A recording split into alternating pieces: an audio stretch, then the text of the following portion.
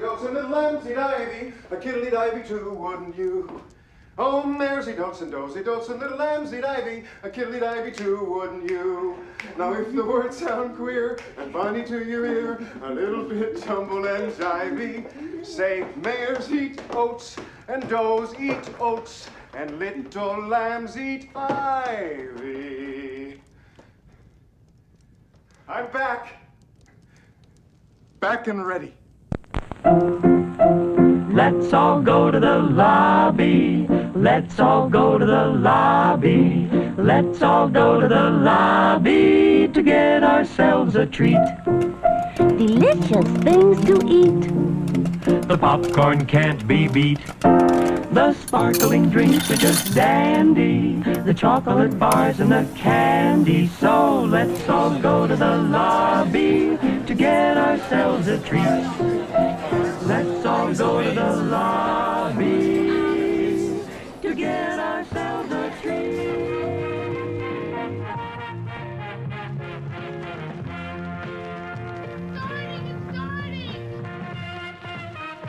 I'm a fan of classic movies.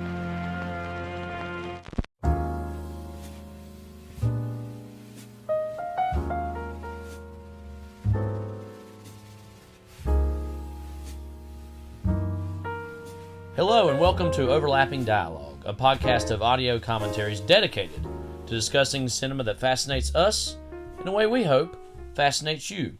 We're your co-hosts, Kyle and Levi Huffman. I'm Kyle. And I'm Levi. And we're back.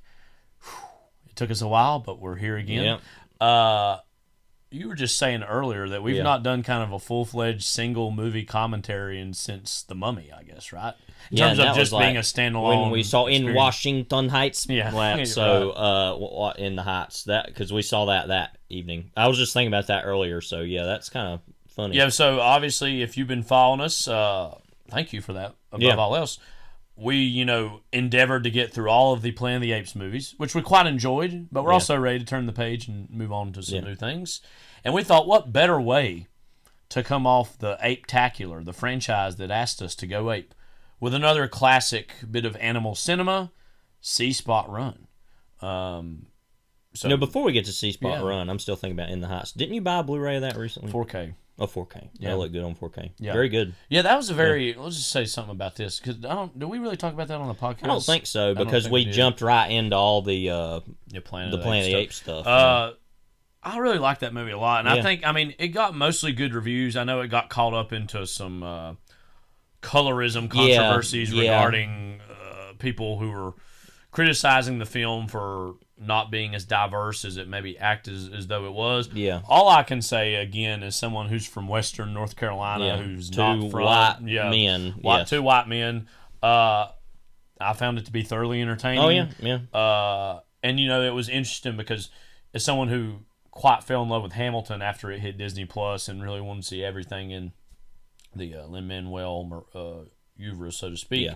That was always, that was his big show pre-Hamilton, and so I was always very curious what that would be. And again, all I can say is other people can have those conversations better than us because they're more in touch with all that, those particulars. But I, for one, really liked the movie. I agree. One thing I really loved about it, just in general, is and as somebody who loves a lot of challenging art, another movie... It makes you feel bad intentionally, is working through tough And we're going things. to talk about another movie of this in the same way here in a little bit, I think. But it just made me that's just a fun, good movie to go see at the movies. Big movie. Right. Big, loud, expressive. It was an awesome theater experience in terms of the sound and the picture quality.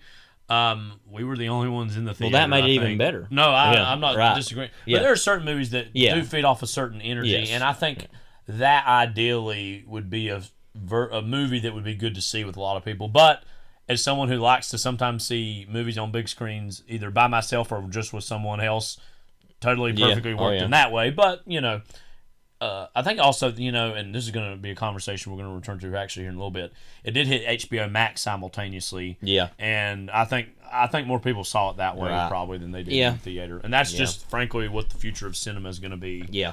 Is that back and forth. Anyway. Anyways, it's almost as if we don't really want to talk all that much about C Spot Run, which is why film of the day. Probably talk about it in another hour. Because as you said, another hour. Well, first we just gotta get through that Blue Plate special. Hi, Audrey. Norma, have a cup of coffee, please. Sure. I'll have what she's having. Hey, who wanted a large pepperoni? Coming up!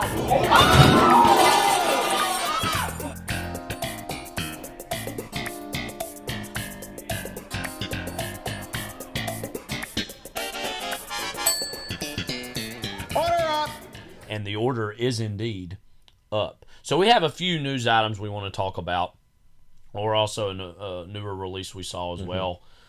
We got to start, though, at the top of this show, talking about the loss of Norm Macdonald, who made his bones, and a lot of people mostly associate him as one of the anchors of Weekend Update. A lot of people who are SNL historians, I wouldn't necessarily say either of us are that, but we appreciate SNL here and there. He is usually held up as the best network update guy. Yeah. Over all the years. You were telling me this this morning, and I thought it was kind of funny how you first came to know Norm Macdonald. The way I first knew who he was he did the voice of Norm the Genie on Fairly Odd Parents. Yeah. Which he's Canadian, and in that.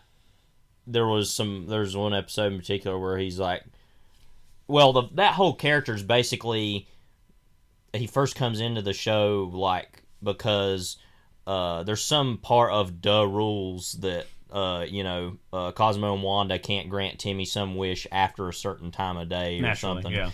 And so he's like a alternative, like he's like got the night duty. Well, no, it's like in the. I can't believe I'm explaining all this. He wanted an omelet, but it was after 11 o'clock in the morning, so they couldn't grant him that wish or something. Okay. So it's like, well, what use is it to have fairies if they can't do that? Right. But anyway, and he was like, okay, well, basically he's an alternative bad boy. Like magic, basically. Okay. And so he's like, oh, I'll give it to you. Yeah, whatever. Yeah. And like. Anyway, so in that same episode at some point, he's like, basically set up this whole destructive thing that they've got to avert or something, and he's like, then he puts on like a Mountie outfit, and is like, I got to go to Canada. They've had it far too good for far too long or something. And so for a long time, I didn't ever think about, who that even would be. And then when I don't know, at some point, other than that, I don't even remember the other first time I would have seen him in anything or But because actually I haven't really seen very many movies he's been in. Yeah, I mean I think he's more associated with like appearing in TV in various ways. Right. Most famously, of course, on SNL, but also just he had like a little sitcom based around him for a while. And he's just popped up in a lot of supporting roles and sitcoms and things. He has been in some movies, but nothing like where he's had this huge part. And that would have been one of those things that would have made a lot of sense for him as he got older to have some really big role as an older part in a movie, like maybe popping up in a Judd Apatow movie or something like that. Well, there's that one movie I know a lot of people have been watching this week, Dirty Work. I think Chris Farley was in that. Yeah. Let's see. Let's pull up some of his films. He was in Dr. Dolittle, the voice of Lucky. He was a network reporter in People vs. Larry Flint. Probably most people have seen him, and I think I do remember him in this. Has a role as Frank and Billy Madison with Adam Sandler. I haven't seen that. And I think they were friends. That was when Adam Sandler they both were on SNL around the same time. He also reprises his role as Lucky in Dr. Dolittle 2 and 3. Deuce Bigalow, European Gigolo, uncredited cameo as Earl McManus. He actually was in Funny People as himself, speaking of Judd Apatow movies. Christmas is Here Again voiced Buster the Fox. Grown Ups is Geezer cameo, didn't see that one. Jack and Jill is Fun Bucket cameo. And a lot of Adam Sandler pops up. Nugget customer in The Ridiculous Six.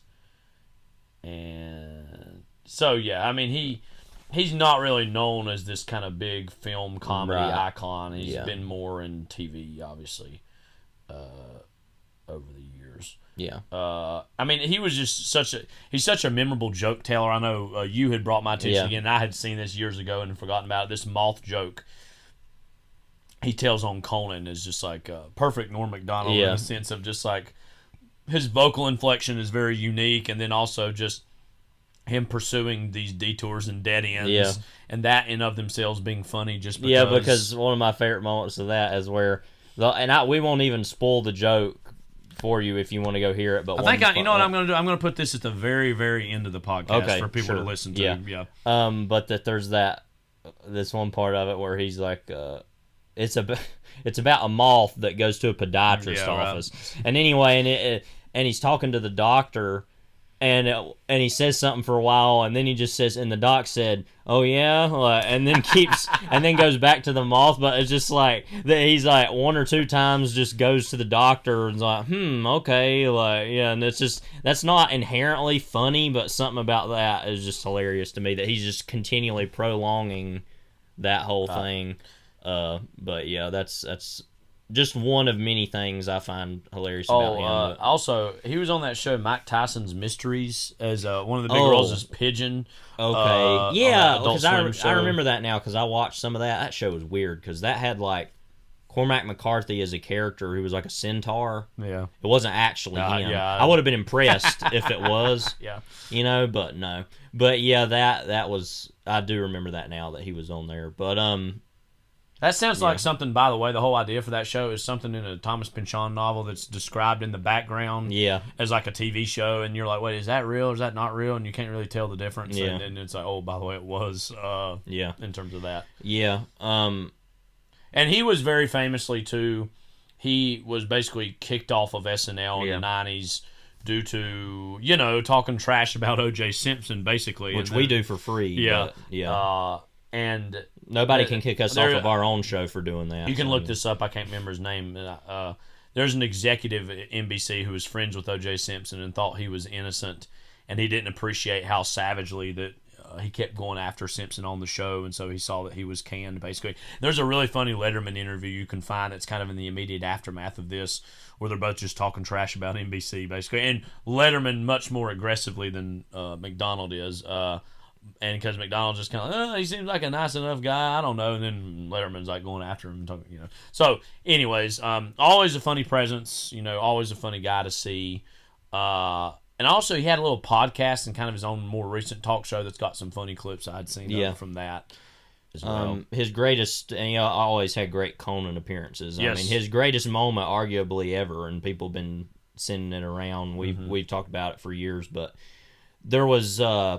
I can't remember her name now. I feel bad, but that lady that was on Melrose Place, and she was going to be in that Carrot Top movie, Chairman of the Board, and the whole time, like, and it's kind of mean in a way, because Thorne-Smith. Yes, that's right, yeah, and it's kind of mean in a way because McDonald's kind of making fun of her, but also being nice to her at the same time. I think recently that.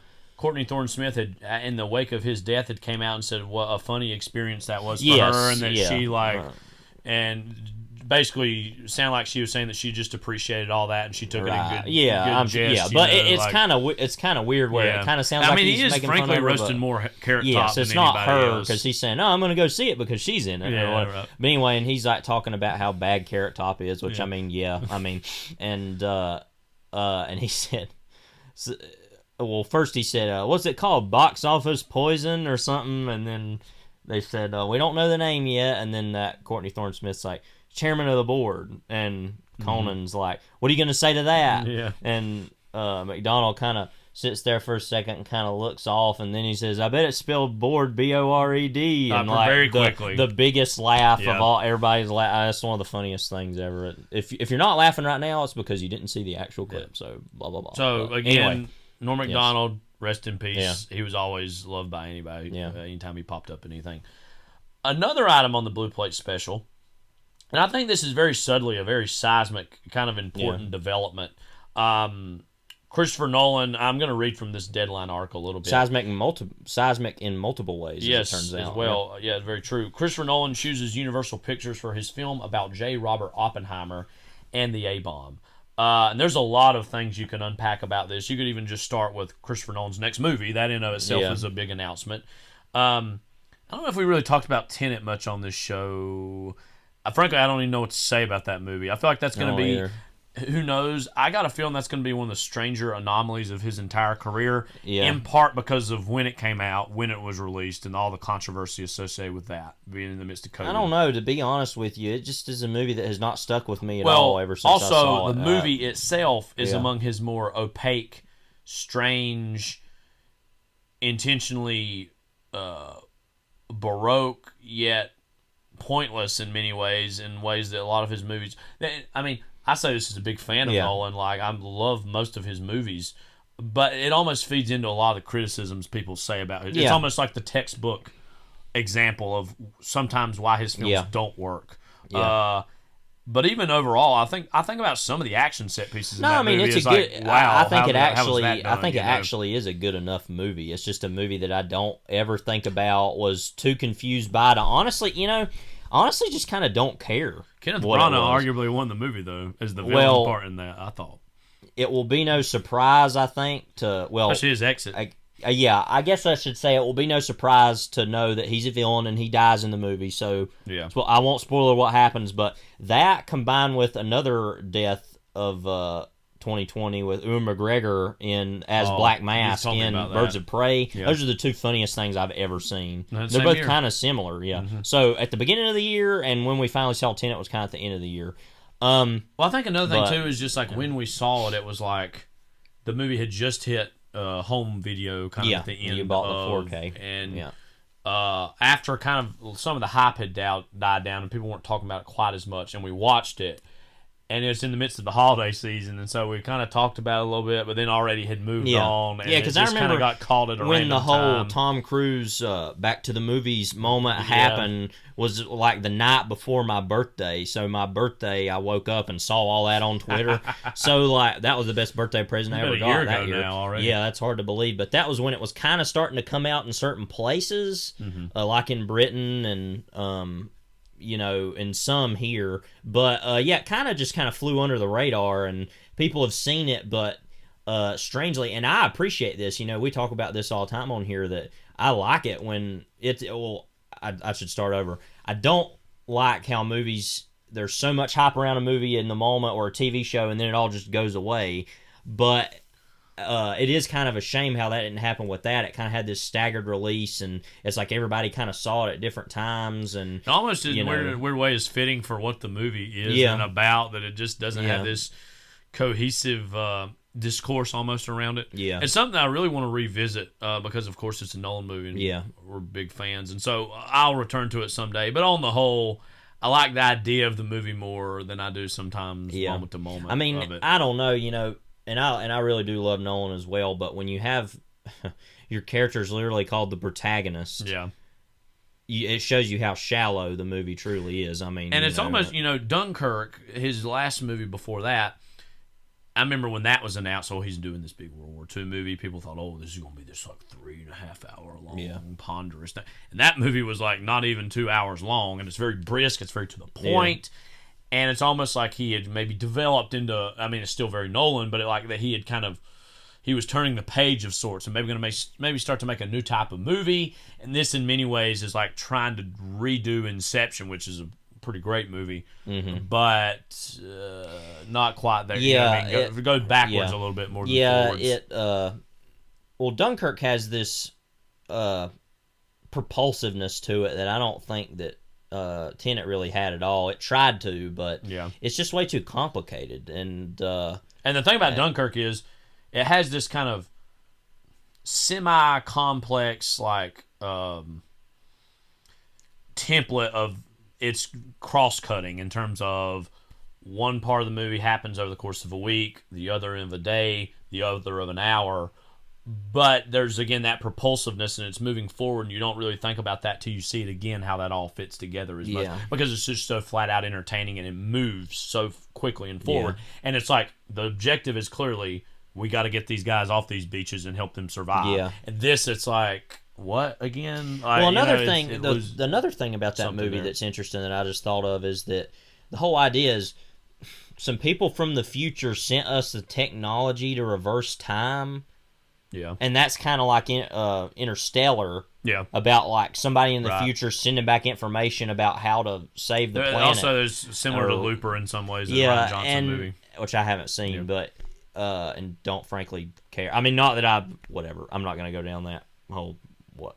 We can relitigate the fall of 2012 at some point. Yeah, but anyway, that just doesn't really make a lot of sense to me. Mm-hmm. I don't actually find the concept of Tenet to be that interesting personally. No. So therefore it's all about, okay, well the action's great and it looks kind of cool, but whatever, Yeah.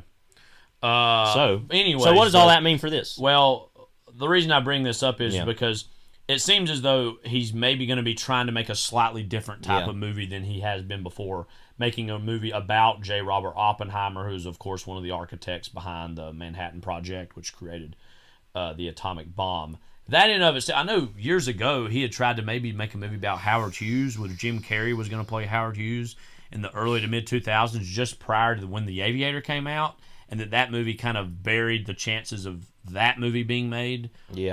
The Carrey Nolan. I'd like to see him work with him. Yeah, and something else maybe. Yeah, but we actually just saw The Cable Guy this week, which we don't have to go in and talk about all that. You've seen that before, but very good.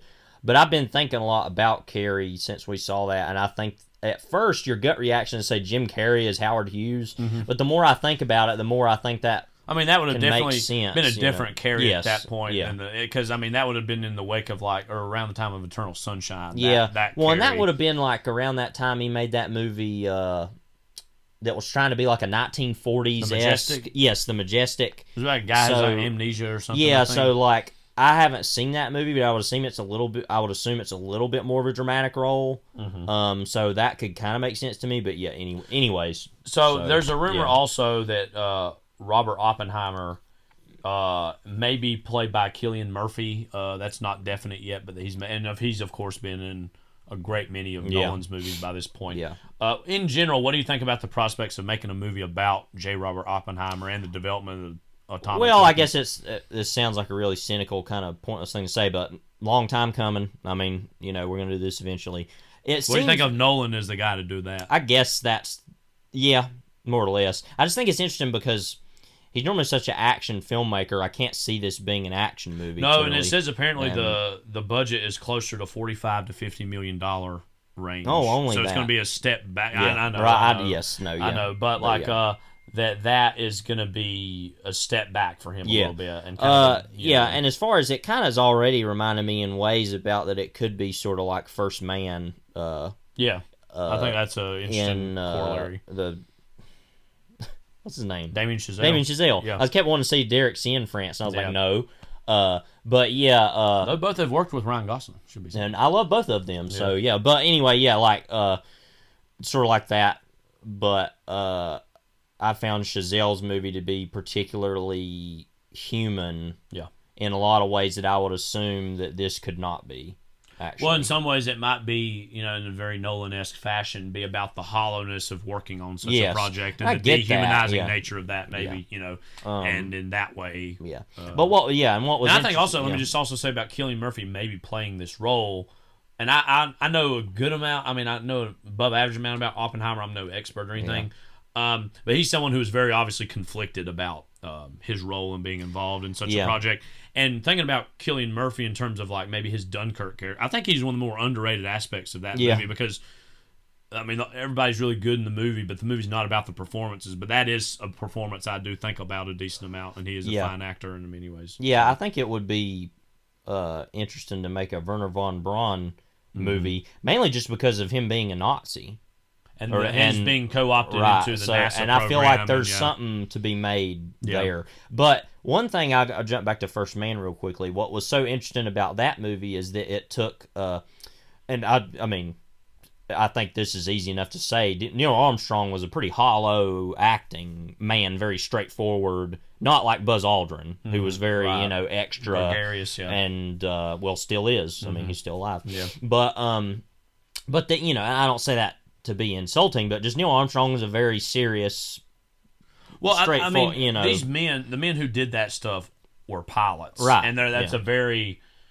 I'm not saying they can't have personalities, but like their whole life is obsessed with working and functioning these very complex machines, right. And so there's a very certain type of person that normally that attracts. But so therefore, what was interesting about First Man was that it attempted, and I think succeeded, in getting to the humanity beneath that man. If presumably, I don't know how factual it was, but that.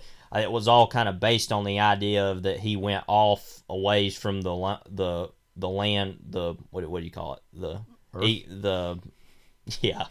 no, the lander, the moon lander thing. Yeah. What do you call that thing? The lander. Whatever. Yeah. He like went off by himself for like 10 or 15 minutes or something like that, and nobody knows like what undocumented, and nobody knows what he did, and that. Chazelle was interested in the tragedies, the death of his child, and kind of made it about that, but anyway, so therefore that was able to surmount that and still be like a space movie. Right. So therefore, that movie threads a lot of needles, very specifically. Right. So therefore, will he be able to live up to that in a way? Right. Is the question. Yeah. Another interesting thing I'm just thinking about now, keep talking about Neil Armstrong for a second. Claire Foy, of course, was in First Man. First Man. His wife, but then, of course, on The Crown, Neil Armstrong and Buzz Aldrin and Collins went to the Buckingham Palace and saw what the aftermath of Tobias Menzies. These men are courageous. And he was like real upset. Prince Philip was real obsessed. He himself with was a moon pilot. landing. Yeah, he was right, and that he, got to meet them and realized basically they're like teenagers. Yeah, they're like football player people, very much American kind of thing, and that he's like, not like the British version, which is like get off me, like, or whatever, like you fine get you get I'd be chuffed about that blood or whatever, all right, I'll be having that, whatever happens over there, a different kind of teenager, which I would rather see. I would rather live around that kind. Well, that's just something we're not as used to. We're but used to the other thing I'm sure people are annoyed by that over there. But I am, but not at the same time. But anyways, okay, where are we at? Okay, so C-Spot Run, Crown. Maybe. Okay, one day. The Crown. Mountbatten. But with the Crown, and that he basically realizes he's like, I don't really like these people. Well, it's also and this is part of the point as well. And I know you know this is like he himself is having this sort of existential crisis and is hoping that these people who are having this totally separate other experience are going to be able to cure him of his own hang-ups in terms of relevance. Yeah. And they're in this totally other plane of other things they're dealing with, and they're not really on the same. And he's older too, as he said, anyways. Right. Yes. And so he's part of that greatest generation mindset, and they're younger than that. So, but anyway, so yes, but that is a really great random experience to depict on that show, though. In reference to and I just kind of thought that was funny. Now I think about that Claire Foy was the queen in the earlier seasons. And that anyway, but I mean, sure, Oppenheimer movie, why not? It would be interesting to see Nolan try to do something like a biopic or like drama, that. straightforward, more thing. Because even I guess the Prestige, it'd probably be kind of like Prestige, because that was, but even that had like some supernatural stuff going on. It was able to do or also certain things. The whole framing device of that movie was kind of journals within journals, and I don't know what the framing device is going to be of this, so we'll see. But not quite as interesting, but still fairly interesting news is that he is leaving Warner Brothers. Yeah. Now, Warner Brothers has been his go-to studio since, I don't know what, Insomnia? Yeah. That was Warner Brothers' movie? I mean, really ever since then. Yeah, because I think New Line bought Memento. Yeah. Yeah. Well, right. Yeah, I think so. And then, so that's what I'm saying. And New Line's owned by Warner Brothers, and so, Right. But so, okay, well, then since Memento, then. Right. I don't think they did it at the time, though. It was after the fact. Yes. But anyways, he didn't make it for them. But he has been synonymous with Warner Brothers over the past 15, 20 years nearly now. And he had a huge falling out with them, it seems as though, last year over the, day and date release strategy that it went up on HBO Max, in some cases before it came out on movie theater screens, and that now Universal was the studio that picked it up. And apparently he had shopped it around, and I think one of the few movies he hasn't made with Warner Brothers was Interstellar, which was a Paramount film. I think in part because that script was owned by Paramount, and so because that was a movie that I guess Jonathan Nolan wrote that screenplay, right? Yeah, and there's a time years ago where Spielberg may have made that. Right, so that's why it was over there. Anyways, yeah. But, I mean, he is fed up kind of with how this whole HBO Max to release strategy is. And it should be said, I think Warner Brothers has said that next year that there will be a delay window between when something comes out in theaters and when it hits HBO Max. And I think it's a weird thing because...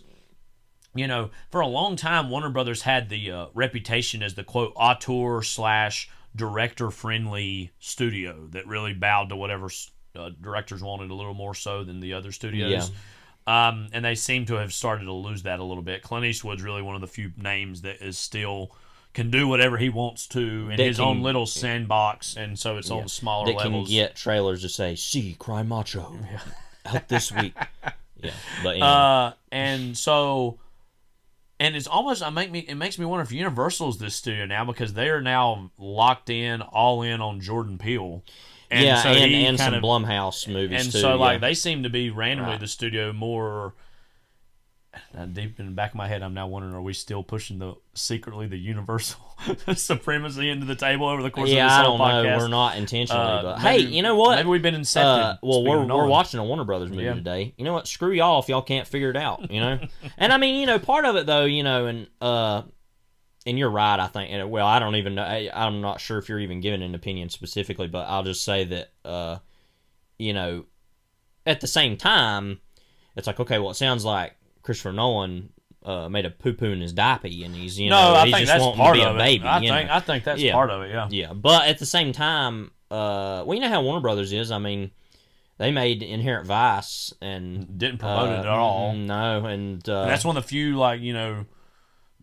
studio PTA movies, so to speak. Yeah, I mean, and that. Meanwhile, we're waiting on the trailer for that movie. Sitting around. Licorice Pizza. Maybe we'll be able to talk about that next week. I don't know. There's a good chance we will because apparently the trailer for the new PTA movie, which comes out at the end of this year, Licorice Pizza, has been the trailer's been playing in 35mm in New York, L.A., and London, and some theaters, repertoire theaters. Not the Sawmills twin. No. Yeah, which doesn't exist, by the way. But, yeah, I mean... who knows, Lenore might be showing it secretly. Nobody even cares enough to report it. Because nobody who would care would be saying we need to do like what they did with... what's that movie that people wanted to go see the trailer for Batman? They kept going in. Well, I know with episode one it was Meet Joe Black. Was that they were showing the trailer for so Batman. Maybe it was just random other movies for Batman, but people just pay to see the trailer and then go in there. What it really is a shame we live in the era we do now with everything so available because it's interesting. Things had to happen like that. Well, it's one of those things now that I kind of weirdly miss that era in the sense of like the urban legends that develop about these things. Yeah, it's inherently better the way we live now. I'm not going to it's not. No, but, it is. So interestingly, do you have anything more you want to say about just one this? thing just about that I was thinking about was like, back in, I think it was 88, when there was like so much like bad vibes coming off the Michael Keaton Batman movie, and Mr. Mom as Batman and all that stuff, that they basically really quickly cut together almost a little reel and showed it at a Comic-Con in 88. And that blew people's minds. It's a notoriously kind of bad trailer. In terms of how trailers normally work. Yeah. I don't really care. Yeah. I don't care about trailers. But it was just like, look at this action, and look at the Batmobile, and like look at the Joker, and just like throwing all that stuff together. Right. And there's some shots in there that aren't in the finished movie. Like there's some shots of the Joker when he shoots the TV and says, "And I'm gonna clean my claws." There's some stuff there that's some different takes. Right. You can tell that's just because we're insane and we've seen that movie so many times.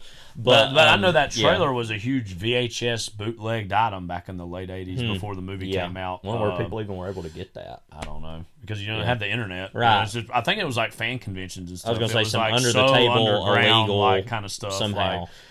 But anyways, I mean. This is kind of frankly big news that like Nolan, as big of a director as Nolan is, that even he is being told no, or like that he's hit a wall that he has to go somewhere else to do something in.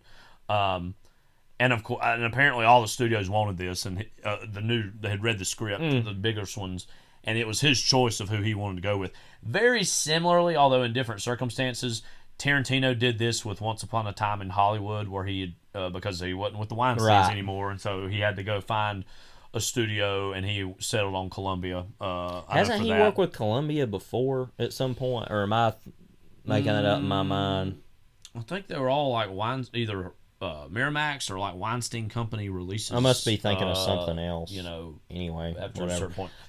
But it is just a big deal that new Nolan movie, cool, Oppenheimer. That should make for a fascinating subject, and then this whole behind the scenes brouhaha with like Warner Brothers and Universal. Well, before we move on to the next thing, I'm going to make the transition here. The segue, if you will. For all those dusty roadheads out there. So, interestingly, back to Licorice Pizza real quickly. Which, with that title. It has pretty much been confirmed that Bradley Cooper is going to play John Peters, the producer. Officially, apparently. Yeah, which is interesting. But because a lot of people are like, he looks like him and he's maybe inspired by him, but apparently he is playing him. So, you remember it was a year ago. It was around my birthday, funny enough. So, everything was centered on my birthday of 2020. I don't know why. But anyway, there was some images that had come out on set of him like brandishing a gas pump handle and like screaming or whatever. It was similar to the Adam Sandler pictures from Uncut Gems. Yeah, that's what I was going to say. Is you had that, you had those two things, and then that moment on Big Little Lies season 2 where Reese Witherspoon was throwing the ice cream at Meryl Streep, and those Uncut Gems and Big Little Lies things didn't make it into the final cut. So I wonder. And I tweeted this at the time when it came out. I'm just letting y'all know on air. I wonder if that will make it to the final product of Licorice Pizza, as if that will actually be in it, him doing that. I'm predicting not. It'll probably be in one of his, he always loves to do those reels or whatever where you have extra. The most famous of which, to me, is The Master, because that almost is its own like deeply poetic short film. Yeah. It's like a supplement to the movie. It almost feels like a part of the movie in a way. Well, interestingly, did you see that unreleased Master trailer this week? They released. Yeah, and I had actually talk about tweets we made this week. I had tweeted something about it. Said it was like unreleased promo. Yeah, and so it was likely something that could be shown on the internet or in theaters. But I was thinking about it in terms of airing on TV. Yeah, and I tweeted something like that promo for that The Master. Yeah, like imagine that airing in the middle of a third quarter of a Lions and Vikings game. And I think the whole kind of the Sonic kind of idea behind the trailer is him like hitting the window or whatever, and it's just like imagine watching that and being like, what is this? Yeah. Which I mean, it's a lot like some of the other trailers. It's not all that much different because they made a lot of different promos for that. Well, yeah, Master in particular, I made like. It's they've got at least four or five, that are different just like versions. Different. Yeah, and I really wish movies did more stuff like that. Because, that's because he's a genius. Well, because of course, but there's also footage in that stuff that's not in the movie. It's not even. And what's interesting is that stuff that's not even in the back beyond real. No, they apparently shot a lot of stuff. Yeah, and that movie in particular feels like that was a little bit of a transition for him, where he was less precious about certain things after like There Will Be Blood, and that and then Inherent Vice, you hear these stories about people who worked on these movies. I remember Josh Brolin talking about this with Inherent Vice, saying that there's just all kinds of random weird stuff they shot that just didn't make it into the movie, just because he was like, all right, let's just try some stuff and let's just experiment. It's like we got to see it, but the kind of short For the Hungry Boy that came out of Phantom Thread of Daniel Day-Lewis and Vicky Creek. it's the girl that played his sister. Yeah, what is her name? Anyway, them, you're going to look it up here, but them like having like a breakfast fight or whatever. Leslie Manville. Right, yes. His sister. Anyway, and like stuff like that. So yeah, I'm sure there's all kinds of stuff out there. Interestingly, for that movie too, I don't want to just talk about special features on his Blu-rays all day, even though we could. There's like a screen test stuff that's really kind of interesting to watch, of like with Vicky Krieps dressed in a lot of the dresses, and it's just him doing a commentary of like these lenses we used and this. I mean, it's a very like whatever thing, but it just looks so beautiful, because I think that, and this is something I'm going to say about what we're trying to segue towards here in a moment. Some bad things I'm going to say about that. That like I love looking at some of his more raw and kind of unpolished footage that you find a lot of it in the Back Beyond reel for the Master, stuff that's a little darker and it looks sometimes older. It's almost slightly out of focus. And mostly that's because if it's kind of put off to the side, it's not as finely tuned. And it's on film, so it's already deteriorating. I mean, to be corny, it adds like a dreamlike quality to a lot of it. And so I just love looking at that stuff with him, and some of that looks better than that a little bit with some of those screen tests, but it kind of reminds me of that. And it's brighter than that because it's in a lot of light. But again, we love PTA deeply. One last thing to say is the Mattress Man short for a Punch Drunk Love. What's so funny about that is he just like falls off and hurts himself. It looks like he seriously hurts himself. And he like drops the guitar. Yeah. And he's like, and then they run in. And he's like, I'm fine, or whatever. He's Provo, like, Utah. Yeah. So the segue I was wanting to make is that Bradley Cooper. We're going to talk about. I really like Bradley Cooper a lot. Yeah. Overall, we're going to talk about 2 new trailers here. One has Bradley Cooper and one doesn't. Yeah. Both of which I have actually randomly negative things to say about. But we'll start with Nightmare Alley, which is the new Guillermo Del Toro movie. I guess his first movie since Shape of Water. Yeah. Which won all these Academy Awards, which is okay. I mean, that movie's actually okay, pretty good. I actually think. But the fact that it won all the Oscars it did is very head scratching. Real quickly, I haven't seen that movie. This is just a random tangent, but it's very clearly like a Creature from the Black Lagoon-esque thing going on there. But arty. Yeah. But I've had a lot of I have like in my classroom at school, I have that Creature from the Black Lagoon piggy bank that I bought years ago. And kids keep asking me, like, what is that? And I'm like, the Creature from the Black Lagoon. They're like, oh, okay, yeah, like, I think I've seen some of that years ago or whatever. Anyway, so that's just random. Yeah, I've only seen, the only Guillermo Del Toro movies I've seen are the first Hellboy and Crimson Peak. I don't remember a whole lot about Hellboy. Crimson Peak is utter garbage. It's a widely beloved movie by a lot of people, and I'm not disagreeing with your take, by the way. I'm just saying... we were the ending of that movie has a lot to do with beating a ghost with a shovel, if you remember. Isn't that basically what happened? Yeah, I think so, and we were laughing so hard. But it's a gothic romance, Levi. Right. Do you not get it? Do you not get it, what he's going for? I don't know. You remember earlier in the movie there's that scene where that person's head gets slammed into a sink? And it's like really bloody and awful. Charlie Hunnam, or was he? He was in the movie. He was one of the main characters in the movie. Oh no, he was. He was like the lead. Yeah. Was Richard Jenkins in that movie? Now I'm wondering if I don't remember who that happened to. But anyway, it was just like really violent. I will say one of the threads I most remember. Maybe it was him. I don't remember. Also, Tom Hiddleston was in that. Crimson Peak. Charlie Hunnam, Mia Wasikowski. Wasikowski, however you say that. Mia, whatever. Yeah, I don't know. Jessica Chastain. No, I don't think Richard Jenkins. Okay, well, never mind. But one of the most affecting aspects of Shape of Water is Richard Jenkins is really good. I think he was nominated for Best Supporting Actor. He should have been. In that movie, he plays like a closeted gay man in the 50s, and he is really, really good in the movie. Yeah. Well, Richard Jenkins is great about anything. Even in his one scene as Ben Stiller's therapist. Yeah. And I love, what's so funny about that is he still had his, like, you can tell he went and ate lunch, and he has his bib on, and he's like, and then he like takes it off, and then he's like, well, I'm ready for this to end. Yeah, and he's like, oh, whatever, yeah, that's funny. But so anyway, but you're not.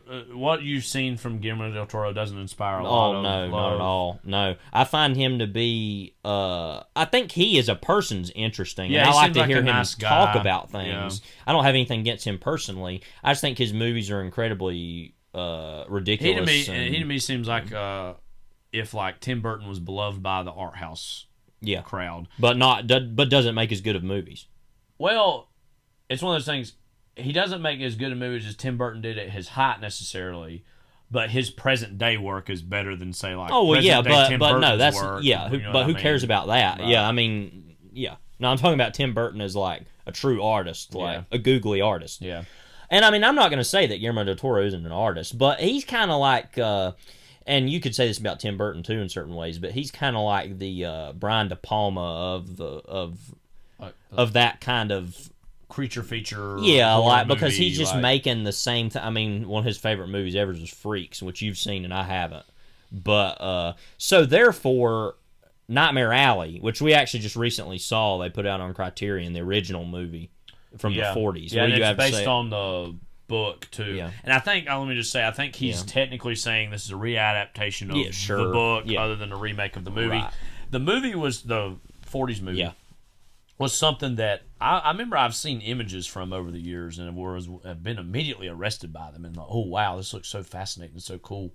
And I really liked the movie, but it became frankly a little too conventional as it wore on.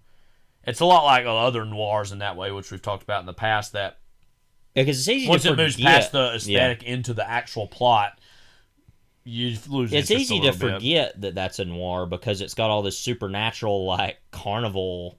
I mean, it's stuff taking going on, but it is a noir style and putting it in that world. And I think we also talked about this a little bit when we did back with noirs a while back. Was a lot of people the textbook template of noir involves detectives, involves like a murder mystery, and it's not that kind of a noir. As Elvis Costello once said, watching the detectives. Yeah. But anyway. But it's not that kind of a noir. Right. But it's very much an unconventional noir to say the least. So but what's involving the Geek, right?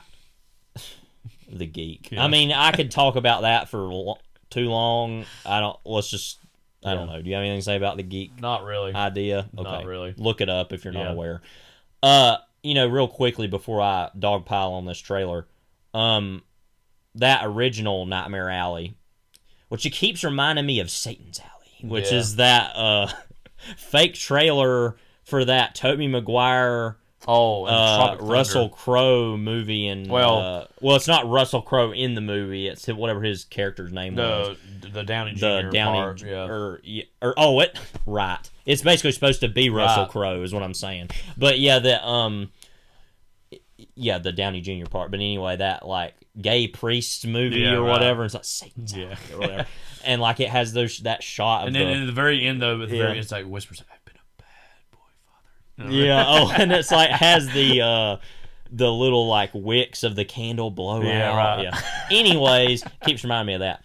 One thing about that movie that kind of frustrates me, though, Nightmare Alley, is that, Tyrone Power was the lead in that. Right. And, like, that Joan Blondell was kind of a lead early on. And I get it that she's Joan Blondell by that point, and it's like, okay, she's getting a little bit older. It's, like, been 15 years since, like, some of her earlier movies. But then it, like, becomes about him and that other female lead in the movie. I don't even remember her name.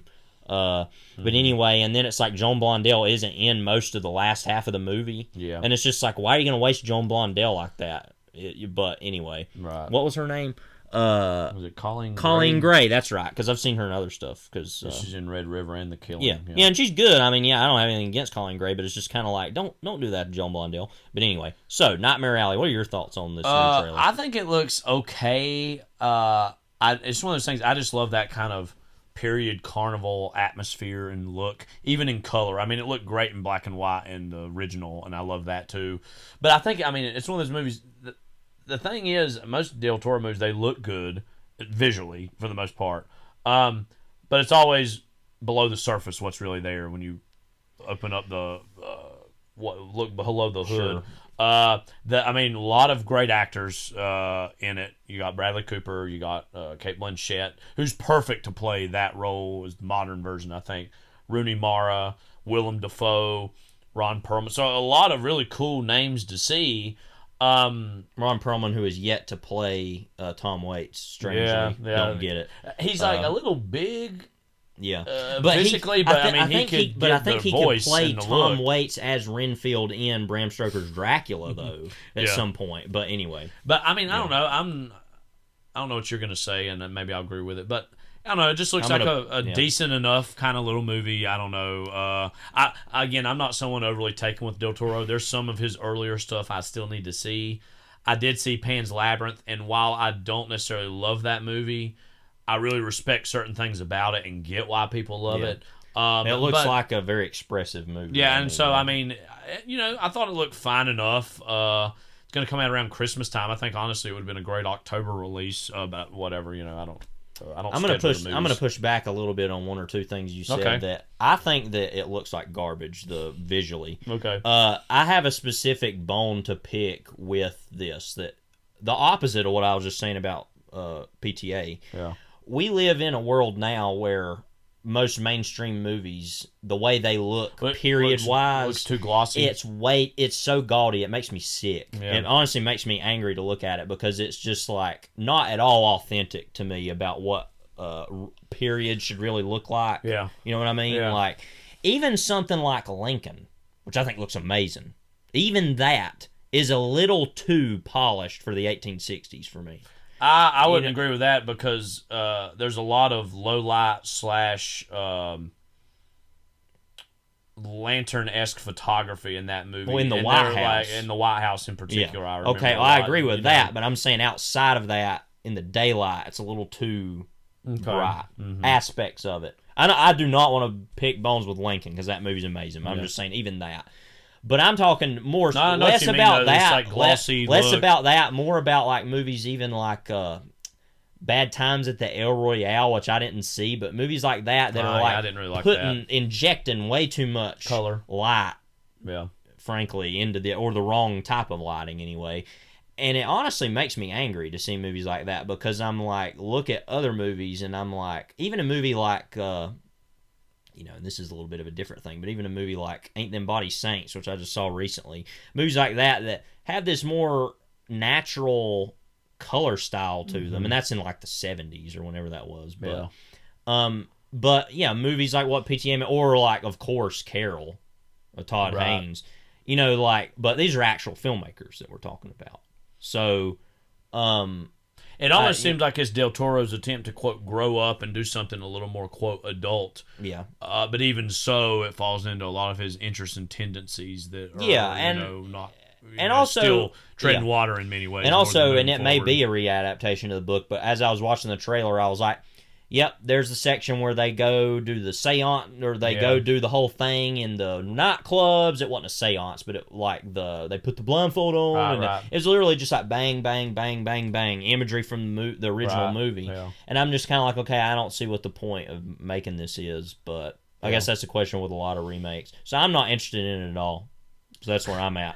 I'm vaguely interested I as get someone it. who is mostly a Del Toro's agnostic or skeptic. And I've heard a lot of people push back on the fact that The Shape of Water won Best Picture is people acting as though it's like not nearly as conventional as people act like it is. It's about a woman who falls in love with a fish man, and like that's weird or whatever.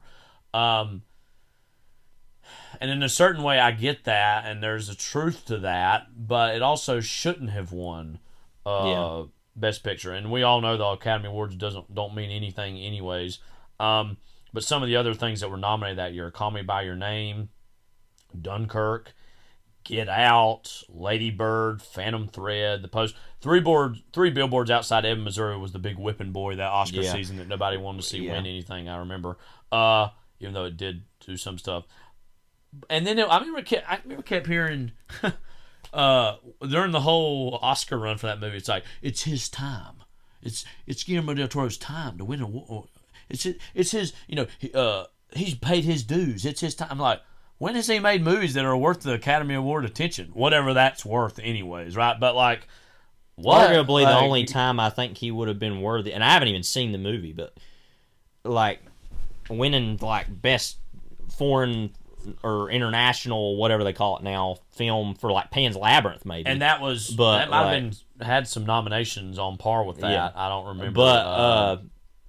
But I remember being like, why is he the guy? Again, I don't know, that Paul Thomas Anderson guy. I know this. We don't want to make this, or maybe we do, the Paul Thomas Anderson podcast, but it's just like, are you kidding me? That guy's sitting right there. Well, and thankfully I'm not even going to go into why Call Me By Your Name should have swept everything. But, thankfully, in better news, James Ivory won for Best Adaptation for screenplay, which I think that was both warranted because the screenplay of that I thought actually was quite good, and there wasn't anything else in that category that really warranted that, I don't think. But also that was a sense of, okay, we need to award James Ivory officially. That guy, forever. I'm drawing a blank. He might have won something before then, but I don't think so. I think that was the only thing, and he's the oldest person to ever win too. I think so. I know for that award season, I think Chalamet was fairly seriously in the hunt for Best Actor, even though they ended up going to Oldman. Yeah, but anyways, he actually had been nominated as Best Director 3 times for A Room with a View, Howard's End, and The Remains of the Day, but had not won. Which are all good, So, anyways, for adapted screenplay. Right. So, anyways, that was one good version that I've ever seen where they're like, okay, we'll give it to James Ivory, but he also kind of deserved it. Because there's a lot of other times that happens where people don't think they deserve to win. Most famously was maybe when Tommy Lee Jones won for The Fugitive, Best Supporting Actor. Everybody thought Ralph Fiennes should have won for Schindler's List or whatever. Oh yeah, definitely. That's one of the best random supporting performances in any movie I've ever seen. But I was just so shocked, like, it's his time. Yeah, and it's like, why? I don't understand why. Yeah, the guy made Hellboy the Golden Army. No offense, he woke the baby. You know, I just didn't get it. Another movie, by the way, that wasn't even on there at all was Logan. In terms of getting and that's the thing I was going to say too. Best Picture that's the thing. I think that was also one that was like up for Best Adapted Screenplay too, which I think was also okay. That would have been in the running, obviously. Yeah. But what's even more frustrating about that, though, to me, that Shape of Water won all that stuff, is because that, in my opinion, and I think most people would agree. You probably agree with this too. Was the last truly great film year I think we've had of 2017. I personally hold 2019 in a little bit higher caliber than you do, but overall, I would say 2017 was overall the better film. But I think that's the last truly great one we've had. On the level of like 2007. I guess to me, the thing about 2019 that will always be special was it was the last real year, and we didn't know it at the time. But also, Once Upon a Time in Hollywood came out that summer. Yeah. It was the thing that we all were waiting to see. And then after we saw it, was the thing we just wanted to keep seeing again and again the rest of the year. So that movie in particular holds a special place. I agree. Even though the other movies that year were pretty good too. But I would agree that 2017 was a solid. I mean, Lady Bird, I think, was the best film out of all of those. Yeah. Dunkirk, probably not far behind. And then even War for the Planet of the Apes, Logan. Well, then it comes at night. Call Me by Your Name. That was good. I mean, It Comes at Night. The first It movie. And then we're a little, we're not as hot on it as other people, but Get Out was a phenomenon. I mean, and Jordan Peele was. Yeah, so there were a lot of really good movies that year, and then it's just like, but. Again, I'm going to read you the Best Director nominees of this year. Del Toro won. Yeah. Okay. Nolan. He ain't got one yet. Right. Jordan Peele. He actually won Best Original Screenplay. Yeah. So he got that anyways. Greta Gerwig for Lady Bird. And Paul Thomas Anderson for Phantom Thread. All 4 of those are better filmmakers than Guillermo Del Toro is. I know that might be offensive. By quite a lot, too, because I'm looking at all those names, and it's not even comparable, in my opinion. But now, I've got to say, of course, I've only seen, and you're probably screaming into the you heretics. Yeah, you're probably screaming at me that I'll never hear, because I don't care. I'm above you right now in a sense that I don't have to respond because I can't hear it. Not that I'm better than anybody else, but anyway, you know what I mean. But I've only seen 2 of his movies, but I've seen enough of the other ones, and that's enough for me. And I just want to say, he seemed like a really genuinely nice guy. That's what's funny. It almost seems like a really cool fan who's making movies, too. Yeah. You know what I mean? And, and there's a really great random little special feature of him talking to the Coen brothers on the Blood Simple. No, it's on the Inside Llewyn Davis Criterion. But they talk about Blood Simple for a while. That and a lot of other things, and it is really anyway. So I don't have any ill will towards him. No. And I'm vaguely a little more interested in this than you. Yeah. But I actually agree with the glossiness of it. I guess I just mean. No, I know what you mean. I'm actually glad you pointed that out, because it's one of those things. Objectively, it looks good, but like you said, it's a period thing. And it should have a little bit more rust, a little bit more mud, so to speak, in what this world looks like. Because we're talking about a carnival. We're talking about a fair. These people pack things up. They move to the next town. They open it up. The mud and the dirt falls from all the last... You know what I mean? So it does, frankly, need to have a little bit more of that. Yeah, and I'm not saying that it needs to look... I mean, you just got to look at PTA's work, or Tarantino's work. I mean... and there's a lot of light and color there. I'm not saying that, because I'm not saying it needs to be like Carnival, the TV show, which was way too bland looking. Yeah. You know, it doesn't need to be gray, but it just looks way too glossy. Yeah. It looks like the pat on the back, this is Hollywood kind of. No, that's true. Kind of crap. Right. I mean, you know. Yeah. So no. Okay. Yeah. So yeah. So, The Matrix Resurrections. That's the next trailer we want to talk about. Also, a December release. Yep.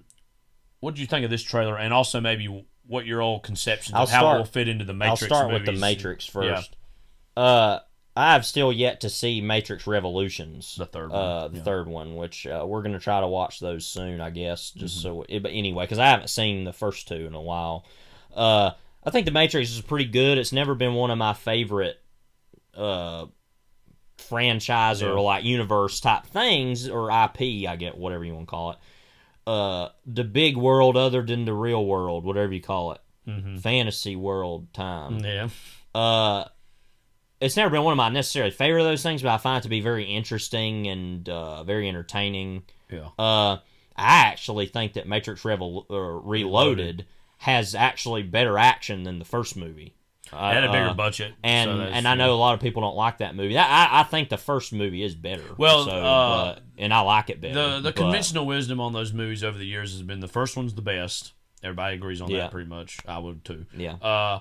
And the 2 and 3 were kind of hated when they came out by a lot of people, but have, like a lot of things over the years, a cult audience has developed around them, and a lot of people actually hold them in higher regard now, right? Especially in the context of what franchise filmmaking has become today, in terms of how cookie cutter and boilerplate it is. Yeah, it goes back to we've talked about before, the Pirates movies, those sequels. Yeah, even when they don't work, they're just so weird. Yeah, and interesting that if nothing else, you're like, I respect that this was tried. If nothing else, and so now Reload and Revolutions kind of have that. Yeah. I'm not saying that Reloaded is a better movie or that I like it more than the Matrix, but I think it actually has better action than the original Matrix. But anyway, so I've not seen Revolution, so I can't speak to like what this actually means for the Matrix movies, because I don't have enough experience with that. But I actually have the same things kind of to say that I did about Nightmare Alley. I don't think it looks in the opposite. I don't think it looks dark enough. It looks way too colorful for the Matrix, because what was so interesting about the Matrix movies to me was that, and I don't know, maybe, I don't know what happened at the end of Revolutions. Did they beat the machines or something? Well, what happened? Okay, so let me explain my own personal history of the Matrix to make what I'm about to say make some sense. I remember when that first one came out in '99, and I was a kid. I didn't see it right when it came out, but it had this patina and look of, this is something weird and different. I remember. Yeah. And I didn't see it until, frankly, I don't think it started to air on TNT, the commercialized, cut-up version, in the early to mid-2000s. And then I watched that first one, and it's never been one of those movies that I first think of and was a huge, huge formative impact for me like it was for other people. But it was a big deal, and I did quite love that first one. And this will go to my own thoughts on the trailer in some ways, is that I think a lot of people read a lot into these movies, and I think they're fun to do that. But they're also just really cool action movies. Yeah. And it's has all this philosophy. And it's like, if you want to look for that stuff, you can. Yeah, it's there. But if you also just want to, I won't say turn your brain off exactly, but just like enjoy it, just it being a wicked good ride, it's also that. And that's frankly a little more sometimes where I fall into these movies. Yeah. Machines versus man. What is reality? That kind of thing. And so I love the first movie. I always have. Randomly, I played the crap out of Enter the Matrix, the video game on the PS2. A little less so Matrix: The Path of Neo. That's a fun game too. But then Reloaded and Revolutions were movies that like I liked and have liked more over the years since I've seen them. I don't hold them in as high regard as the first one, but I still like them. And again, there's some set pieces in Reloaded that are just straight up mind blowing and unreal. Especially, and that was at a weird time where CGI was starting to become more and more prevalent, and there's some shots that, quote, don't age well here and there, but it doesn't matter because the movie's overall, the action especially is so good.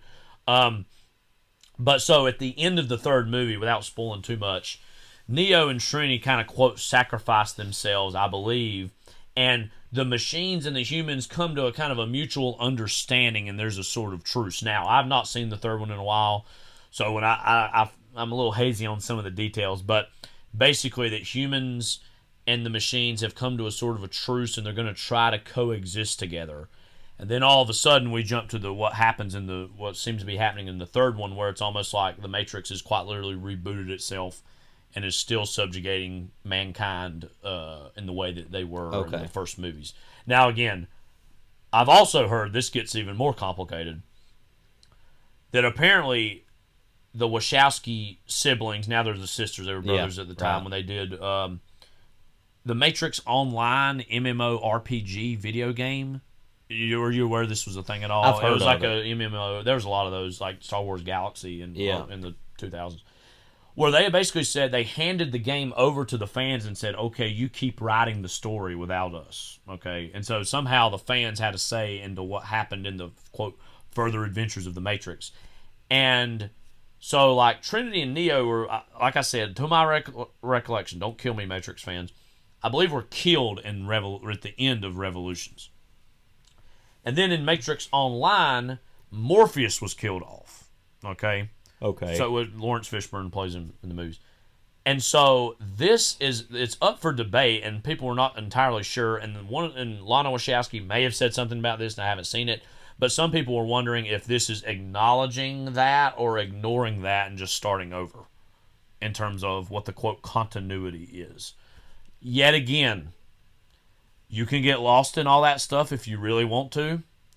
Or you can be like me and go, oh, this just kind of looks really cool. And, sure, do your thing. Do the bullet time thing and do the what is reality thing. I just want to see a cool-looking action movie. Yeah. Because that's what the first one was, especially. And then I think 2 and 3, and overall I like them. They got a little bit too caught up in the hype to mean something.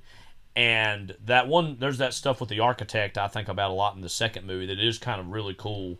But overall, I don't go to those movies to, like, quote, get philosophy 101. I just go to see cool action movies. And that, again, it has an intelligence about it, and it has a logic enough, but not so much that that's why I'm, quote, really watching them, so to speak. So in that sense, Kenneth Lonergan, you just go to see cool stuff happen, you know. Yeah, but they're thoughtful action movies. I'm not going to act like they're just whatever. I mean, it's kind of like Inception in that way. It's talking about with Nolan, and that got compared a lot to the Matrix movies when it came out in the sense of, things go boom, things go pow, but like, it is smarter than your average bear, so to speak, and it pats you on the back and makes you feel kind of sort of smart. But overall, it's a fun little action movie, and that's why I go to see dim movies, so to speak. So I would actually slightly agree with you about the way this looks as well, in the sense of that those first 3 movies, when they're in the Matrix, have that kind of greenish tint to everything, and it very clearly said this is the Matrix versus what the, quote, reality was. In that way, you're right in the sense that it looks a little too modernized and, colorful. And again, we'll have to see when we see the movie. I wonder how much of that is trying to do what the, quote, modern-day Matrix would be as opposed to what the Matrix represented in the late 90s and early 2000s. That makes sense. He's yawning, by the way. He's sick of talking about this. Well, what I was going to say is that I was wondering if there was some situation where it was like, oh, we actually were able to get out of the Matrix and real life looks normal now or something. I think that's kind of what Revolutions was hinting at. But now it looks as though that didn't really happen. Okay. So I don't know. But so that's what I was going to say is, like, I don't know what happened at the end of that where that would precipitate this. But, and by the way, I think that, how do I say this?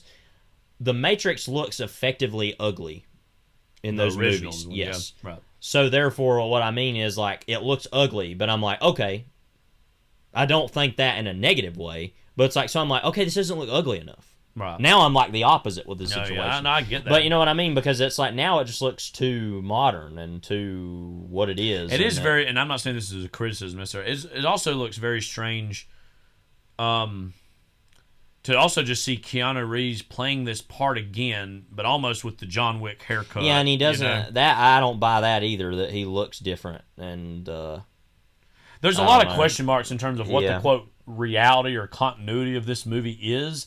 And I wonder how much of that will stop people from being like, wait, what? I thought the Matrix... But I also wonder how many people have really remember Reloaded and Revolutions enough and just associate the Matrix mostly with that first movie. Yeah. So I don't know. I'm a little bit more taken with it. I think it looks kind of cool. There's all this speculation too about what all this stuff means. Because again, apparently, in the Matrix Online, Morpheus was killed, and this version of Morpheus is played by Yahya Abdul-Mateen II, who's kind of one of the most exciting younger actors working today. Of course, he played, well, go ahead and say this, I guess. Spoiler alert for the Watchmen TV show. A version of Dr. Manhattan. Yeah. Kind of a continuation of Dr. Manhattan. And also, he was recently in Candyman. Candyman. Yeah. Also, he's in Us, too. Had a very small role. Yeah, he was in the flashback father. stuff. Yeah. So he's I really like him a lot. And then it's, again, he's clearly playing Morpheus, but it's not Lawrence Fishburne, and so how's that all going to work? It's also to be said that Lana Wachowski is returning to the franchise, but not her sister. Mm-hmm. I'm not sure why that is. I think it was more that they just weren't really interested in, quote, jumping into that world or whatever. I think it was very amicable. I don't think like it was you kind said, of kind of like thing. the Joel Ethan Cohen with the new Macbeth movie. Yeah. I think it's similar to that. So, again, I have some fond 2000s eras nostalgia for the Matrix movies. They were never, again, like a huge deal to me. But I still always did like them. And it makes me want to revisit the movies and rewatch them. Yeah. And again, those first three movies, even though 2 and 3 got a little wonky, again, that harkens back to this era where franchises were not this cookie-cutter, mass-produced thing in the way they are now, and they're weirder. Yeah, and that first movie of The Matrix, I like in a lot of ways of the way it looks. It reminds me of, like, if it were like Fight Club, but good. Well, 99, as far as the way into it the looks, millennium, And I feel like that's a more effective version of such a thing than Fight Club because it's also more of an action movie. Now, Fight Club's actually about different things, so it's not explicitly about computers, though. Yeah, it's not explicitly about computers, but it is... they are very similar, but anyway, I think that's better than Fight. Well, I'm not a big Fight Club fan, so both 99 films. Yeah, even being John Malkovich plays with some of these ideas. That's true. I mean, the 90s was. But so that like I said, those movies look kind of effectively ugly, and to not look that way makes me immediately suspicious of them. But I think that's a fair point. And again, I'm really in a more like this is what most trailers I think ideally should do. It's this.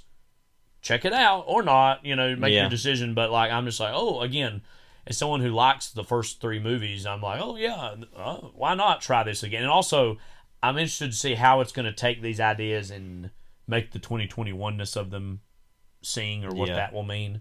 So, Levi, not really in on either of these. I'm far more in on The Matrix and Nightmare Alley, I'll say, though, because I'm actually interested in it. I'm vaguely... kind of sort of interested in Nightmare Alley, but quite interested in seeing The Matrix Resurrections. So we'll undoubtedly, you'll probably see The Matrix 4. More than likely. So we'll at least have a dual take on that. I might see Nightmare Alley back in December, and we'll see what we have to say to that. But speaking of actual movies that really exist right now in the here and now, Barb and Star Go to Vista Del Mar. This was we talk about this. Back when we saw The Rise of Skywalker, was it that? Yeah, we actually saw the very first trailer for this. That seems like a lifetime ago, by the way. That was pre-COVID and pre the destruction of the Star Wars franchise, effectively. A few moments before. Well, we already knew that movie was garbage before it had we the saw bad stink on it before we saw it. Barb and Star Go to Vista Del Mar. This had came out, I think, a few months ago, finally. Yeah. It was like earlier in the year. Excuse me. And I'm just tired today. And it got like almost universally beloved by critics. What was your own take on Barb and Star Go to Vista? I pretty much loved it. I mean, I wrote a pretty brief review of it, but compared it to a lot of other movies. It's very much like certain other comedies, but what I love about it, it's one of those what I would call, I guess, I guess it's the word to use, a commodious comedy. As far as there's a lot of, it feels very large. Yeah. Like there's a lot going on, and it creates its own world in the way of that certain Farrelly Brothers movies do. Particularly, There's Something About Mary. Or even Dumb and Dumber, which we compared it to in terms of being almost the female answer to Dumb and Dumber, which there hasn't really been one in all these years in a serious, bigger way. And in that way, it being in Rhode Island and this being in like Nebraska, it's kind of interesting. But yeah, about them traveling to blah blah. But what's so interesting about it though, also, is that it takes a lot of like Austin Powers-esque things and puts it in there, as far as there being like a whole spy plot or like kind of evil villain plot who is played by Kristen Wiig also. Right. So it's kind of like... It honestly took me a scene and a half or 2 scenes to actually really stare at that. I'm like, who is this? Before I actually really realized it was Kristen Wiig, because usually I can spot that stuff fairly quickly. Yeah. That was one that was genuinely like...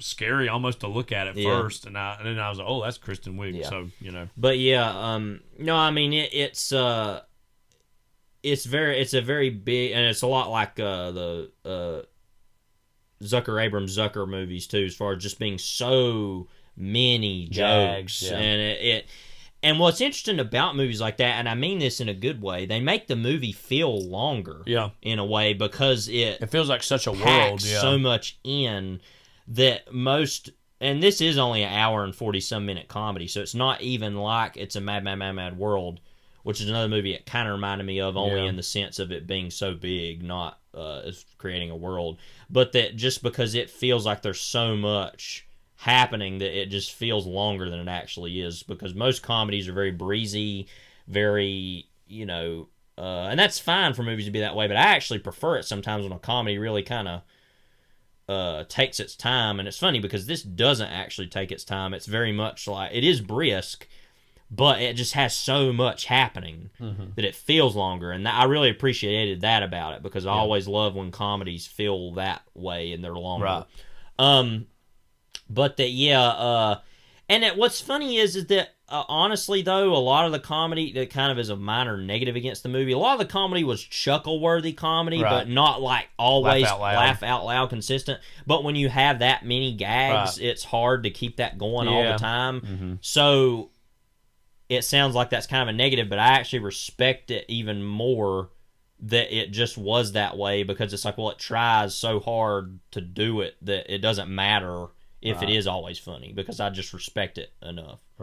I really loved it though. I mean, I think that it's and some people found it annoying or too silly, but I'm just like, I'd rather see a movie like that nowadays and I still think the comedy's quite intelligent actually, and very random in a way that I found funny, that is better than even movies that I'll kind of beat the drum for sometimes, at least slightly. Now I say that, it sounds like I'm really advocating for these movies like Rough Night and The House and stuff like that people just say, oh, that's just another stupid dumb comedy, who cares, rather than even something like The Big Sick, which is a better movie but is like, I hate to say this, but it's a little pretentious because it's trying to be a drama too, and it's kind of like, I just want to go, I mean, it sounds like we keep saying, I just want to go see them movies, this podcast, but I just want to go see a funny movie, and it's like... Oh, this in many ways serves as a counterpoint to the movie we're going to be talking about, So therefore, it's like, okay,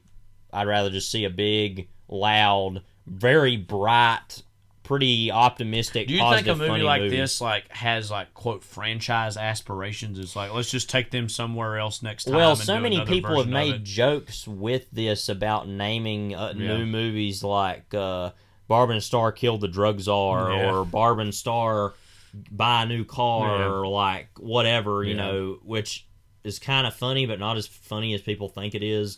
But I wonder if, because I think part of me thinks that could work, but then part of me thinks that might just mess up the particular. Well, I think I think that's what's know? interesting is they created such a world out of this, and the characters are so funny that I think it would be interesting to see more.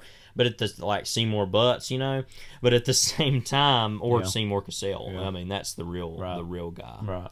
But that. I also don't want them to do that. Yeah, and we haven't said anything about Annie Mumolo, who is actually Barb, because we all know Kristen Wiig from SNL and being on other things, and that Annie Mumolo, I think, had co-written Bridesmaids. With Kristen Wiig. And I love Kristen Wiig, but I think Amy Mumolo actually won the movie. I thought she was actually also, a little bit funnier. She doesn't act as much as Kristen Wiig does. Has been in some things, but not nearly as much. And at first I wondered... That's random. That's a movie I forget story about. Writer only. Often. Oh, okay. I thought you were saying she was in it. Okay. All right. She's someone that I think if you would maybe just assume, she must have been a writer on SNL. Yeah. But I don't think she was. I think she just knows Kristen Wiig and has written some comedies and stuff. But she was just kind of a fresh new presence that uplifted the movie as well. Yeah. Any other little side characters here? Damian Wayans Jr. as Darley Bunky. I feel like that's something that was kind of funny at first, but then it didn't really go anywhere, and that kind of makes it still funny. I think it was funny that it wasn't that funny, because it was all about him being, I'm a secret agent, but he keeps giving his own name away. Yeah, and not being. And that's kind of funny. I mean, it's not the funniest thing in the world. Quickly, I don't really care for Jamie Dornan very much. In general, and didn't really hear either. Well, I felt like they were trying to. You know him from 50 Shades and this. Right. Why don't he do this? Yeah. I think it. I mean, I don't have anything against him, but I think the whole gag of that movie with him that was funny was that how in love with the villain, the Kristen Wiig villain he was. Yeah, it's like why in the world would he like her? You know what I mean? And then she doesn't really like him. Yeah. One of my favorite things first of all, it had Richard Cheese in it as himself, the musician, which we don't know a whole lot about, but all I'll say is that we worked with a guy years ago that really loved Richard Cheese, and he didn't stay there very long. No. Yeah. So at Target of all places. Yeah. But anyways, we won't name any names. But anyway, I'll be honest, I don't even remember his name. I do remember his name, but anyway, and Andy Garcia is Tommy Bahama. Well, it credited as Tommy Bahama. Yeah, I just want to bring that up. And then of course, Reba McEntire as the famous Trish in the movie. Right. What do you think about the whole was it the kid who was called Yo-Yo? Was that his name? Yeah. I feel like they were trying to make that be a kind of a recurring funny gag or something, and that was something that I didn't think really ever went anywhere. No, it didn't. Really. A kid who's I don't know. One of my favorite scenes was that scene where they go there to Vista Del Mar and they go to the nice hotel, and they're like, "Oh, you can't be here" or whatever. Well, after they do a whole musical number, right? Yeah, yes. They come in, and then they're like, "You have to go to the motel or whatever," and they go there. It's like the guy crappy. It's place. And the guy there is like, okay, so you want sheets? You want He's like, you want this bedspread? Things that are just common in any. But he's like, but no pillows. No pillows, absolutely not. Yeah, it's kind of reminds me. I said this at the time. Reminds me of that Mike Nichols and May sketch about the guy going to the funeral home. And she's like, do you want a casket? Do you want him embalmed? This very basics. And it's like, that's extra or whatever. Yeah. But, and then they sneak back into the pool at the other hotel. And they're like, well, actually, I was coming to look for you, the guy, because they get found out. But he's like, actually, I was coming to look for you because we had this really awful murder in the room, and the family's dead, and the father's on the run. And it never goes back to that, and it's just like, oh, okay, they get the room, and it's like there's no blood stains on the wall. It's just they just move on. It's almost like you said, it's like a Fairley Brothers movie in the sense of you think about Something About Mary. In terms of, by the way, there's a serial killer plot. Yeah, in the middle of this. Yeah, it's just but it's really not doesn't even. Mean anything. Yeah, but it's not even that developed as that is either. It's just like, oh yeah, these people got brutally murdered, so you can have the room, and it's like it never goes. So that's the kind of comedy that it's dealing on that I think is really funny. My favorite joke in the movie, of course, was at the end when they have to get on that jet ski, and they run up, and there's just these two guys with a jet ski, and they're like, "We need to use," and they're like, and he's just like, "No, I need no more information." And he's just like, "I trust you." Yeah, I'll trust you. Yeah, and he's just like, "I need no more information." Yeah, but that's just really funny. But yeah, I mean, I think what worked so much about it was its leads, and just the fact that it just was so silly, and you just don't see movies like that get made anymore that feel that big as a comedy. And you can tell it was probably quite a bit of money put into it. I mean, it looked really good, but it also randomly probably wouldn't have been that much to make as much as you would think. But it feels so big in a way that most comedies don't. So I appreciate that somebody's trying to make an epic comedy again, because those don't get made anymore. Yeah. So really quite like that. Would recommend it I'm sure it's on Hulu, I think. So if you have that, so check it out. Kyle actually bought the Blu-ray, so we watched it that way. But but and then we got Hulu a couple days, so who's the fool? A few days later, but it's like whatever. So. All right. Anything else before we get so. all into it? All right. So Nightmare Alley trailer looks like garbage. Anyway, move on. Drum roll.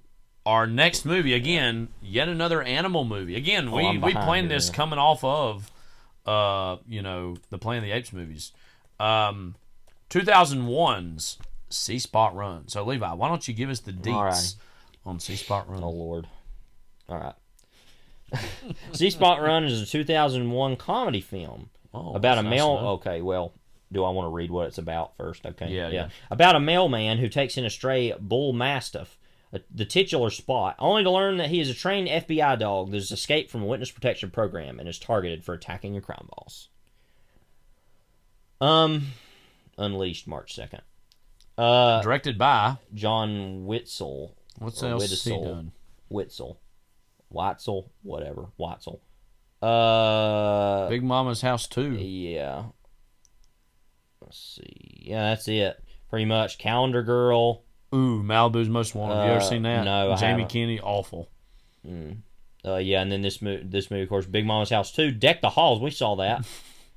We randomly dine out on the fact that we saw that here and there, where we're like, we saw Deck the Halls. Who's in that one? That was the Matthew Broderick, Danny DeVito. Because then there's Fred Claus. No, but there's Christmas with the Cranks. Christmas with the Cranks. Yes. I get Christmas with the Cranks and that confused all the time. Then this guy also directed the yet another sequel, Big Mama's House Like Father Like Son. Legacy sequel, yeah.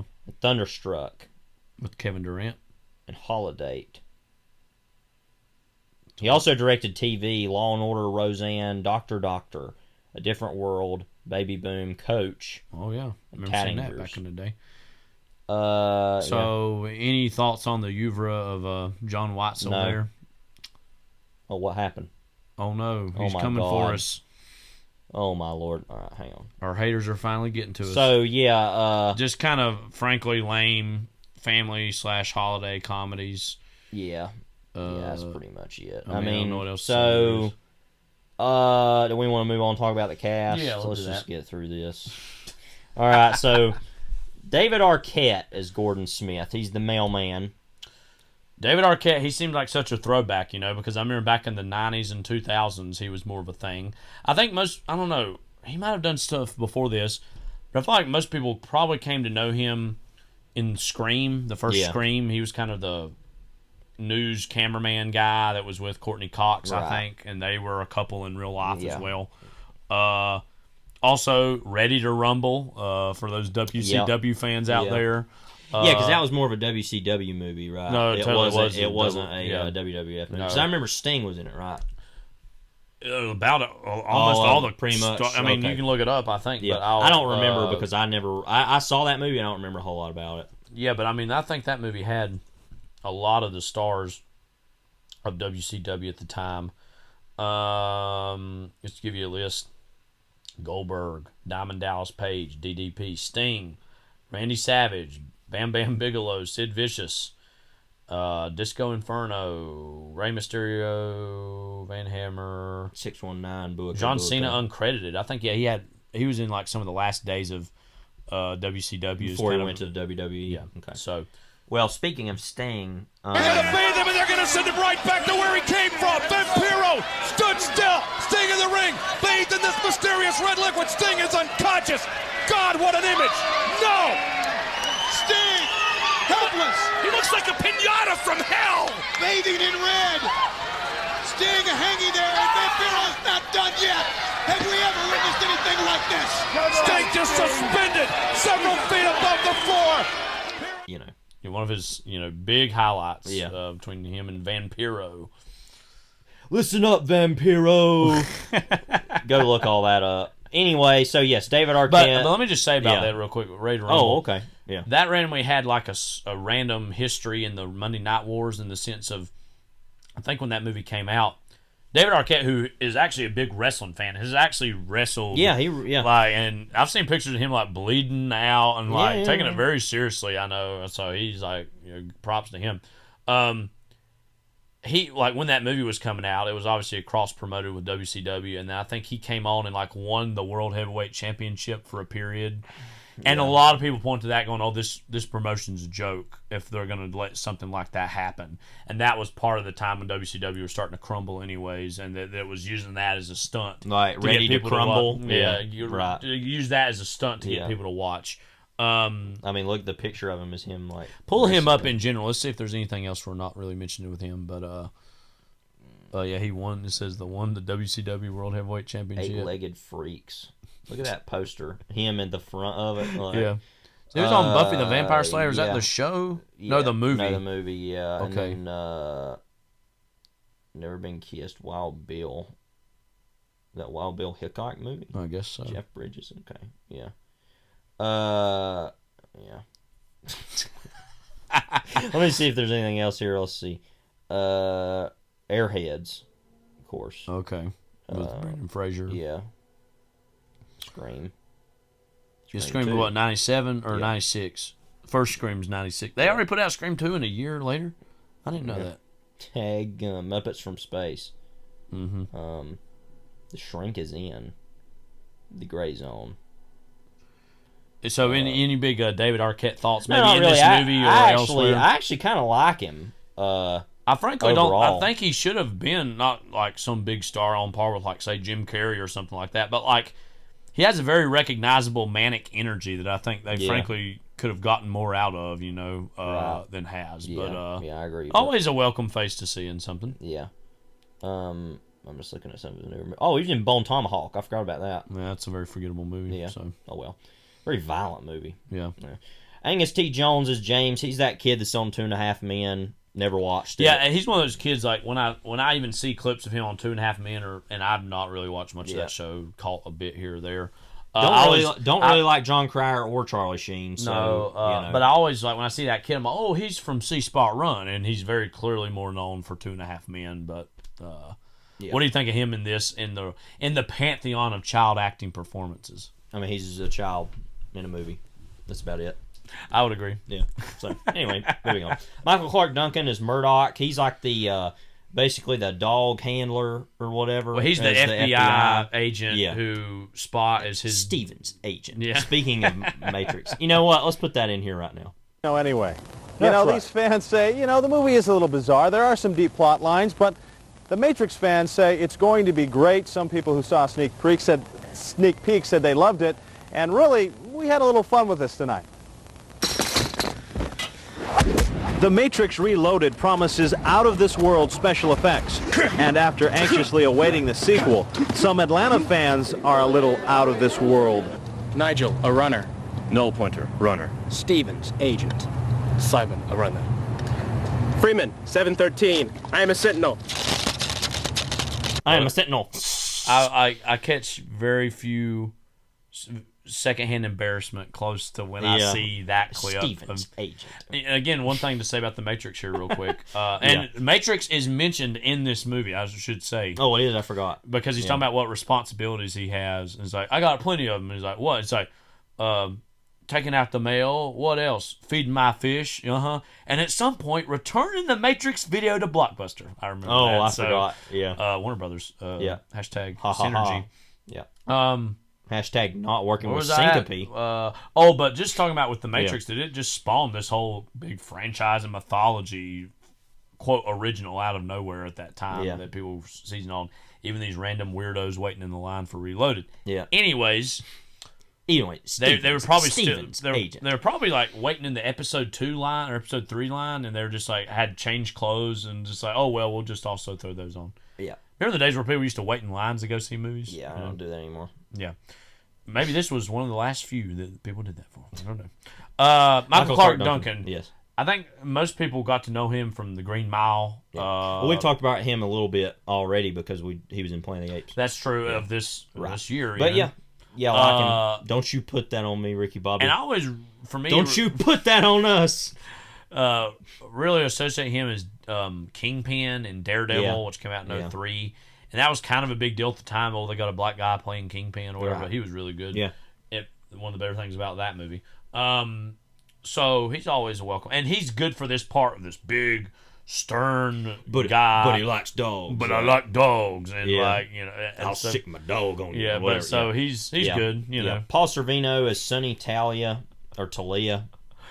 Of course, Paul Sorvino in Goodfellas. I think that's where most people are going to most associate him from, is Paulie in that. But also, very memorably, we just recently rewatched Romeo plus Juliet, the Baz Luhrmann movie, and let's just talk so briefly about that. What an experience that is. Yeah, I actually kind of love that movie. I do too. I'm surprised because when I first saw it in freshman year of high school, when we had read Romeo and Juliet, and then our teacher, Miss McKercher. So if you're ever listening, thank you. But she's actually in administration now. But anyway, that she showed it to us, and it was so shocking. It's one of those things I've seen plenty of shocking stuff since then, but to rewatch that, it still feels, frankly, in some ways radical filmmaking at the studio level even now. You know, and so. Yeah, it's so shocking to me that at the time, and still is, but especially then, that I didn't really like it. But it's something that stuck with me for over the years. But rewatch it now, I think is really good, and I actually quite love. But there's some scenes in that movie of him yelling and screaming and going on. Paul Sorvino, he plays Capulet, because it's. Juliet is a Capulet, right? Yes. Romeo's a Montague. Okay, I was making sure. I'm trying to remember. Anyway, we better get these details right, or the Matrix / Shakespeare heads are gonna bacon with eggs. Yeah.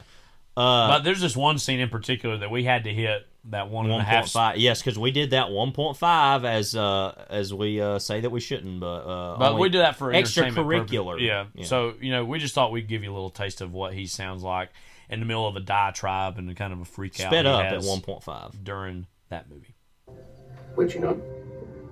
Is she not proud? Does she not count her blessed?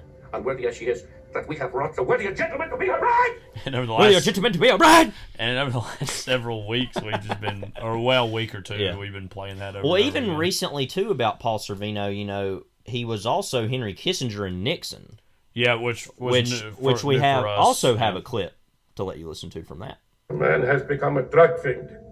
He shot people from helicopters in Vietnam. He's had sexual relations with his wife in front of their children. He sees a shrink in L.A. The man's all fucked up. He's a really random, freak out actor. Yeah. Good at the freak out. And he's just the man has become a drug fiend. Yeah. And it's funny because he was also, he's done a lot of really random specific roles like that, even outside of the gangster movie pantheon of being in Reds. Well, frankly, he's done way more of those type of movies. But he's so associated with being Paulie, in Goodfellas. Let me just say that now I totally think of him first and foremost as Paulie, in Goodfellas. There was a long time, though, before I'd seen Goodfellas, really, that this is what I would have most. And obviously, he got this role because of that. Very clearly. Interestingly, but and I mean, he's good. Yeah, I mean, he's very much playing that mob boss role that they want him to play, but as someone who loses his balls and has, they treated him like a effing jerk. Yeah, I mean, Leslie Bibb as Stephanie. Do you remember her name? She's Arquette's neighbor / love interest. She's been in Talladega Nights. She was Will Ferrell's wife. Oh yeah, right. Yeah, she was on that show, The Big Easy. I think she's been in a relationship with Sam Rockwell in real life for a while. Yeah. Okay. Yeah. Iron Man 2, Private Parts, the Howard Stern film. What If? Yeah. Jupiter's Legacy.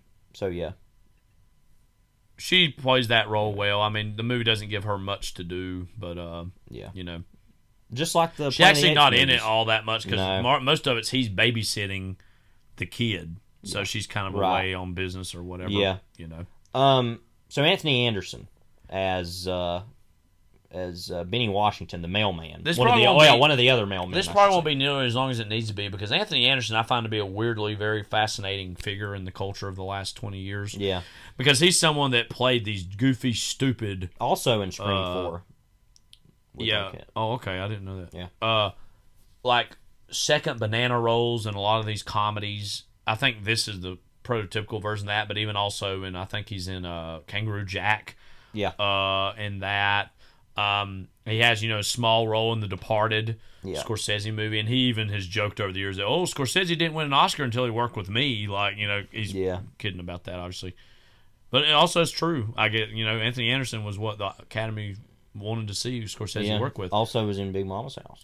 But now he is like this, quote, legitimate TV leading man over the years. I mean, he was on Blackish, is like the main dad on that. He hosts all these random game shows on ABC now, I know. Yeah. He is just randomly catapulted into being, he's in commercials, obviously, randomly catapulted into being kind of a big leading man guy. Yeah.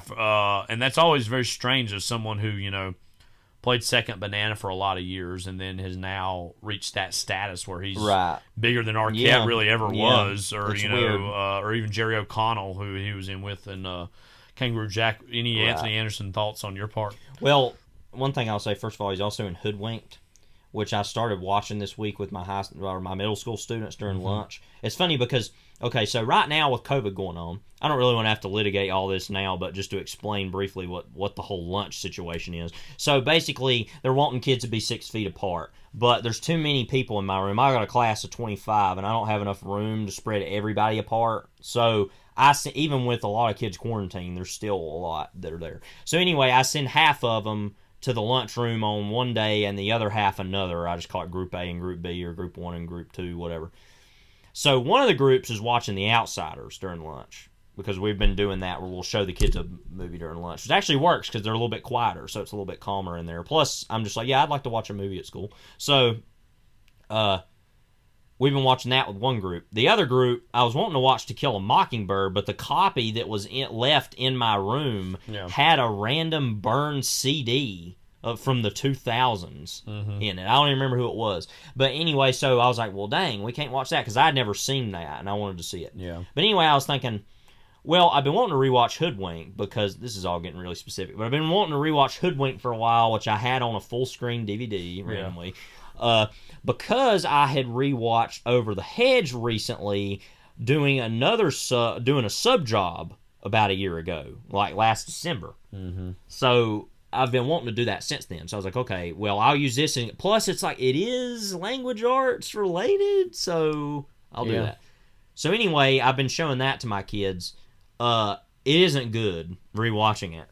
There was just a few days ago a whole Twitter thing. Oh, you know what? Hoodwink's actually really good and really funny. No, it's not. And some of the kids were saying this too, but I was rewatching it.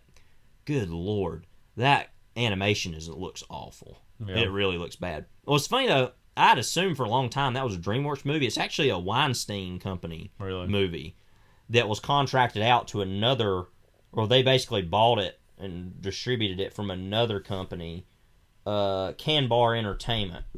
Okay. I think I subjectively, or in my head, thought that it maybe was a DreamWorks movie. Yeah. Myself, but okay. Anyway, so revisiting that movie, and it's not as good. So. Yeah. But anyways, he voiced in it. He voiced the stork, who's like one of the cops. Oh, okay. Randomly Exhibit, the rapper, is like the main bear detective guy. Well, he's not even the real... Well, then they've got, like, the frog, who's, like, the investigator or whatever. Do you remember much about that movie? Not a whole lot. It ain't all that good, really like I said, watch a whole lot of it here and there. It has a randomly stacked cast, because it's got, like... Okay, so it's got... They love money. Anne Hathaway, Glenn Close, Jim Belushi, Patrick Warburton, Anthony Anderson, David Ogden Steers. He's the guy that's at Detective Nicky Flippers, who's the frog. Exhibit is Chief Ted Andy Grizzly. Dick. Andy Dick, yes, Boingo. Oh, that is who that is. I just realized. Chaz Palminteri is Woolworth. Another Italian-American icon. Corey Edwards is Twitchy. Yeah, Ken Marino. Raccoon Jerry. Yeah. Tom Kenny.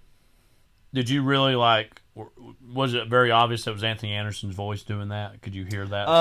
I didn't think about it at the time, but now that I'm remembering it, yes, it was clearly him. But anyways, Anthony Anderson, also a performance of his I think about a lot from Transformers. And, Shut up, Grandma! Moment.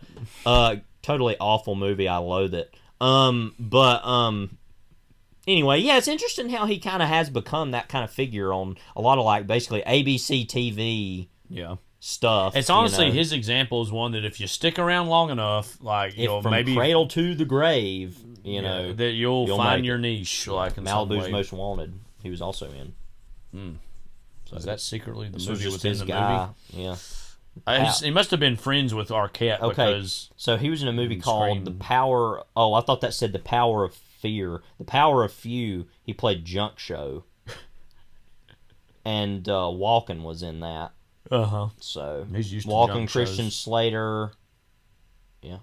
Okay. So Well, there you go. check that out one day. Anyway, so yeah, he's in this movie. He has that moment. He's like, signed, sealed, and delivered in the movie. Well, also the dance... You know, yes, the dance of course. scene, which we'll walk through later.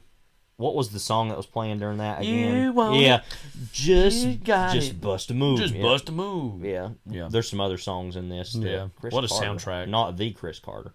Yeah. So, Sarah Jane Redmond as Agent Sharp. She's one of the police officers in the movie, I think. Or the FBI agents or whatever. right.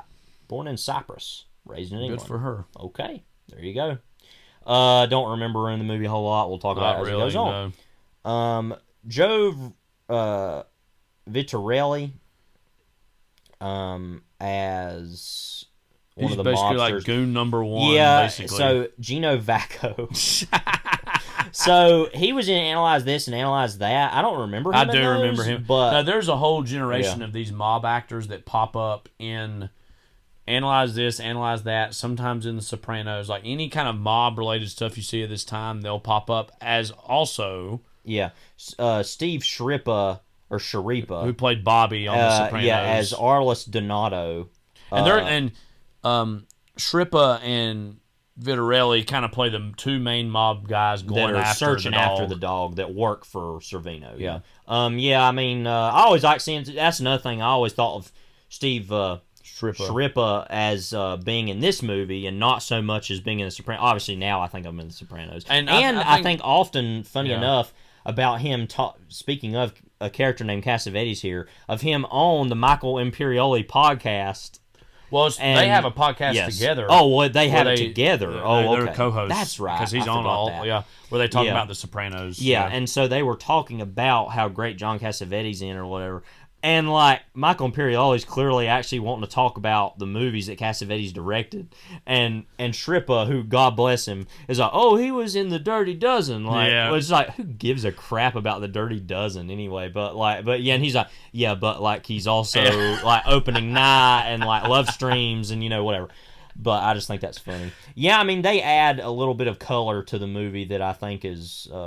Yeah, I mean they're funny for what they're doing. Right. I mean, I'm always going to laugh at some Italian mobsters running around acting stupid. I mean, I just want to say very quickly about Bobby in The Sopranos. I think Bobby is one of the most interesting random characters in The Sopranos. Yeah, I agree. Because he's very much cut apart from the cloth of a lot of the mobsters on that show and has a little bit more heart and is a little bit more human. And as the show goes on, is forced to become more like his fellow mobsters, and I just find his performance in Sopranos is frankly underrated. I think so. I just want to shout that out. But who else is in this? Cavan Smith as Ricky. I don't remember him in the movie. The other Cavan Smith. He was in a lot of the Stargate stuff. Yeah. Wow, what a 2000s thing that was. Or was that the 90s? When was that? The first one came out in the 90s. Yeah, Roland Emmerich. Anyway, whatever. He was in that Outer Limits show or movie. Or wait, was that a show? Yeah, okay, I was TV. He's only been in Mission to Mars, this, and Stark Raving Mad. He went Stark Raving Mad, I guess, after this. Which has Sean William Scott, who... He's in the American Pie movies. Right, so anyway, Stark Raving Mad. Yeah, that's about it, other than Kim Hawthorne as Cassavetes. Which, again... she's one of the cops in the movie.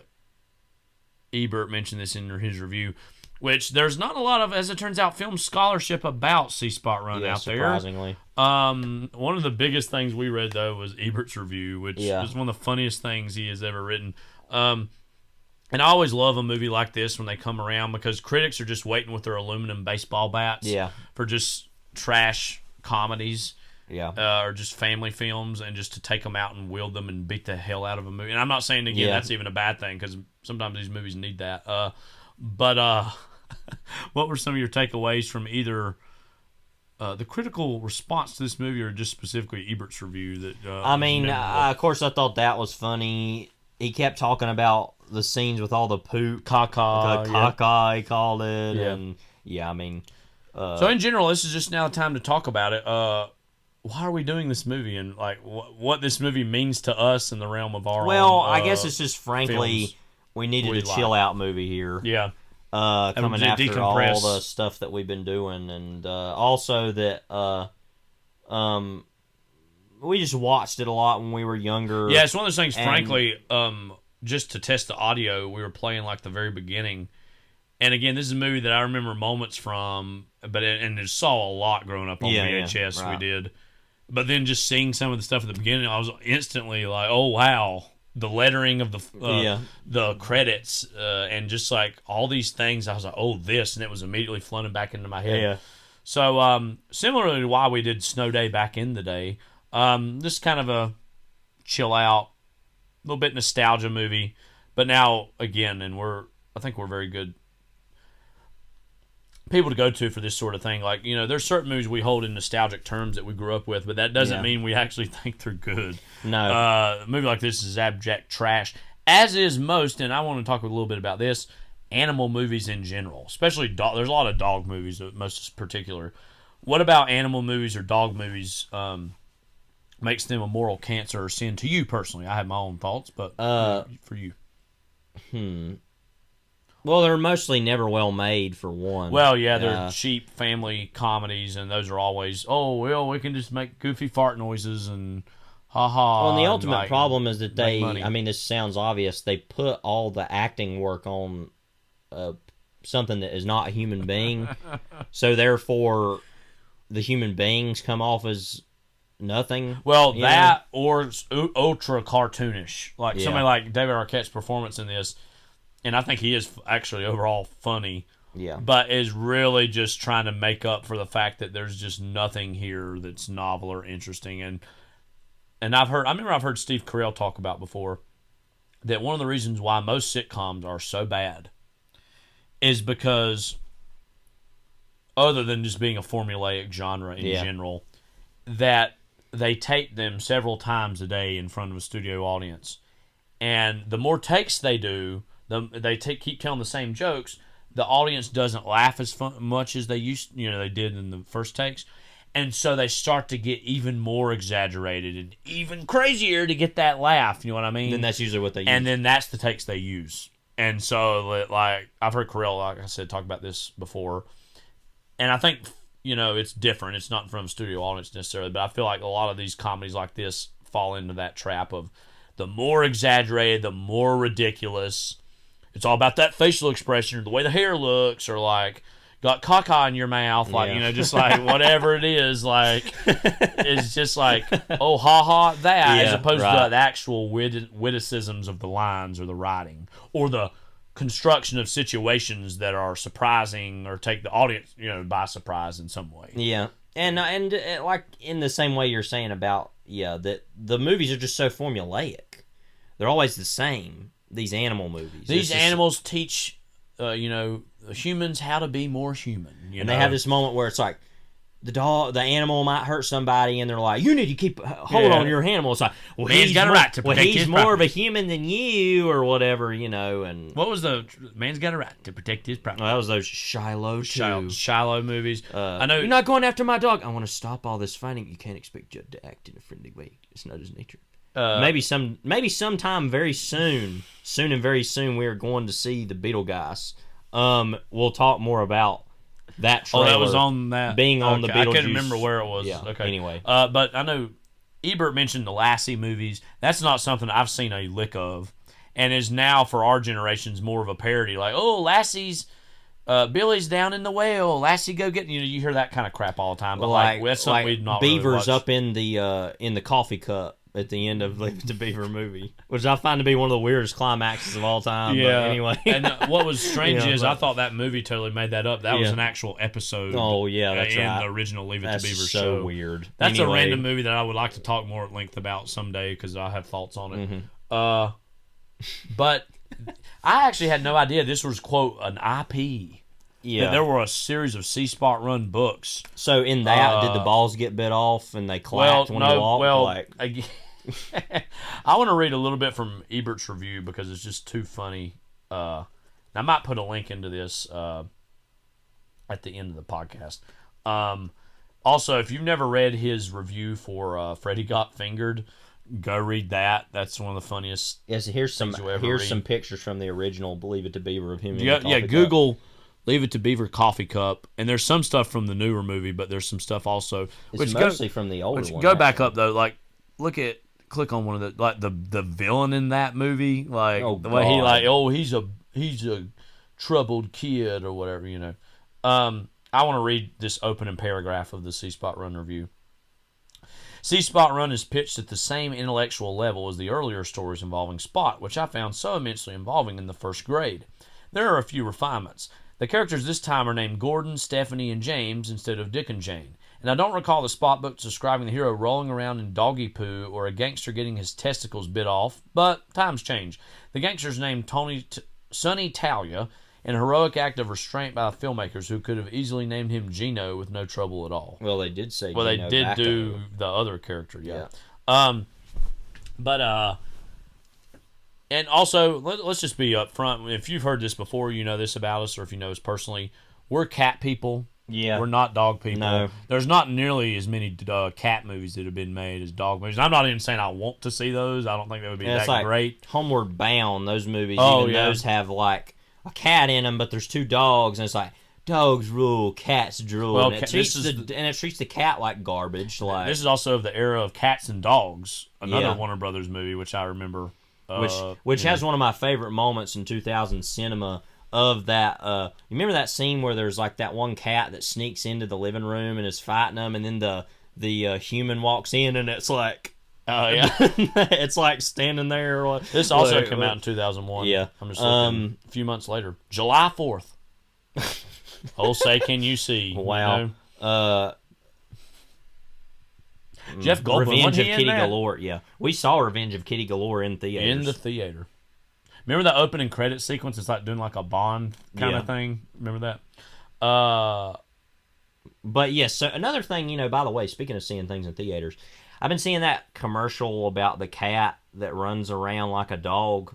Oh, it's for a Chevy truck commercial because it's like, oh well, those commercials make me so mad anyway because it's like, my tailgate can do this. I'm like, it's a tailgate. Yeah. What the hell is it supposed to do other than flop down? Right. Mm-hmm. It's funny now that we're like all these tailgates have all these features. But anyway, we're living in sin. But anyway, in that ad, it's like the cat's running around like a dog. Right. And it's like, I don't know why exactly, but that really makes me angry because it acts like a cat can't do anything at all. Like it has an inability to run around, or it's like a what if, or also like I don't like it. I loathe it. Screw it. You want no more of it. Yeah. Anyway. But yeah, in general, like one other thing I'll tell about, again, in general, I do not like kind of dog / pet movies. The Real McCall, and it was on the Snow Day VHS. Jason Robards as Grandpa. That's like post Magnolia too, right? He's like, after this McCall. Yeah, it would have been just after that. I think he died only a year or two after that. The Real McCall came out. Yeah, remember me and our cousin Philip went to go see Gran Torino back in 2008, and we got tickets for it, but we got there a little late.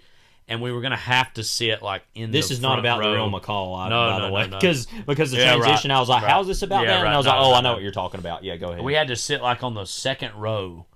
And I remember we walked in, and I remember we got through like the trailer for Watchmen, because that was going to come out the next March, I remember, in 09, early 09.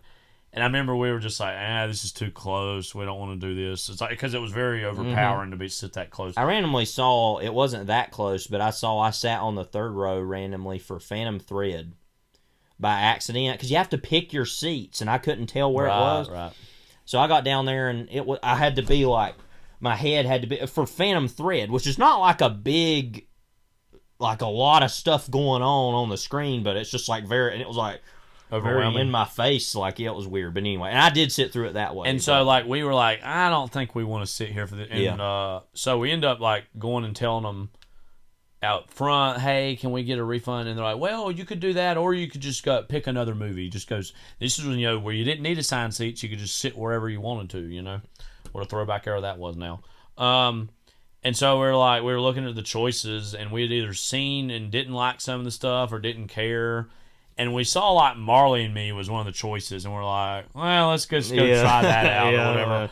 And it's one of those movies like it's not all that great. It's I'd say as far as dog movies go, it's like above the cut and actually okay. Yeah. Which for that genre is like, I mean, at really least it deal. has Owen Wilson. Owen Wilson going like, okay, it's like, wow, or whatever. Yeah. And I remember like it was. I mean, it's one of these movies. It plays by the book and does all the things, but like at the end, spoiler alert, Marley dies or whatever, but has kids, so the next generations of Marley's. But we've never had a Marley and Me sequel. I think they made like direct-to-video stuff. I think. Of course they have.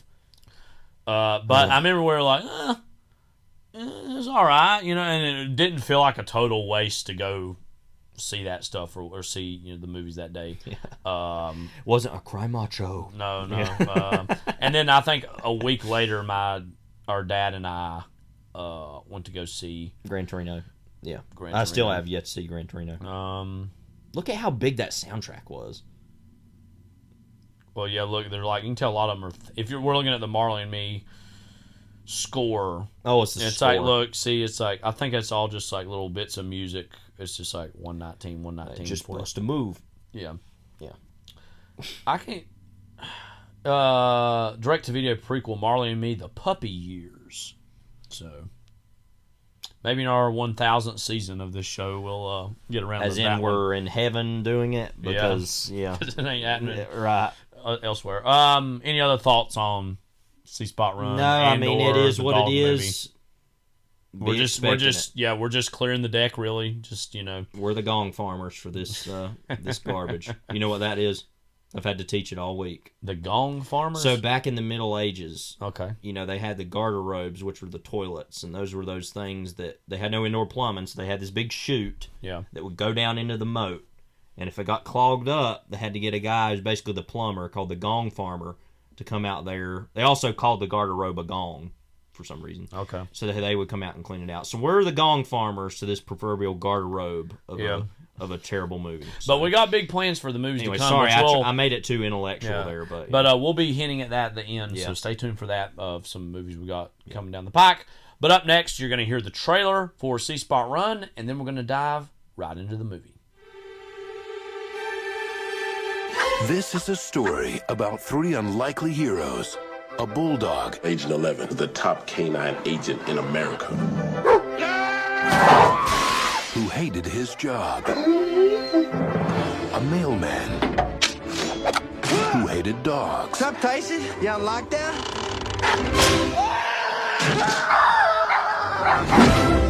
And a kid. Honey, I'm going out of town, so Gordon is going to watch you for a few minutes. Turned loose. Turned loose.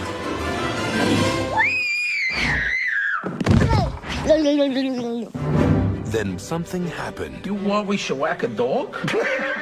This is personal. That brought them all together. I don't think you can handle this. What do you mean I can't handle something like this? I'm a very responsible guy. This dog is smart. Warner Brothers Pictures presents a comedy about man's best friend. This dog locked me out of my own house! Oh, he's crazy! And a mother's worst nightmare. When are you gonna be here? All the flights are canceled and roads are closed. This is just perfect. Get the dog! Get the dog! James, come on! Is everything all right? Get off the head! I'm covered in dog poo! I'll take your collar. I'm gonna be you.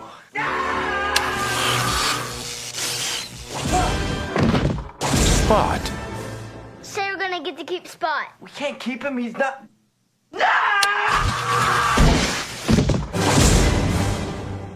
And here we are, we're back. You know, a trailer like that's everything you hope for in a movie like this. I know. You know? It's just like, this is a story. This is my story. This is my song. Yeah. All right, Levi, why is this rated PG or PG-13? It is PG. Okay. Crude humor, language, and comic violence. Comic violence.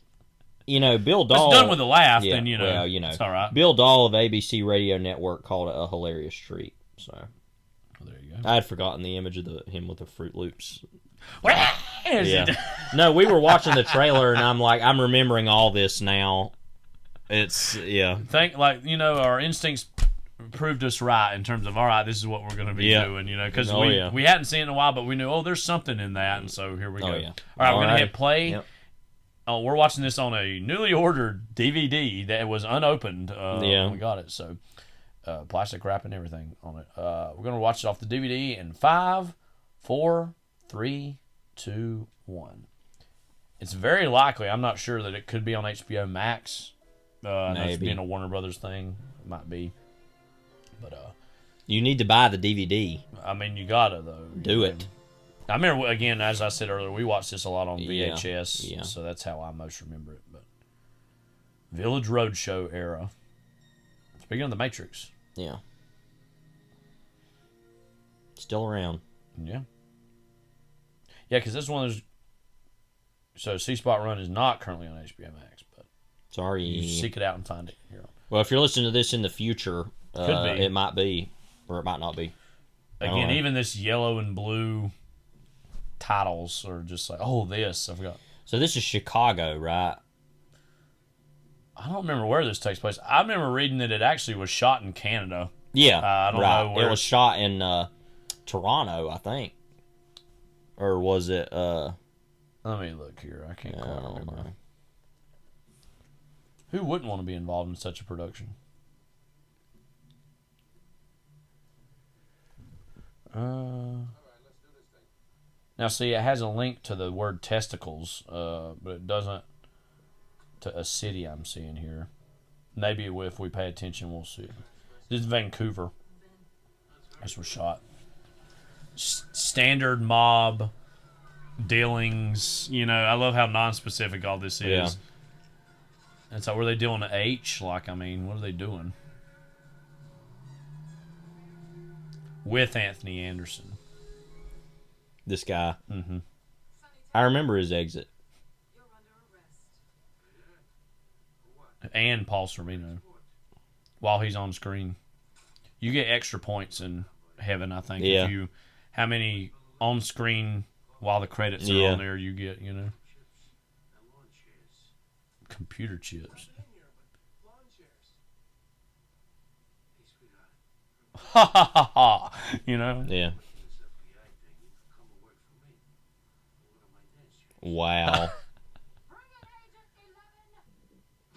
Oh my God. Stay back 100 feet. Man, Agent 11 looks dangerous. Oh, wait a minute. That's not Agent 11.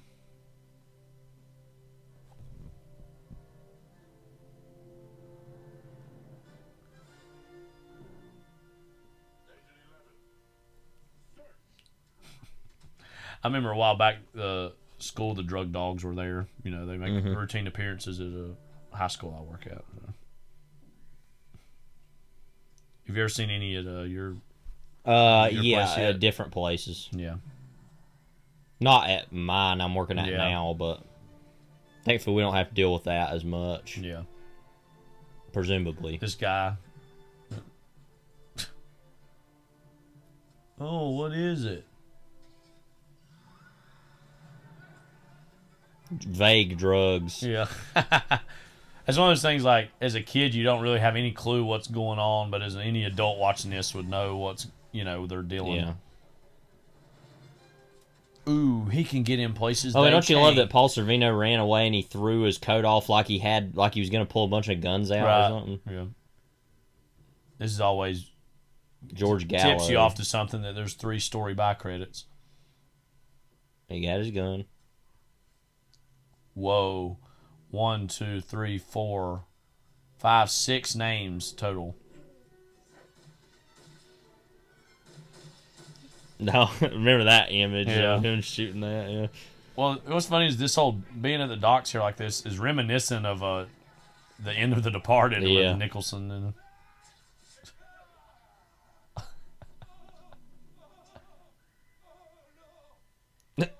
what if this him losing his balls or having them hurt was anyway inspired by again something about Mary? Yeah.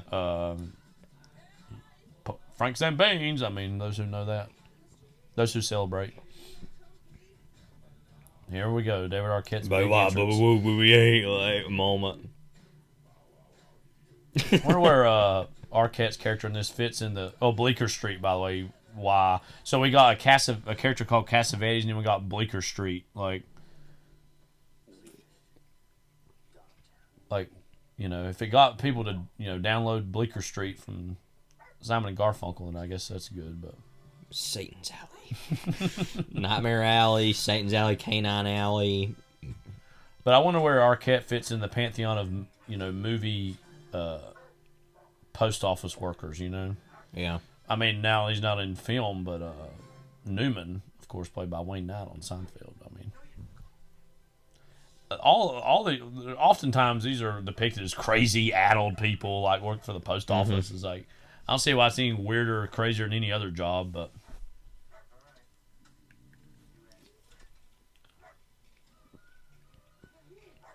but he's being cruel to the dogs.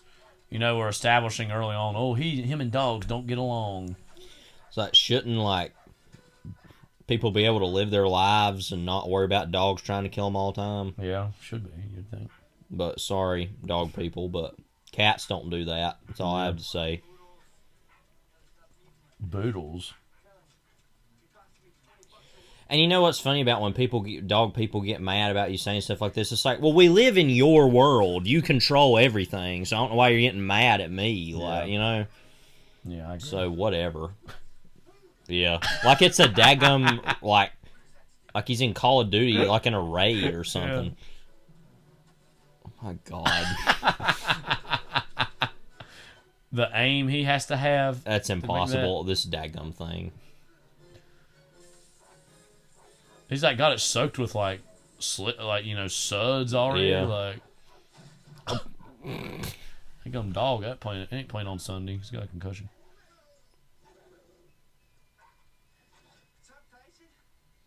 Oh, he's named Tyson because of Mike Tyson, I guess.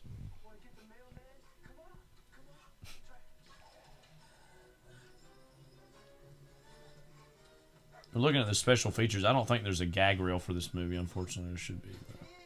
That's probably just the whole movie. Yeah. I wish we could 1.5 that, but right One now. day we will. Yeah. The way that sounded when I was a kid, I always thought the dog was talking. Oh, right. Or something. Because no human would make that voice. Straight up. You can tell that was like wire work or something, but it just straight up jumped up the tree. And he fell, and like his innards were letters, the moment.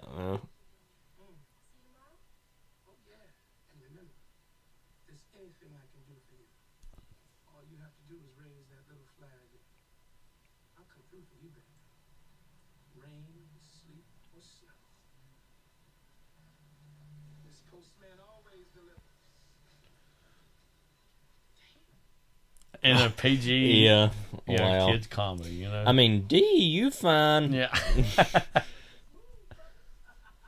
mean, how many more times are we going to reference the Big Mama's House franchise era today? Yeah.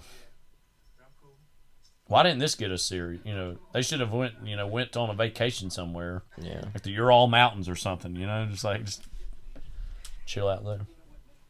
I've always remembered, ha, that's not funny. Ha, Yes, it is. Like, and then have Dennis Hopper play a crazy mountain guy. Yeah. He's the villain in that.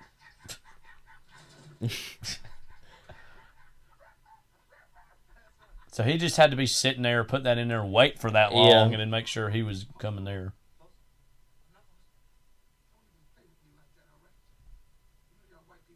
Yeah, really.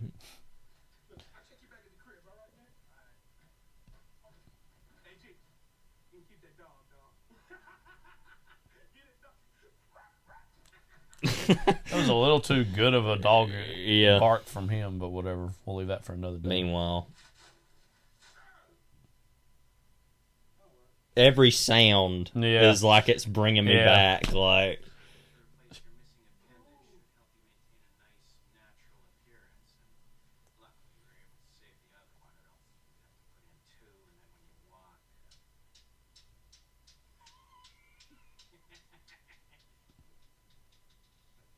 I don't want to get too graphic about this, but would they not just like amputate at that point? I would, yeah, like. I swear every single line is a flashback. Yeah.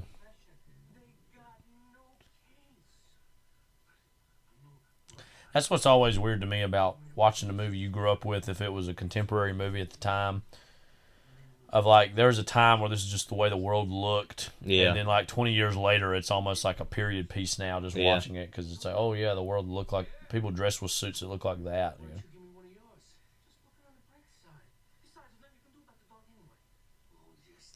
And one day there'll be a Warner Archive Blu-ray of this, maybe. Yeah. I don't think so.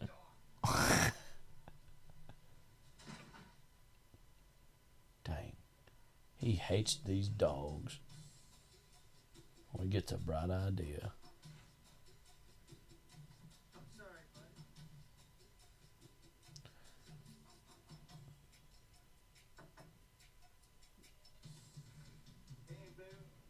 Oh, this is that guy you were saying earlier? Yeah.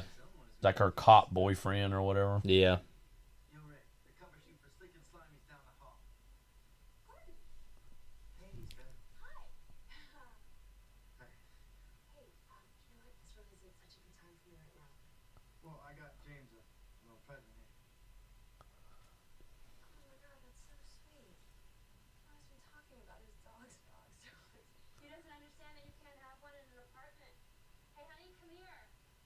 Just forcing his way into her home. Mm-hmm. Look how dirty he looks, by the way. Like, yeah.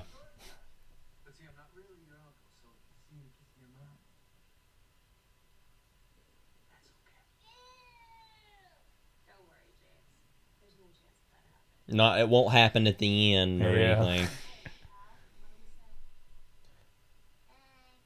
Thank you. I remember that. Yeah. We remember this whole movie. Yeah. Somebody patted him on the head. This guy's whack, as he said. Yo, Steph, this guy's whack. Oh my God, how ugly this whole place looks. Yeah.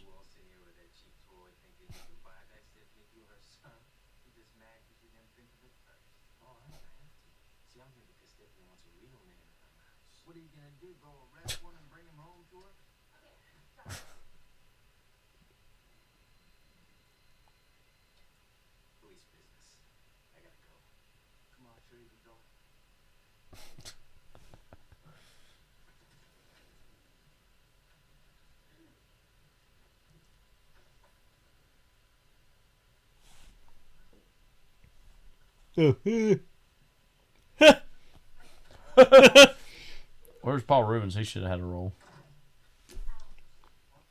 Maybe he's like a nosy neighbor.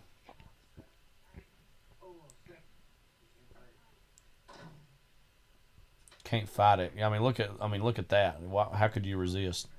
Why is he just hanging out? He just was just standing like there in the hallway. Like, got a 76ers.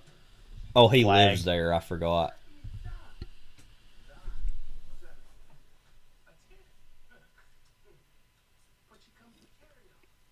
He didn't know what that meant. Like,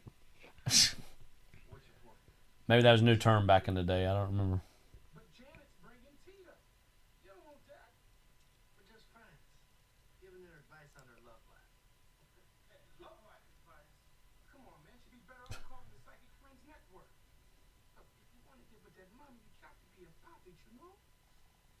Are you ready for that responsibility? No. I'm cool with my current responsibilities, thank you. Like what? Remembering the floss. Feeding my fish. And at some point, returning the Matrix video to Blockbuster. You're literally out on the road all the time. Why can't you just put it in there and then go drop it off? Like,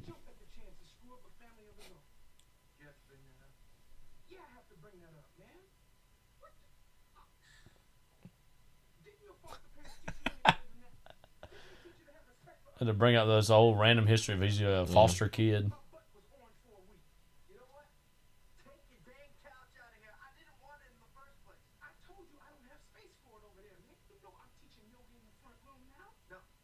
This is why we get to see him doing all his little moves, I think.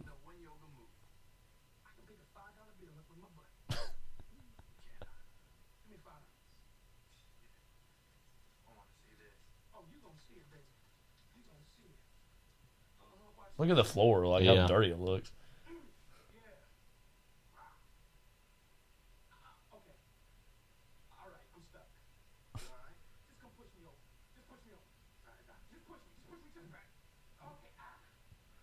I need to ask if I ever go to start really yoga in a serious way. Just like ask how you can teach me how to pick up a $5 bill with my butt. You know, I always remember randomly this movie. It's like it's real like public domain football, like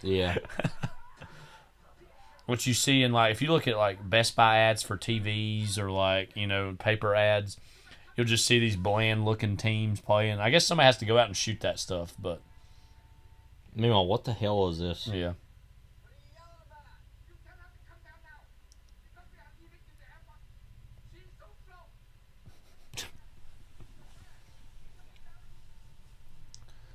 Uh-oh, crisis presenting itself.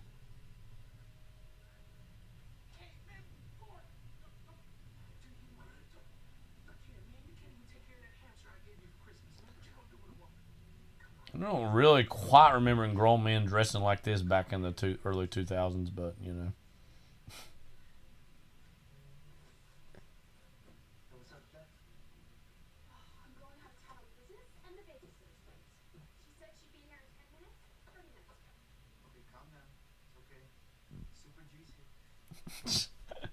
Super Gordon.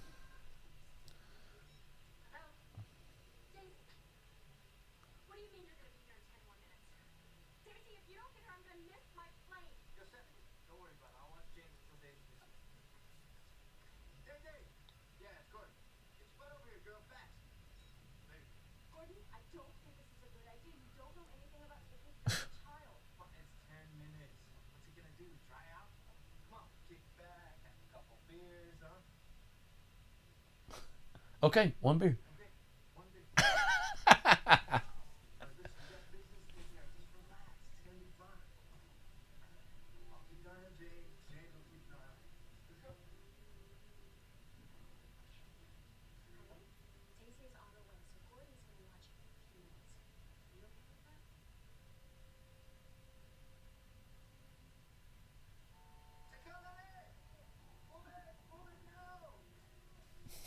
The accent, I don't know what he's going for. He's trying to be like that guy down there and be kind of racist, I guess.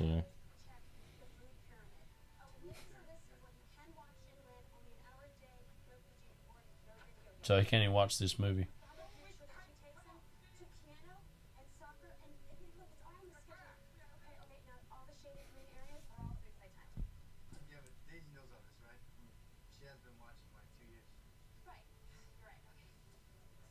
Yeah, you'll have no need to know that.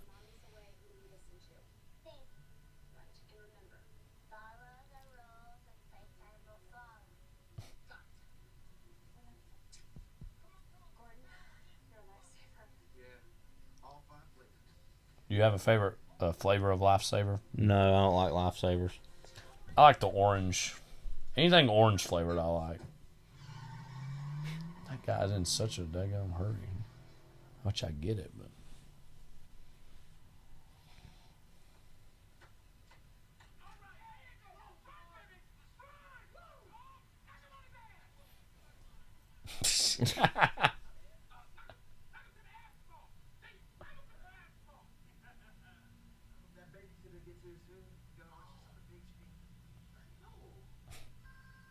The big screen, you know, back in this day. You know.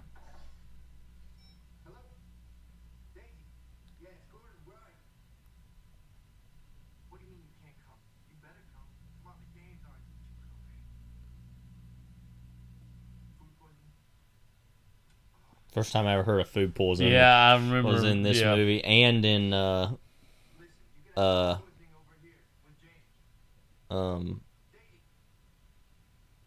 I think it was the was it the second Rugrats movie where it was like one of the dads had food poisoning in France or whatever. Yeah.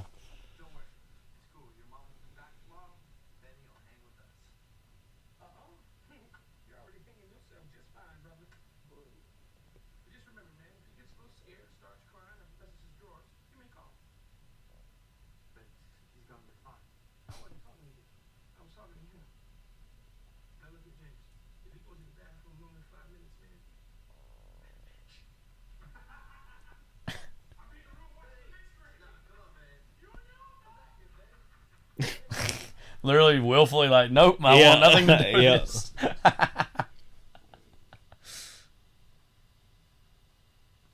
But for real, what was going on with Daisy? Like, I mean, was she really having food poisoning, or you remember the food poisoning in Funhouse in The Sopranos, where he ate that like Indian food or something, and like those comically ridiculous farts that he has, like.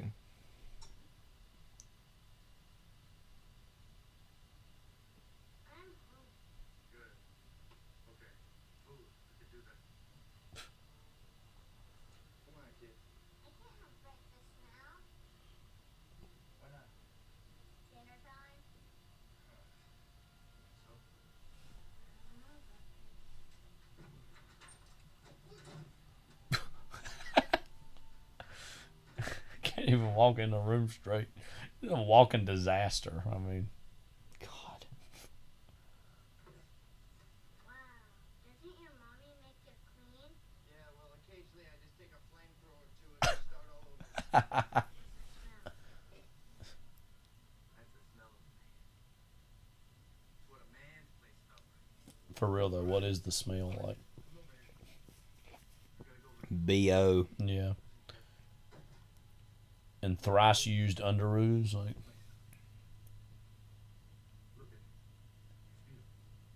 There's 500 watts of Dolby Digital sound. Stereo, receiver, DVD player. The tower of power. Check it out. Don't touch it. If you hear a lawnmower in the background, that's, you know. That's not the movie. Yeah. It's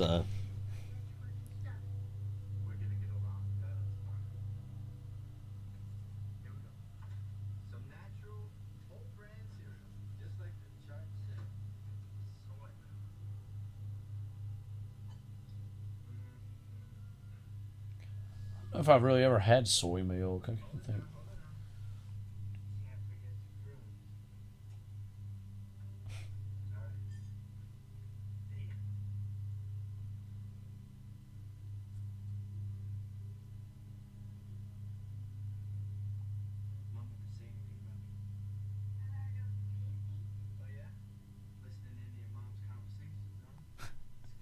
That's good.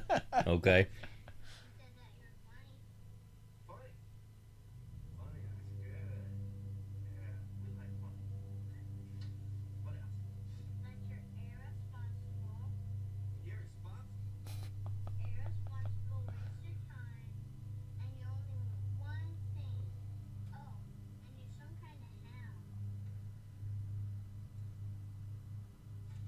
Like a dog. Yeah.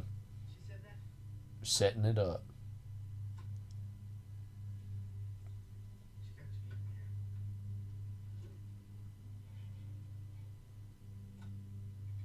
just occurred to me. I wonder if this movie, anyway, is trying to coast off like Big Daddy.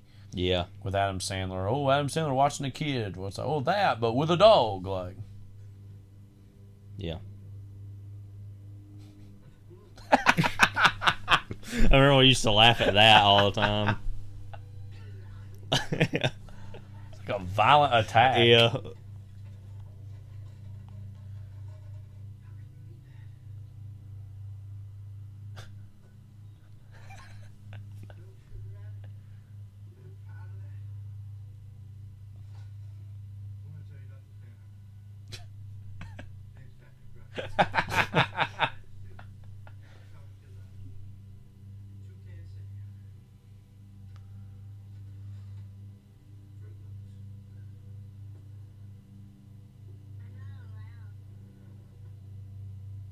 What the hell? Yeah. You know? You ever like Fruit Fruit Loops? Is. Yeah, they're alright. Yeah, I haven't eaten them in a while, but I'm a big fan of peanut butter Captain Crunch and Cocoa Pebbles myself. Yeah. Apple Jacks also. I try to eat a little bit of healthier ones now because you lame like his mom. well, like just stuff like, you know, Raisin Bran and like. Yeah.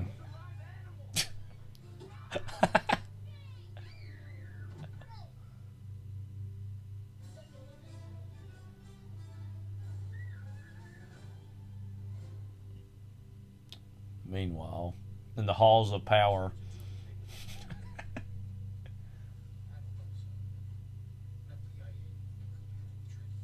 These are some lazy subtitles, by the way. Yeah, that kind of adds to it. Yeah.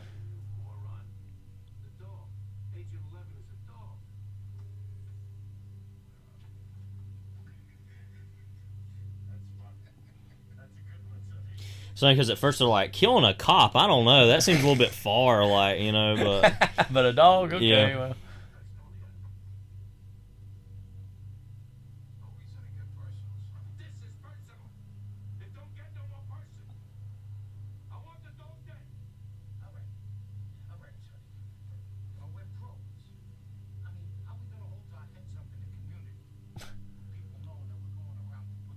But again, as you said, a cop, they're like, yeah. Well, you know, but...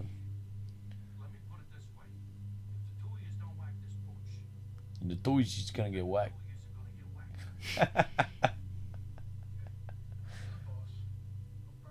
You couldn't pick two better, like, lumbering, dumb mob guys than these two guys at this time. Like,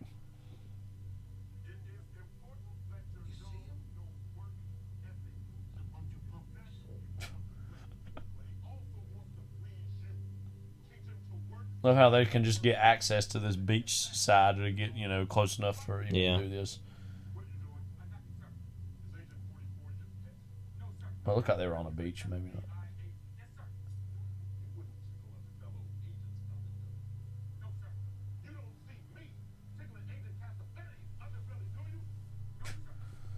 And John Cassavetes just standing back here, with that look on his face, like. If he would have lived long enough, maybe he could have had a role in this. Oh well, what could have been?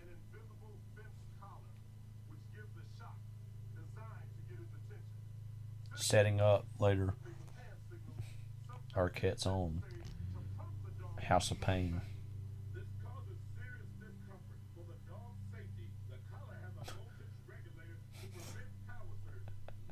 Look how much time it's taking to spend explaining this. Because we're going to have to know it later. It's like when, you know, in the James Bond movies, when he's given a new gadget, it's like, it sounds so specific in particular. And I'm always like, oh, okay, what's going to happen where he's going to need to do this? Is but in the event you need this, and then it always needs it.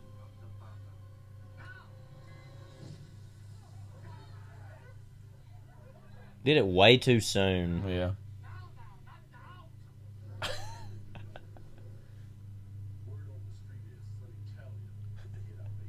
We're on the street. Yeah. They've already got on the street, you know, to figure that out. Wouldn't you love to get a job as one of those actors to be involved in this scene? You literally never worked in anything else. Yeah. If you're...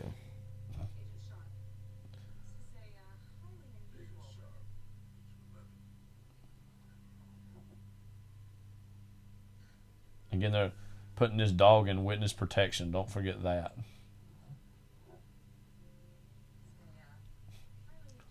Like, ugh, get this dog off of me. Like, in Quantico, they're buzzing about all this.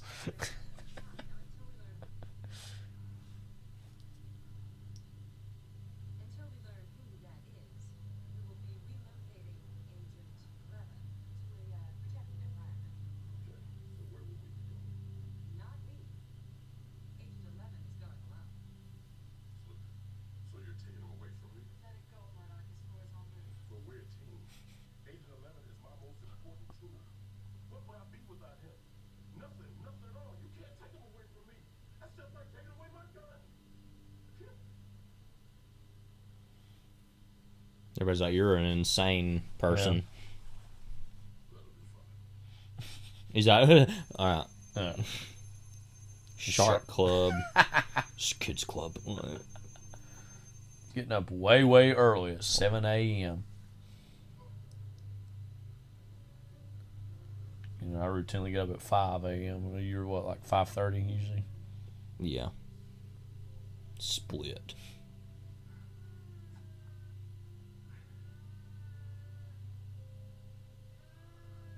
You got like a, was that a Dreamcast or kind of controller? GameCube, ain't it?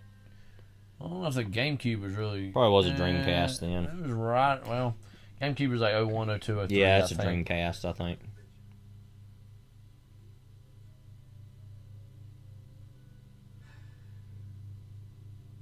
Yeah, he looks like he's becoming him. With the white t-shirt, crazy hair. I said, hair, the dog that bit you. Like, yeah. Oh, gotta have that little bit to come off that hangover. Yeah. Like,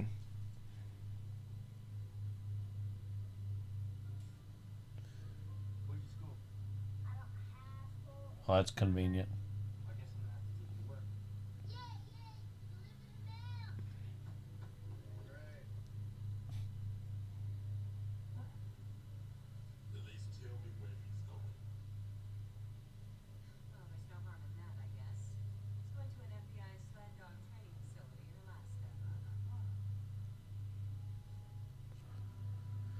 Where he's supposed to be going, not where he will go.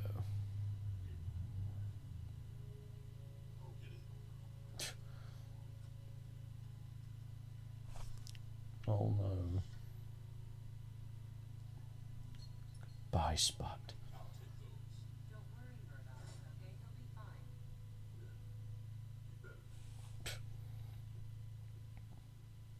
A rat from the inside. oh, yeah, I forgot that.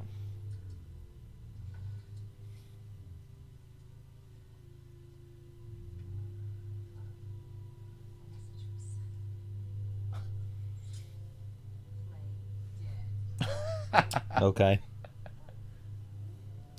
I love that, like, that, okay, so this mob boss has a contact, a double agent within the witness protection program, and he's using that cachet and that access to have a dog killed. Like, and then it's like, why couldn't she have just done it in the moment? Right. If it were that big of a deal. Yeah.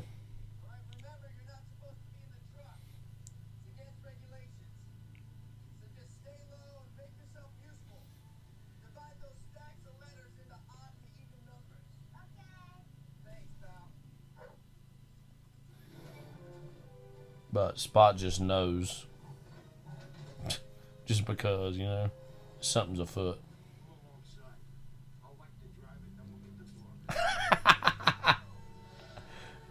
There's a Jeep from this era. Yeah. He's going to kill this driver of this van, too. It's like, old guy.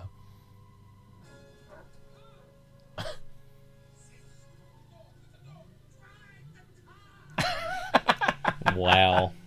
Drive the car! Step in the caca! Like, now, that comes later.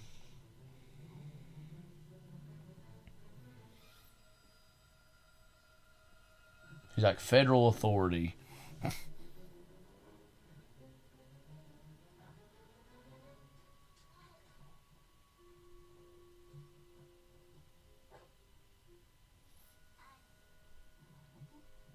I'm a dumb dog. While I was thinking about us getting ready to watch this movie, I was thinking about the Scooby-Doo movies from the early 2000s as well, and couldn't help but think about the teaser trailer for the first one where it looked like it was going to be a Batman movie. Yeah. And then I remember as a kid seeing that in theaters and being so excited. Oh no, oh wow, a new Batman movie. And then it got revealed to be a Scooby-Doo movie, and I was like, oh. And I haven't liked the Scooby-Doo cartoons and stuff, but I was like, oh, okay.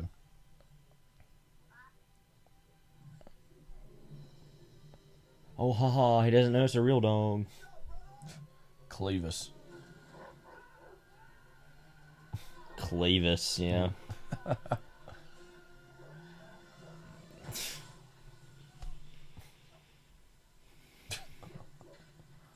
We bring your mail. Oh, man!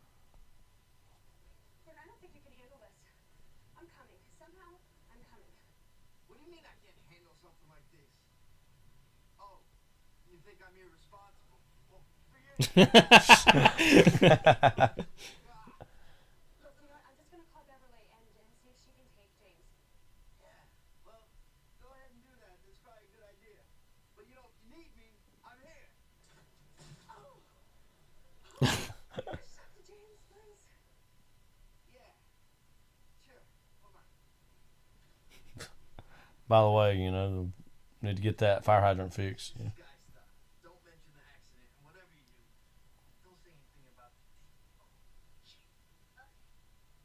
The OG.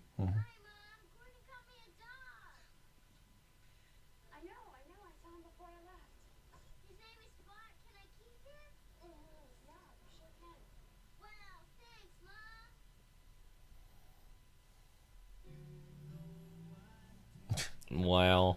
Well, they all look like he's in love with the dog or something.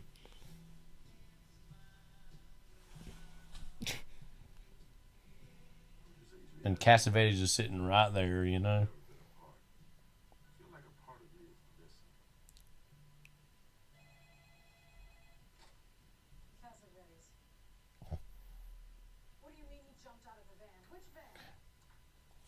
The van. What do you mean? What do you mean? Which van? Yeah.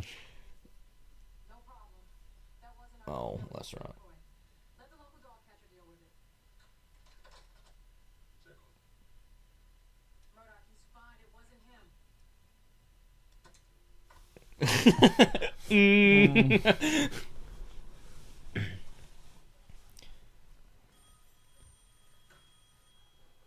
This guy. Mm-hmm.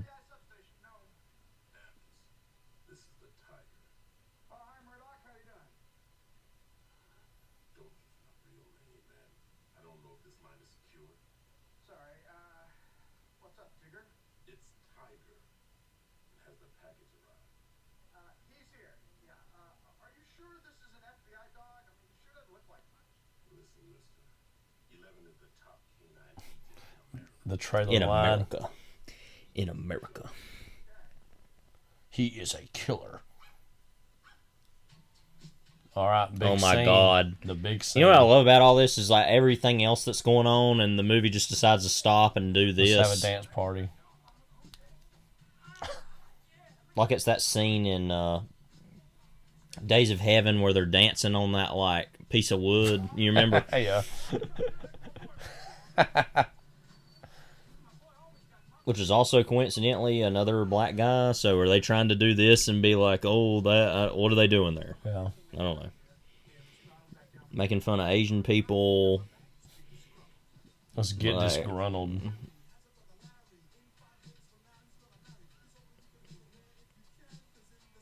And this guy's like, all right. Well, let's throw down.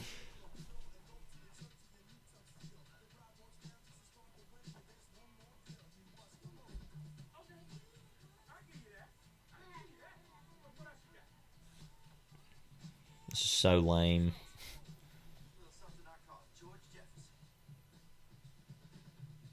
What? Yeah, that's remotely on par with what the other guy just did.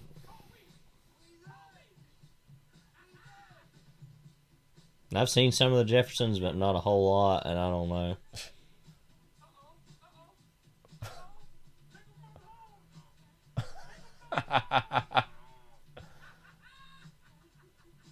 Yeah.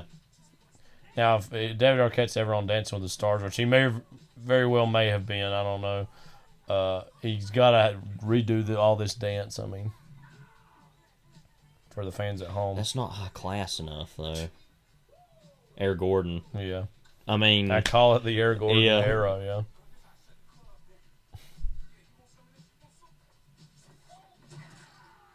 Oh. And he farted when he hit the ground too. Yeah. Good times, you know.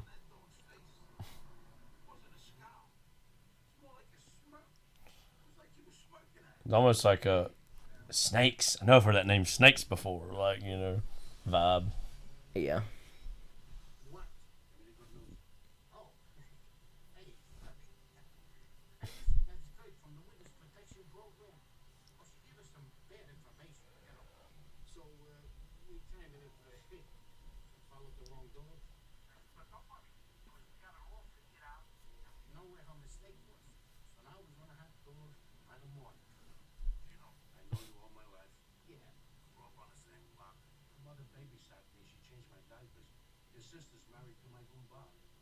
What?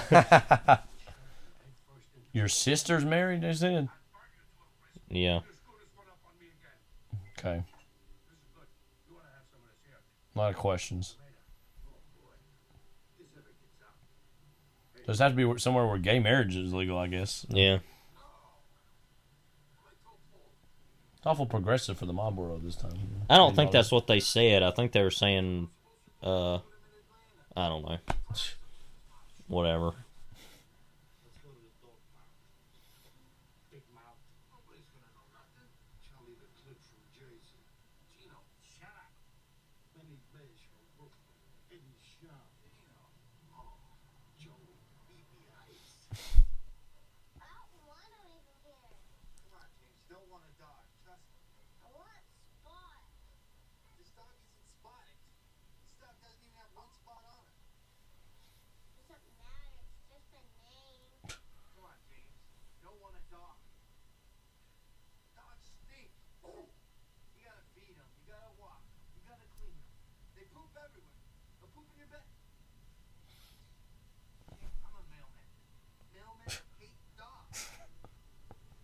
Well, that's just a part of the inherent condition of being a mailman, which I kind of get, but.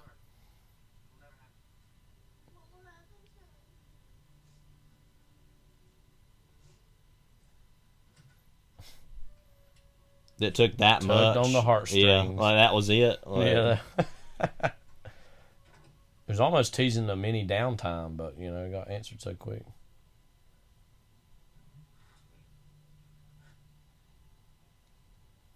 What's he doing?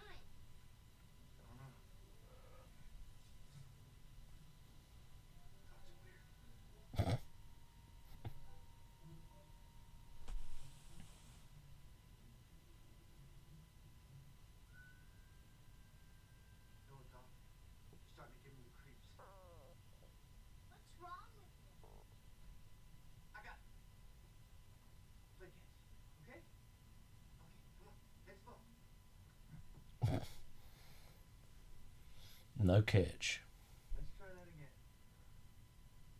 He's too jaded for that. He's seen too much back in the day. As in like 3 days ago? Yeah.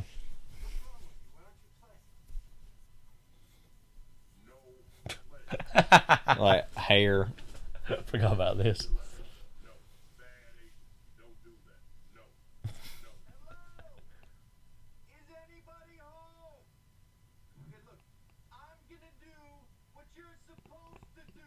Okay. Like I can understand him really in any meaningful way. So he's putting his collar on. Remember how the shocking system worked?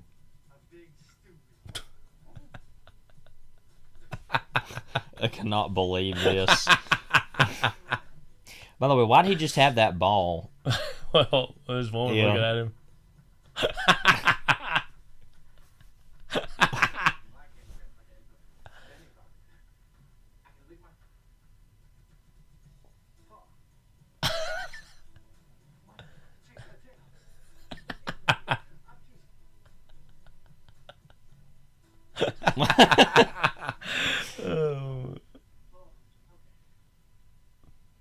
Imagine if you were looking out your window and you saw your weird neighbor doing that. One of our neighbors, that wouldn't surprise me. Yeah, right across the road.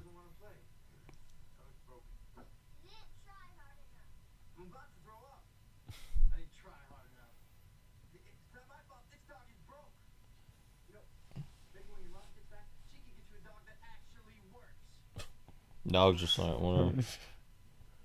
That'd be a dog I'd like. Keep it on cartoons. Don't try to get smart.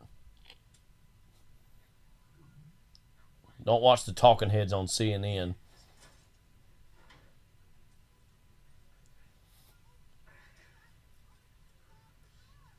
Take a pair of scissors and cut it off.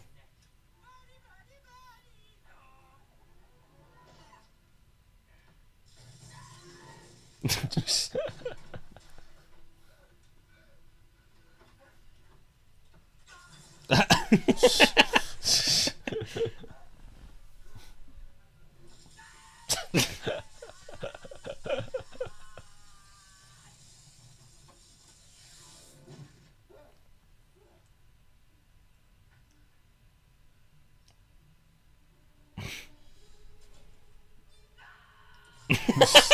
like you are gonna burn, like you'll bleed for this. Yeah, you're gonna burn.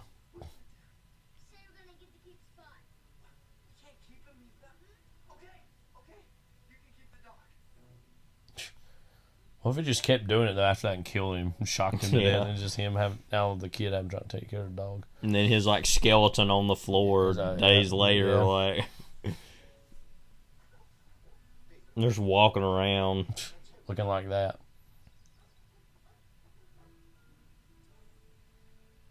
No, it ain't.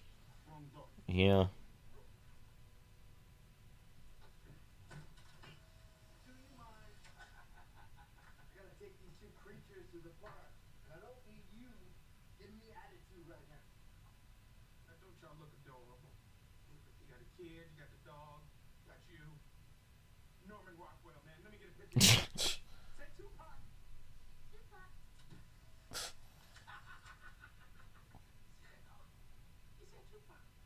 So how'd they get that off on her? Yeah.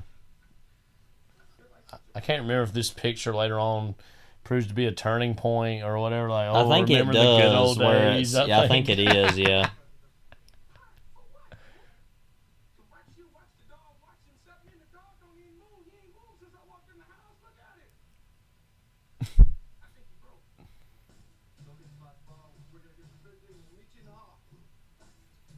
This is music.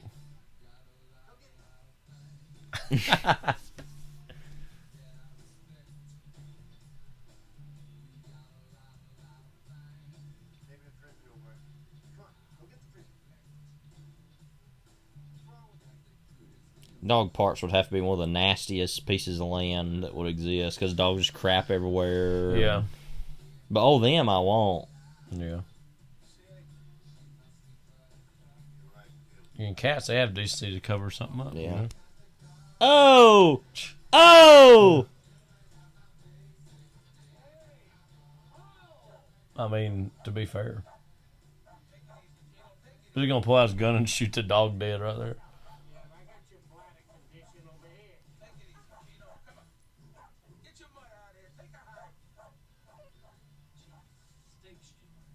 Gino Vacco. Oh, God.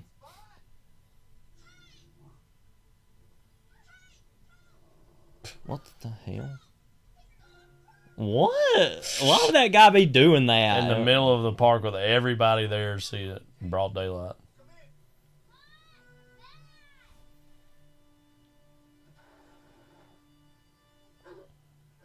That guy. Oh, that blonde hair, yeah. Looks kind of like he'd be the brother of that guy in Spider-Man. Yeah. Kills Uncle Ben. Yeah. Until Spider-Man 3 tells us that Thanks. Sandman had something to do with it. Stop that guy! Thanks. What the hell's the matter with you? You let him go! Now he's gonna get away with my money.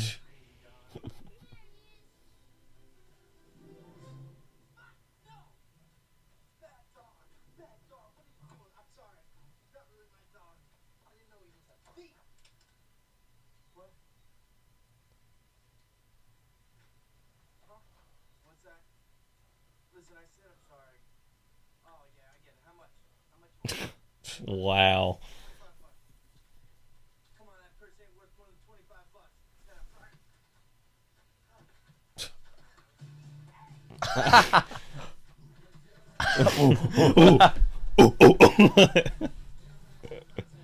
Still in monkey mode. Yeah. Okay. So just, he just got to... I'm not sure why that had to happen. I don't either.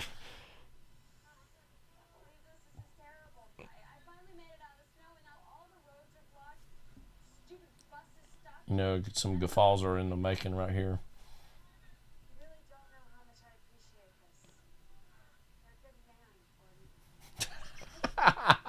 A good man. But literally, when is that Matrix video going to be returning to Blockbusters? What I'm thinking about right now. Soaked in mud.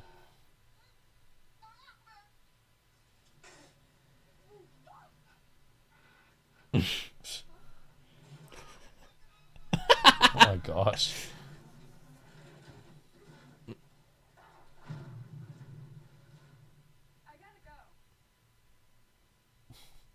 So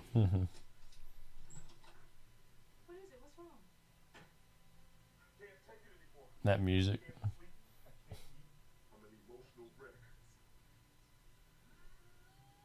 What is going on here? Yeah.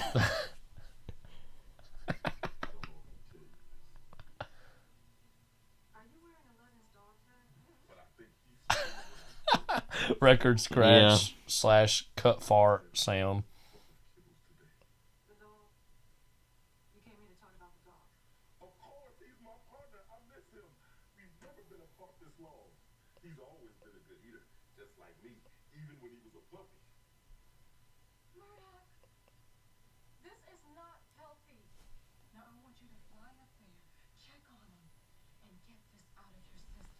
Clearly, this is all operating on the joke like, oh, she's wants to have a thing with him, but he's not. He's caught up with the dog or whatever. Yeah. There's curtains. Yeah.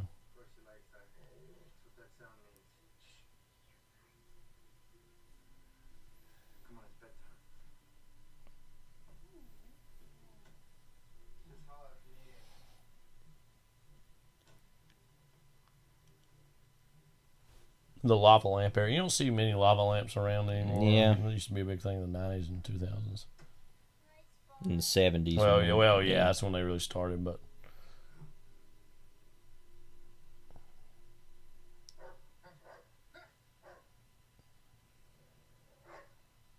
I always remember that scene in My Favorite Martian where Christopher Lloyd drinks one, like... Yeah. I remember as a kid thinking, oh my god, that's so hot! Like, yeah. I remember I used to have one in my room.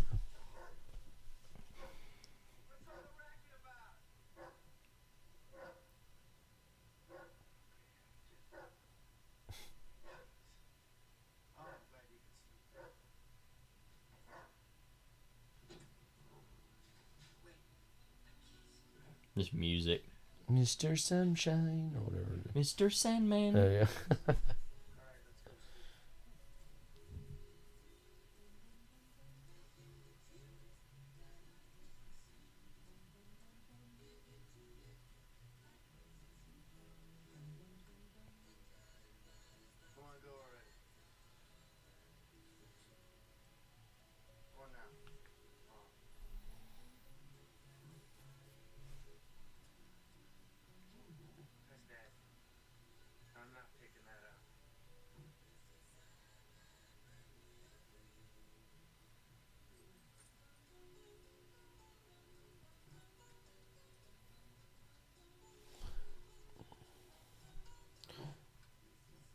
Oh, he's locked out. So the dog's like taunting him.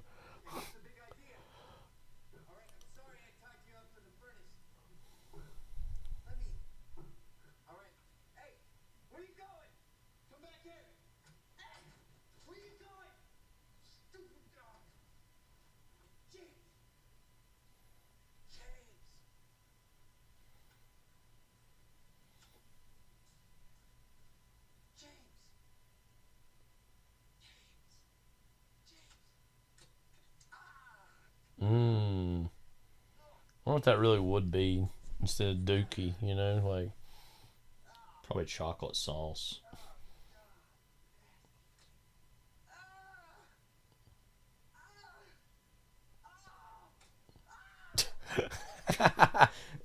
Is he that dumb? Yeah.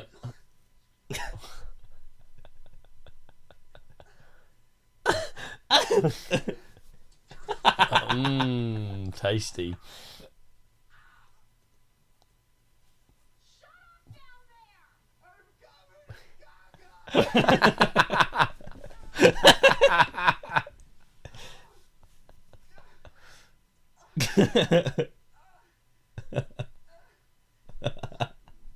We were at our grandma's house.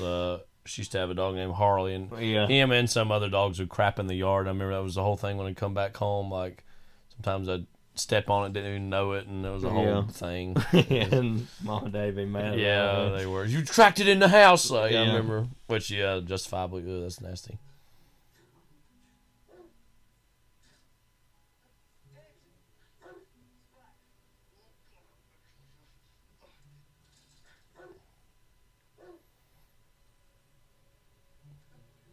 That dog literally looked right in his eyes when it pushed that window down on his hand. Yeah. I know, and Ebert had said something about like how, you know, gutters always faulty in movies, just like ready to break, you know. Had to land right in the back of it. The only thing that would have been funnier is if he would have landed on his butt crack and it would have been right there on it, you know.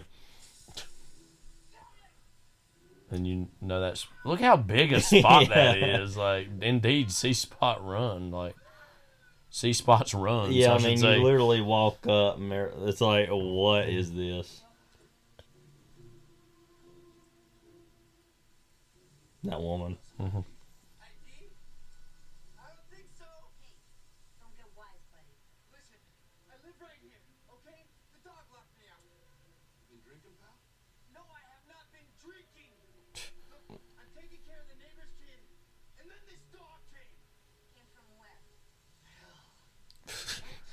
It's a pinata from hell.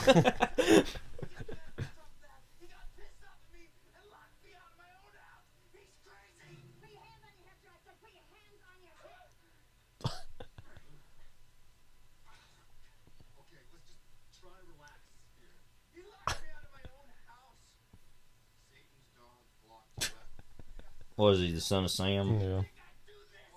Well, that's, I think, clearly what it's like. He's a mailman who went crazy. You know. I remember that line. Do you think I'd do this to myself?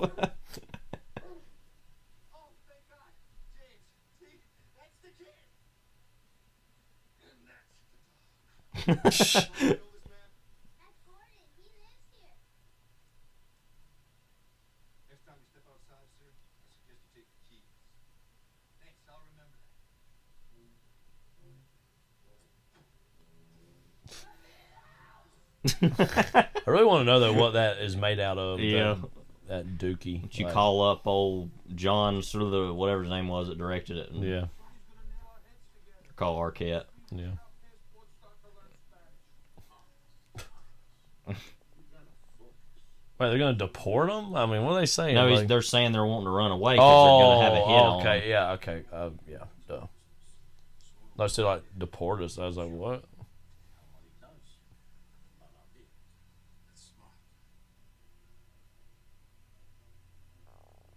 That'd be a fun shower session, getting all that out. He's becoming him.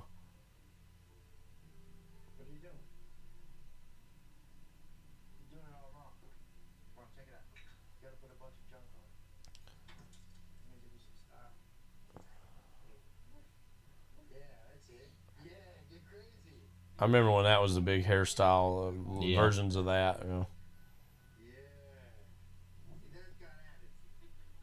Do it to the dog. Yeah.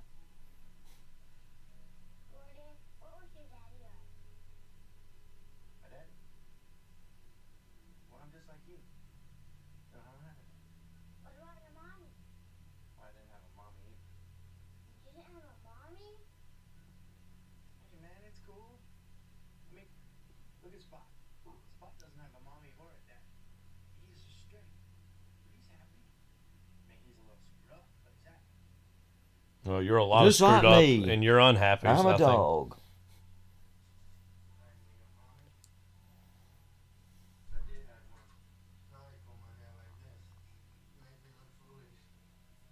You make yourself look foolish, but whatever. Meanwhile, pound foolish.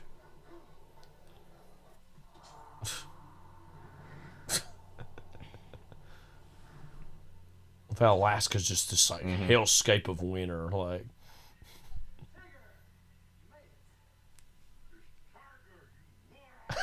Wow.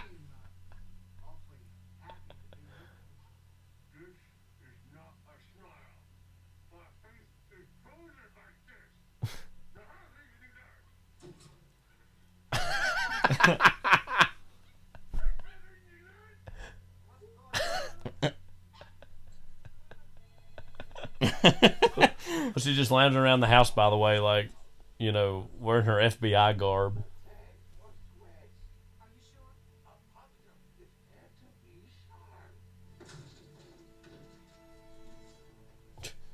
Those gun cock sounds. Yeah. This is a kids movie, but we got guns like that we won't use. She's long gone. Like I said, I'm really struggling with the idea that they've got this inside person at the daggum witness protection. They're going to use that capital on the dog. I just, you know. Yeah. I wonder what her next assignment will be.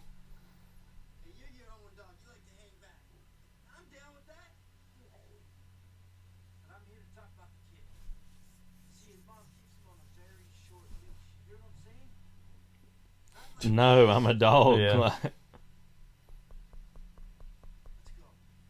As someone who talks a lot to our cats, we obviously understand that they don't understand really what we're saying. They're not human beings. Yeah, they don't speak They English. Can't think.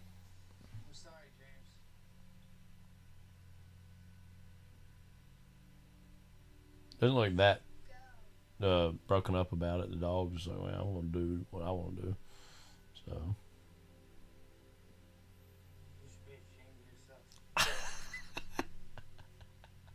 You should be ashamed of yourself. Like. Oh my God. A Christmas miracle. Yeah.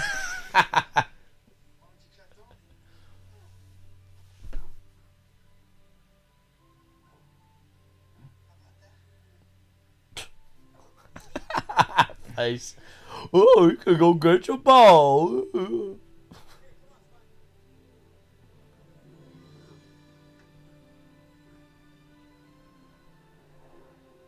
The day was saved.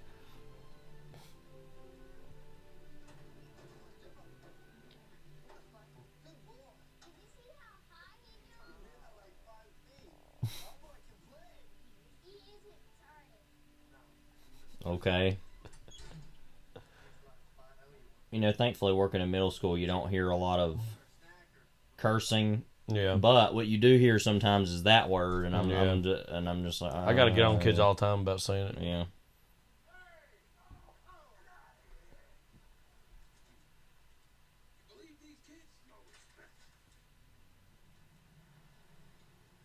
It's coming up. Oh God.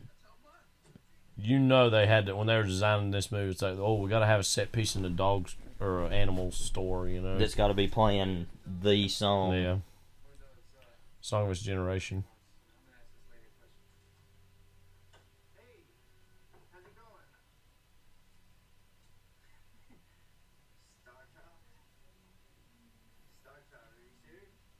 Or I can hear our dad talking to one of our cats in another room.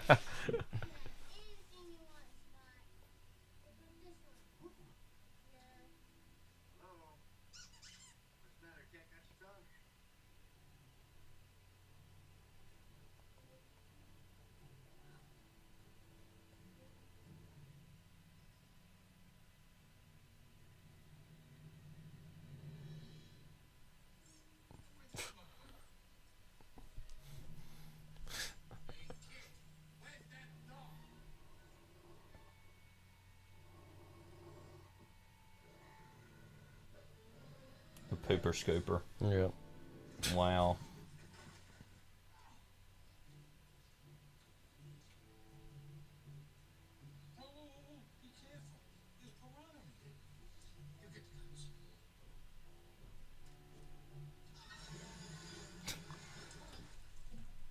So, like, what would be the point of buying those?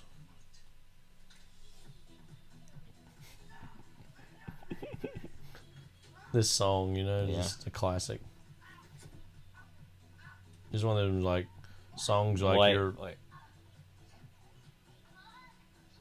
That's it. It's like, you know, like your Hickory Dickory Dock, like waiting to get in the soft play after playing the arcade kind of songs, you know.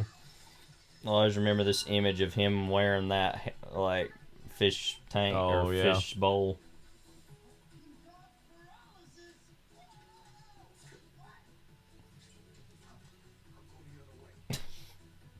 This place can't be as big as this is making it look. Yeah. Like... The real macaw. It's just like intentionally going into it. Yeah. You can tell. Yeah. Meanwhile, that loser. Yeah. Star Child. No. The hamster dance. Yeah.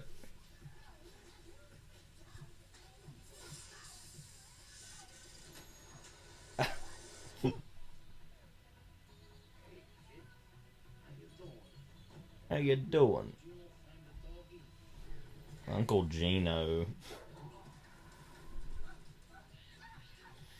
What even is this scene?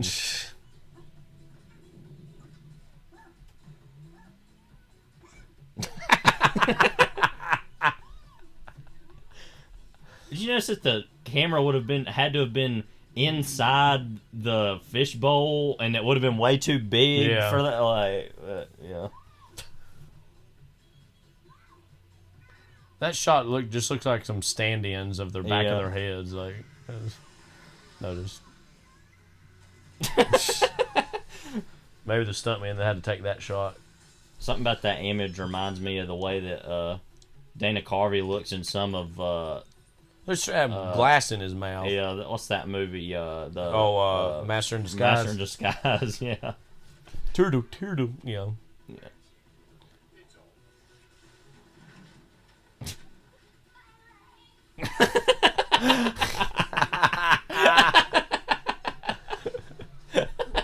And the paralysis and fishbowl all at once. Mummy 99 influence. Yeah. The daggum crackers like knocked him out. What's going on now?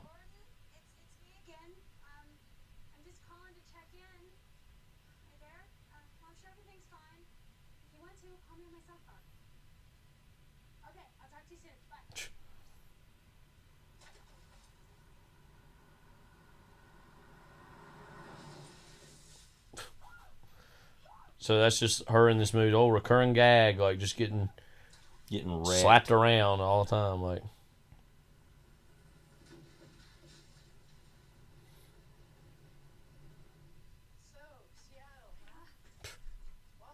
So Seattle. Guess we have confirmation where this is. Oh, that's right. Well, ain't Vancouver out kind of near there somewhere? Or is that Toronto? No, that's Toronto's further east, there. I think. Well, I don't know. Shows how much us Americans know about Canada, you know.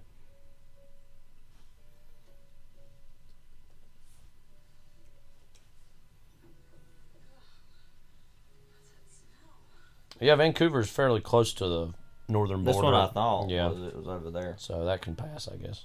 Oh yeah, because Toronto's over here in Ontario. Yeah. Yeah. Well, like sends your nose hairs like out. Like what the hell with that scene? Meanwhile.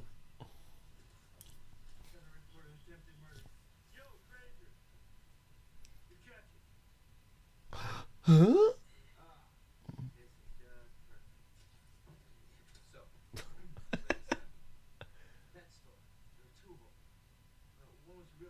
One of them had a gun. No, I'm surprised that Star Child didn't call the cops, force them all to stay, or like I don't know, just skipping some leaps of logic here.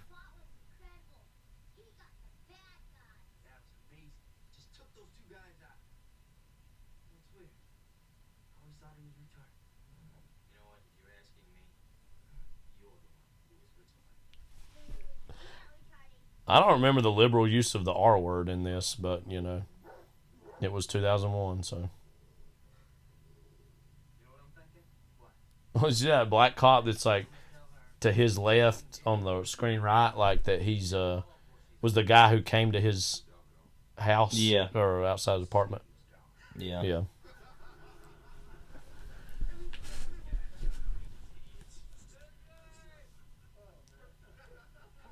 So I showed him.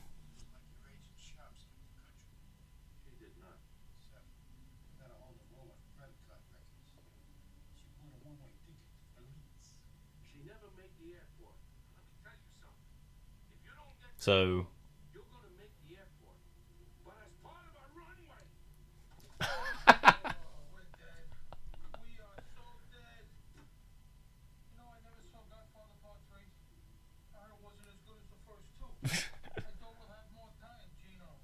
What? I always remember. I think that was one of the first times I'd heard the Godfather movies. Now that I remember that, yeah.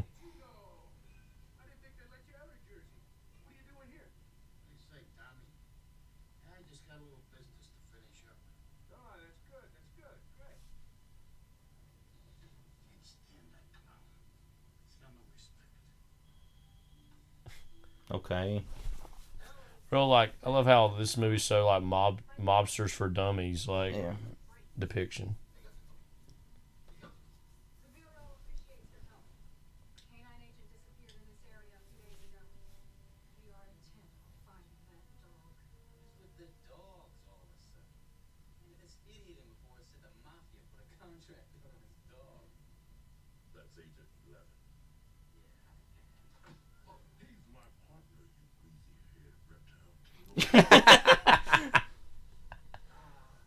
Greasy-haired reptile. Everyone will converge.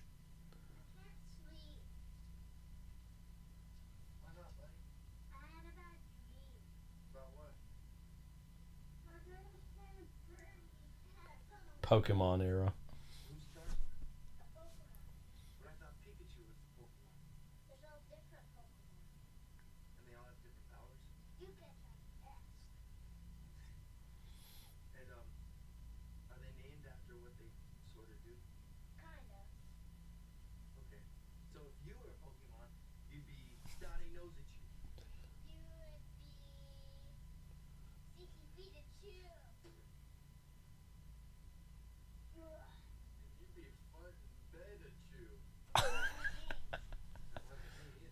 Did you see those Pokemon animated movies growing up?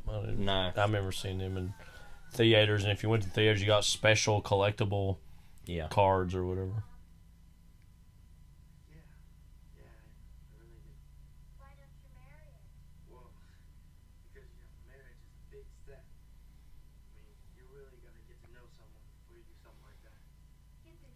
We're needing more Anthony Anderson right now at this point in the movie. You know, he ain't been here in a while. Like, is he back in the movie? He has to be at some point. Yeah, he would have to be. I can't remember how, but.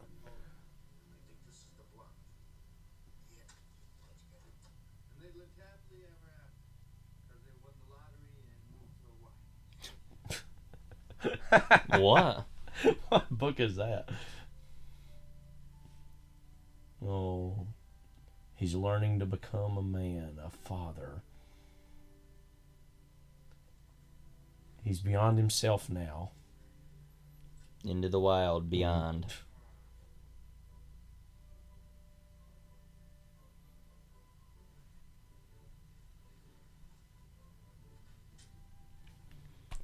Just his little lights he's got on his around his bed.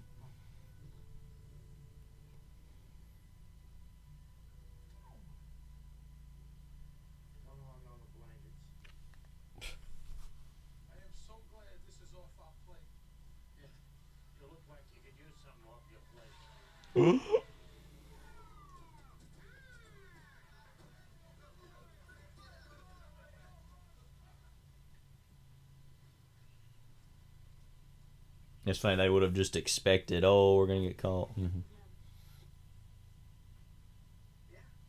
Specifically those three, no other mobsters involved.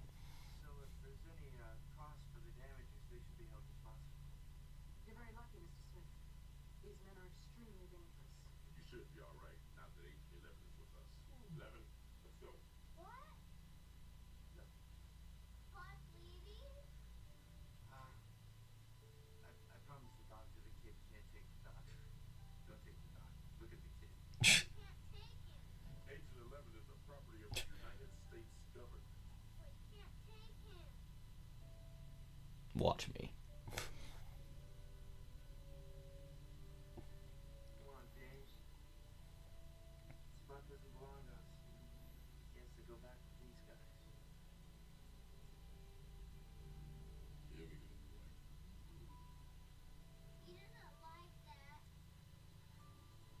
I don't care. That's what he was saying, basically. Downtime.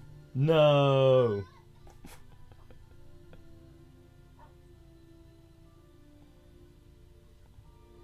Cops just leave. No more. No paperwork. Nothing. Like, all right, we're done. Goodbye. That pic. Yeah. I thought it was like, oh, time's gone by. That fish on the wall. Like, what the hell? Yeah.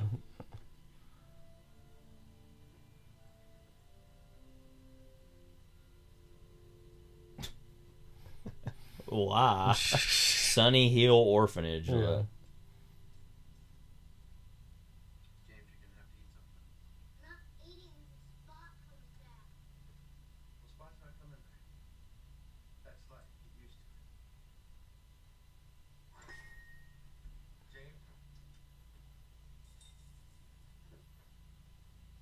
Go pout about it. Mm-hmm.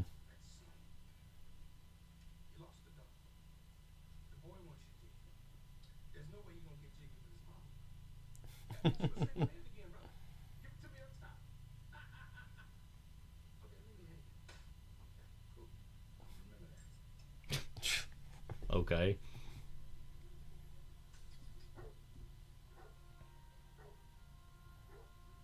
He ain't got the fight no more. Love that dog ball says property of the FBI. Just in case anybody got confused where it's supposed to go.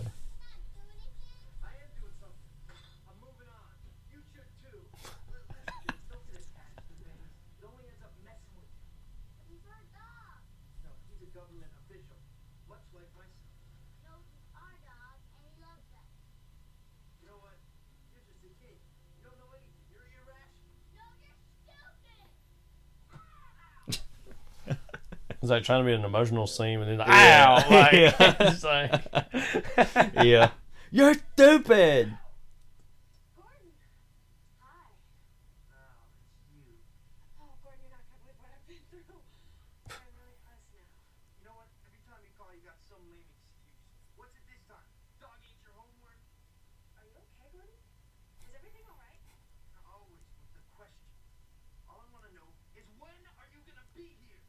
You know, I will not be treated like some irresponsible idiot. You ask me, you're the irresponsible one. I mean, this is all your fault. I'm not a dog person. I shouldn't be watching a dog, and I sure don't need some kid in my life. Even further downtime now. She's like, watching a dog? What are you talking about? Okay.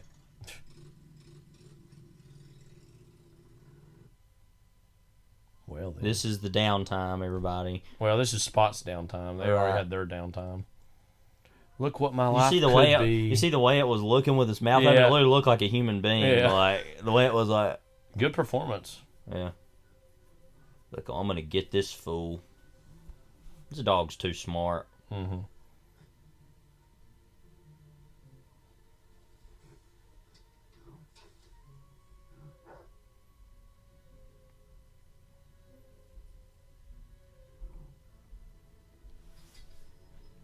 Not now, dummy. Not you, dummy. Agent 11, like... A lot of them dogs look very, very similar or the same. Yeah. Don't even do anything. Like, I just stood and watched it happen, like...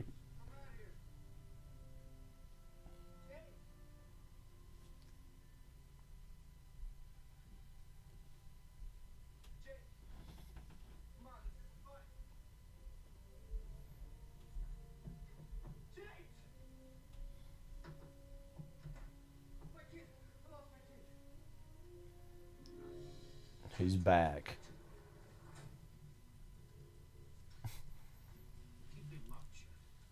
Okay.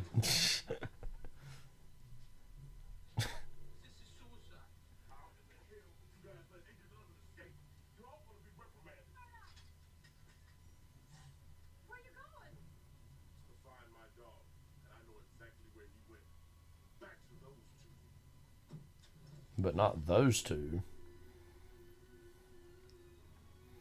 I mean, in many ways, this movie is about kind of duality. Am I they or am I myself? You know, like... I mean, it's about duality. It's, in many ways, a comedy of manners. I mean, it's, you know, a lot of stuff going on. Something for everybody.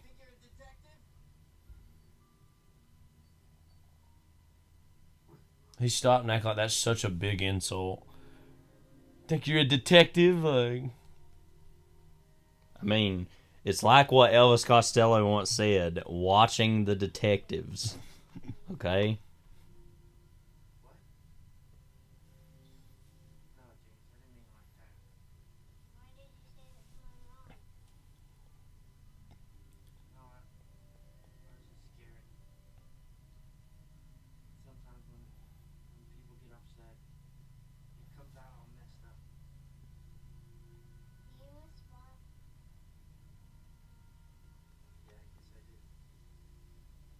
That dog that's just like...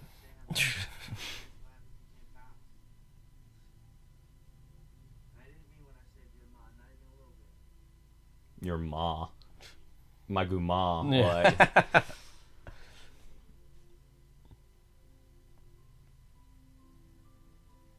I just can't believe we're seriously doing this movie the more I think about it. You know, sometimes you just gotta, you know... walk down memory lane, you know. Then they just instantly knew where they were going to be, you know. They got daggone tracking devices on them, like. But where's the dog? The dog's going to come out over and save them somewhere.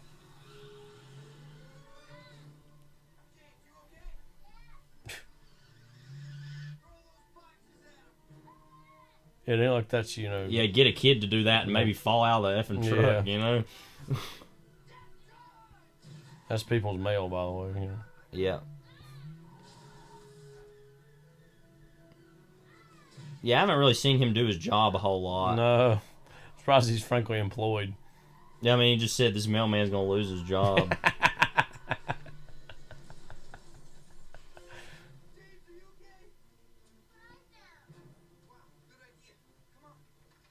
Oh, his gadgets, I forgot about that. Yeah. His utility belt of sorts. Bleeker.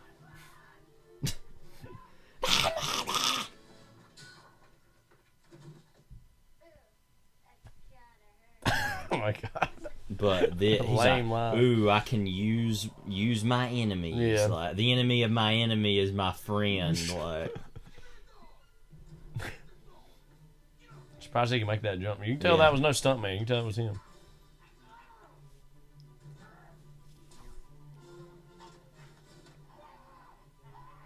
was that a hamburger? Yeah. Where'd he get the hamburger He from? just got a hamburger maybe stashed in the Yeah. utility belt, I guess.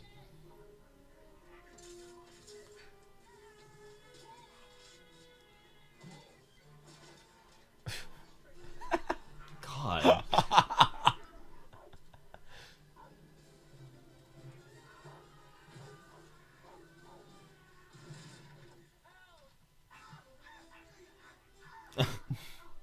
They couldn't technically show that because it's like a dog, you know.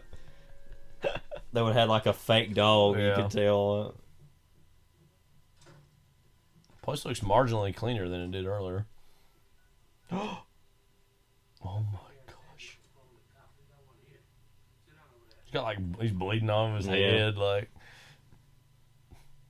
Where is that mutt? Thought he was with the FBI. He escaped.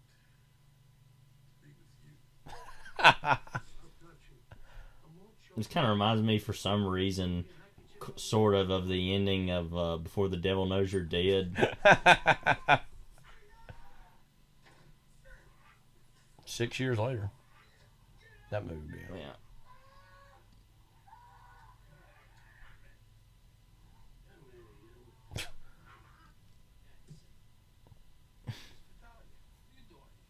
I took a wild guess. And I figured you two bappos were screwed up. Sit down, the both of you. Sonny, the dog. It wasn't our fault. Huh? The thing I don't know is if it's worth the bullets for the two of you. I gotta ask my accountant. This is there. Yeah. I wouldn't make any sudden moves if I were you. Oh, you wouldn't, you little punk? Why not? Big Spot would like that. And who was Spot?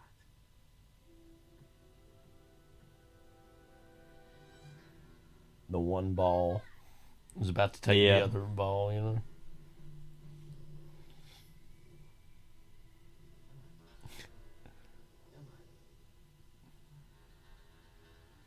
Like it's a Western. Like Good, the Bad, and the Ugly over here. Yeah. You could tell that was a stunt double. Did you see that? The hair. Like.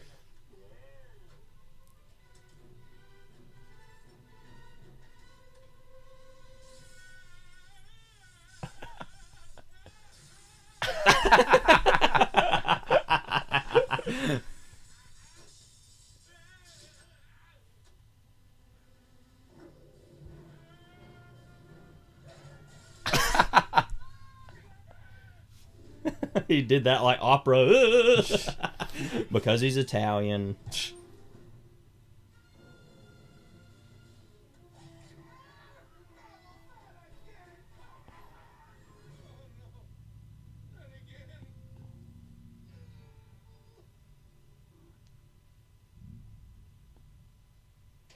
What do you do with it? Eat it or just like throw it in the bush? Like, oh yeah.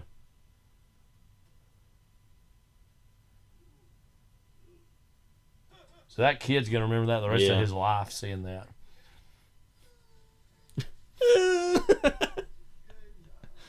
I just can't get over that stunt double for Sorvino there.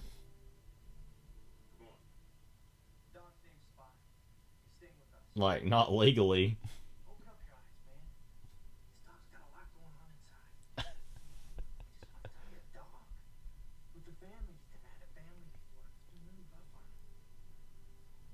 Like me.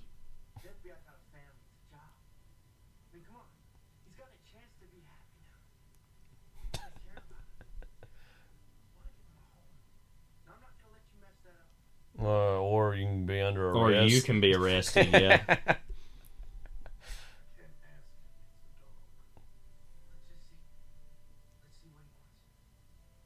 Okay, we'll see, and then we'll... And then I'll do what I want to do, yeah. It's like dealing with students sometimes. It's like, let me do this. It's like, okay, well then I'll decide what happens after that, okay? Yeah. Who will he choose? Well, frankly, he had less distance to walk there. It should be yeah, said. it's just He's basically standing right there.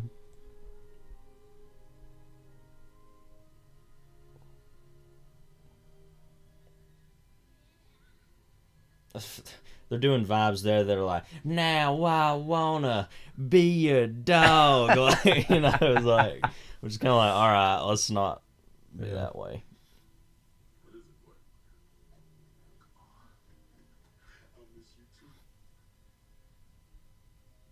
But if the dog missed you that much, it wouldn't go. Yeah. Meanwhile, the hero of the movie, looking like that. What's that guy's name that's in Tenacious D with Jack Black? Kyle Gass. Kyle Gass, yeah. Who was randomly in The Cable Guy. You remember he's the guy that picks up the Bible at the end of the movie? He's randomly one of them executives in Elf or writers, writers that help James Caan. He was in that, yeah. Meanwhile...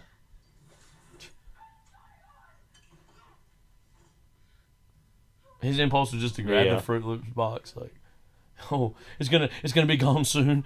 Like, I gotta. It'll all be over soon.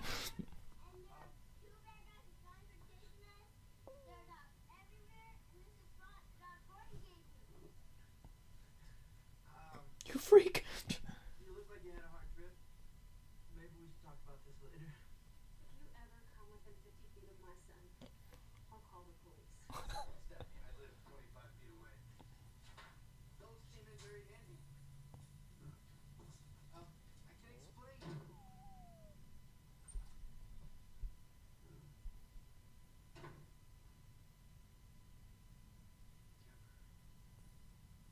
Like a mini downtime, but we already had the big one, right? And the ball time here.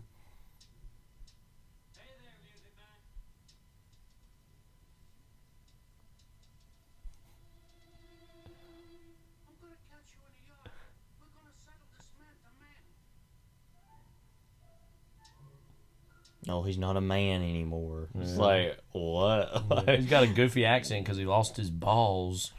That was kind of a random place to put that in the middle of all this other stuff going on. Should have been a post-credit scene. You know? Or over the credits. Over the counter credits moment. OTC, over the credits. Like.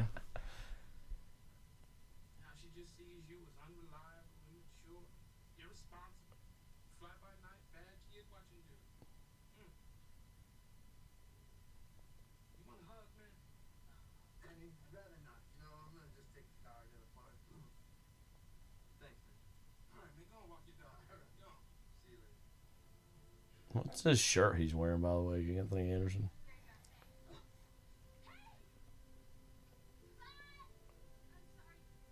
Hey, you effing bitch. Give me that money. That kind of looked like Jimmy Buffett from afar, but Ice Cream Man. Jimmy Buffett in Jurassic World moment. Mm-hmm. Reconciliation.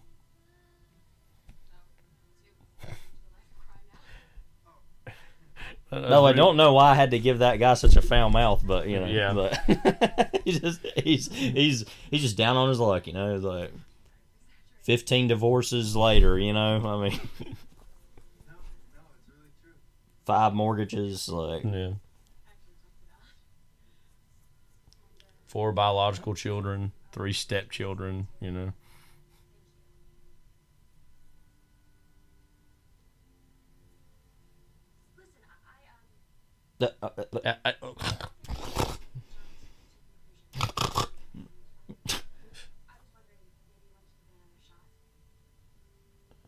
He's cleaned up his act, by the way, like his attire. As in, like, 2000s cleaned up, which looks like the nastiest looking person in Target now, Well, there's a variety of nasty. Yeah. I mean, nastiest looking person in Target still looks better. Right. Like That's what I was going to say. Yeah. So that's true. He don't look that bad.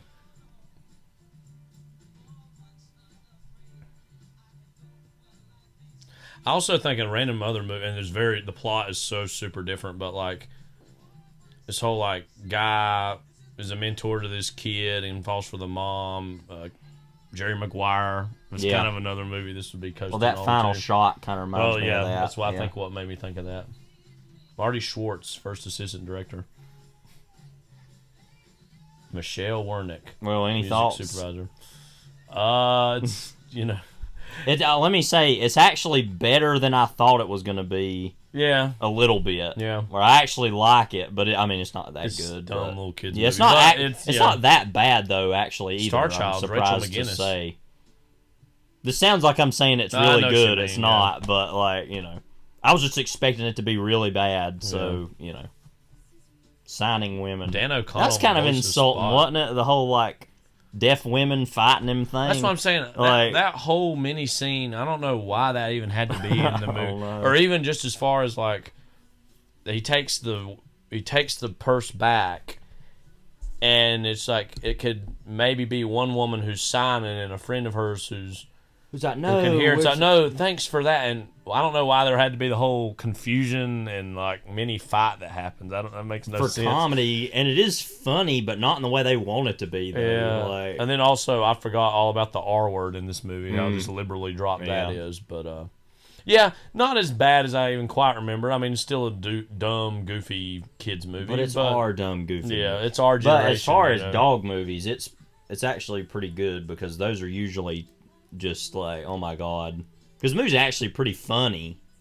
Yeah, for a kid, right? For getting shocked with a dog collar kind of thing. Yeah, and here we have Vitamin C's "As Long as You're Loving Me" song. Okay. Which seek out if you can find the music video for this. We happened to watch right before. Yeah, the one thing I have to say about that is at the beginning of it, she's wearing white, and there's all this white, and it looks like the Cat Power Crossbones style music video, very late 90s, early 2000s, it's shocking. But then it just decides, let's throw in little film clips, right. and then Mr. Sandman. And then, Spot himself makes an appearance. The Hamster Dance song. That's literally the name of it. Performed by Hampton the Hamster. Oh. American Humane Society's endorsed this film, I guess. No animal was harmed. Scenes appearing to place animals in jeopardy were simulated. So. Fujifilm. But yeah, there you go. See Spot Run. Go and hit pause on that, or mute, or whatever. Whatever stops it. As long as you love me, baby. Anyway. So we wanted to use this as a bit of a palate cleanser between projects, so to speak, because of course Planet of the Apes was a huge endeavor to do all those. The next set of films we're going to do isn't nearly as long or even as united in its quote themes necessarily as this, but Spooktober, October. Spooky, oh, all right. I said spooky, oh, yeah. I said spooky. Moment, we thought we'd be hitting some of our favorite horror / kind of I guess they're all basically horror movies or thrillers as well, some kind of horror thrillers of a sort. I'm one of those people that, I think I've talked about this before. Over the years, I've grown to appreciate horror movies a little more than I used to. It's still not quite my favorite genre, but there's certainly plenty to like, and we've selected a few that we like, or at the very least find interesting enough to talk about. And we try to watch some horror / creepy kind of movies in October, and so we thought we'd treat them the same. With our parents, we'll be watching other stuff that Halloween Town. Oh well, Halloween Town 2, Calabar's Revenge, maybe. Well, I'm saying even stuff better than that. Well, but you know what I yeah. mean. Yeah, but we'll be watching different things on our own, so you don't get to be part of that. But we will be doing that. I don't know that we'll do this every year. No, this is our first year of the podcast. Maybe the first few years we'll probably be doing certain movies, but and tell us about our first one. Yeah, so our very first one is, I think, a fan favorite. There's a lot of people who love this movie, and I quite like it a lot myself. Creepshow, directed by George Romero, and written by, I don't know if it was conceived by, but it was certainly written by Stephen King, two icons of horror. Who also acts in the movie, as we'll talk about. But, very memorable Now, performance. we have talked about Stephen King in the past, I think, on our books episode. We talked about him a little bit. We'll be talking about him more. Specifically, his adaptations or some of his movies as well. What about Creepshow to you is kind of important or noteworthy in terms of both the careers of George Romero and or Stephen King? Well, I think that there's the whole idea of the EC comics, like horror comics aesthetic. That was big in the 50s. Yeah, and that 50s, a lot of people were raised on that stuff. And I actually have some specific stuff that we can talk about that with, maybe even jumping back over to the Amazing Adventures of Cavalier and Clay randomly. We can talk about that next week. But that you look at some of that stuff and you're like, yeah, this is screwed up to be giving kids. Like, and it's cool to look at now as an adult. But that was like, that's pretty irresponsible, to be honest. I mean, that's one of those few things I'm that way about, honestly. But anyway, that whole kind of aesthetic, of course, was adapted into Tales from the Crypt is the biggest version of that. Even the movie, you've seen this, the movie that was made, in the 70s? Well, they made they made Tales from the Crypt and Vault of Horror were both adapting some of those stories. And then those were also part of a bigger kind of anthology series of movies that were these horror movies. I haven't seen any of the other ones, but those were kind of the two first ones, and they made like Asylum and Torture Garden and some other ones. I've never heard of that. I actually have the DVD of that and haven't watched it, so maybe one of these days. That has Burgess Meredith in it randomly. Anyway, but yeah, so they did do early versions of that back in the 70s.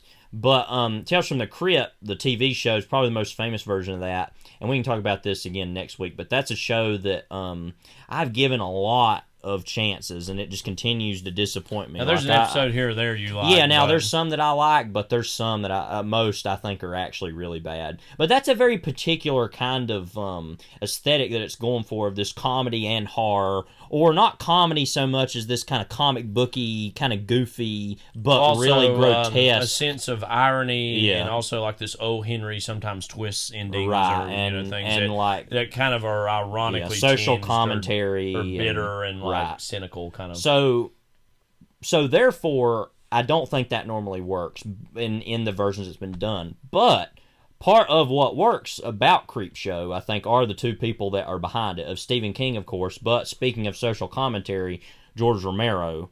And interestingly, though, thankfully, funny enough, in memory, I don't think that those stories particularly exude a lot of social commentary. Exactly. I think they're just a little bit more engineered as what they literally are, which are these kind of comic booky horror stories.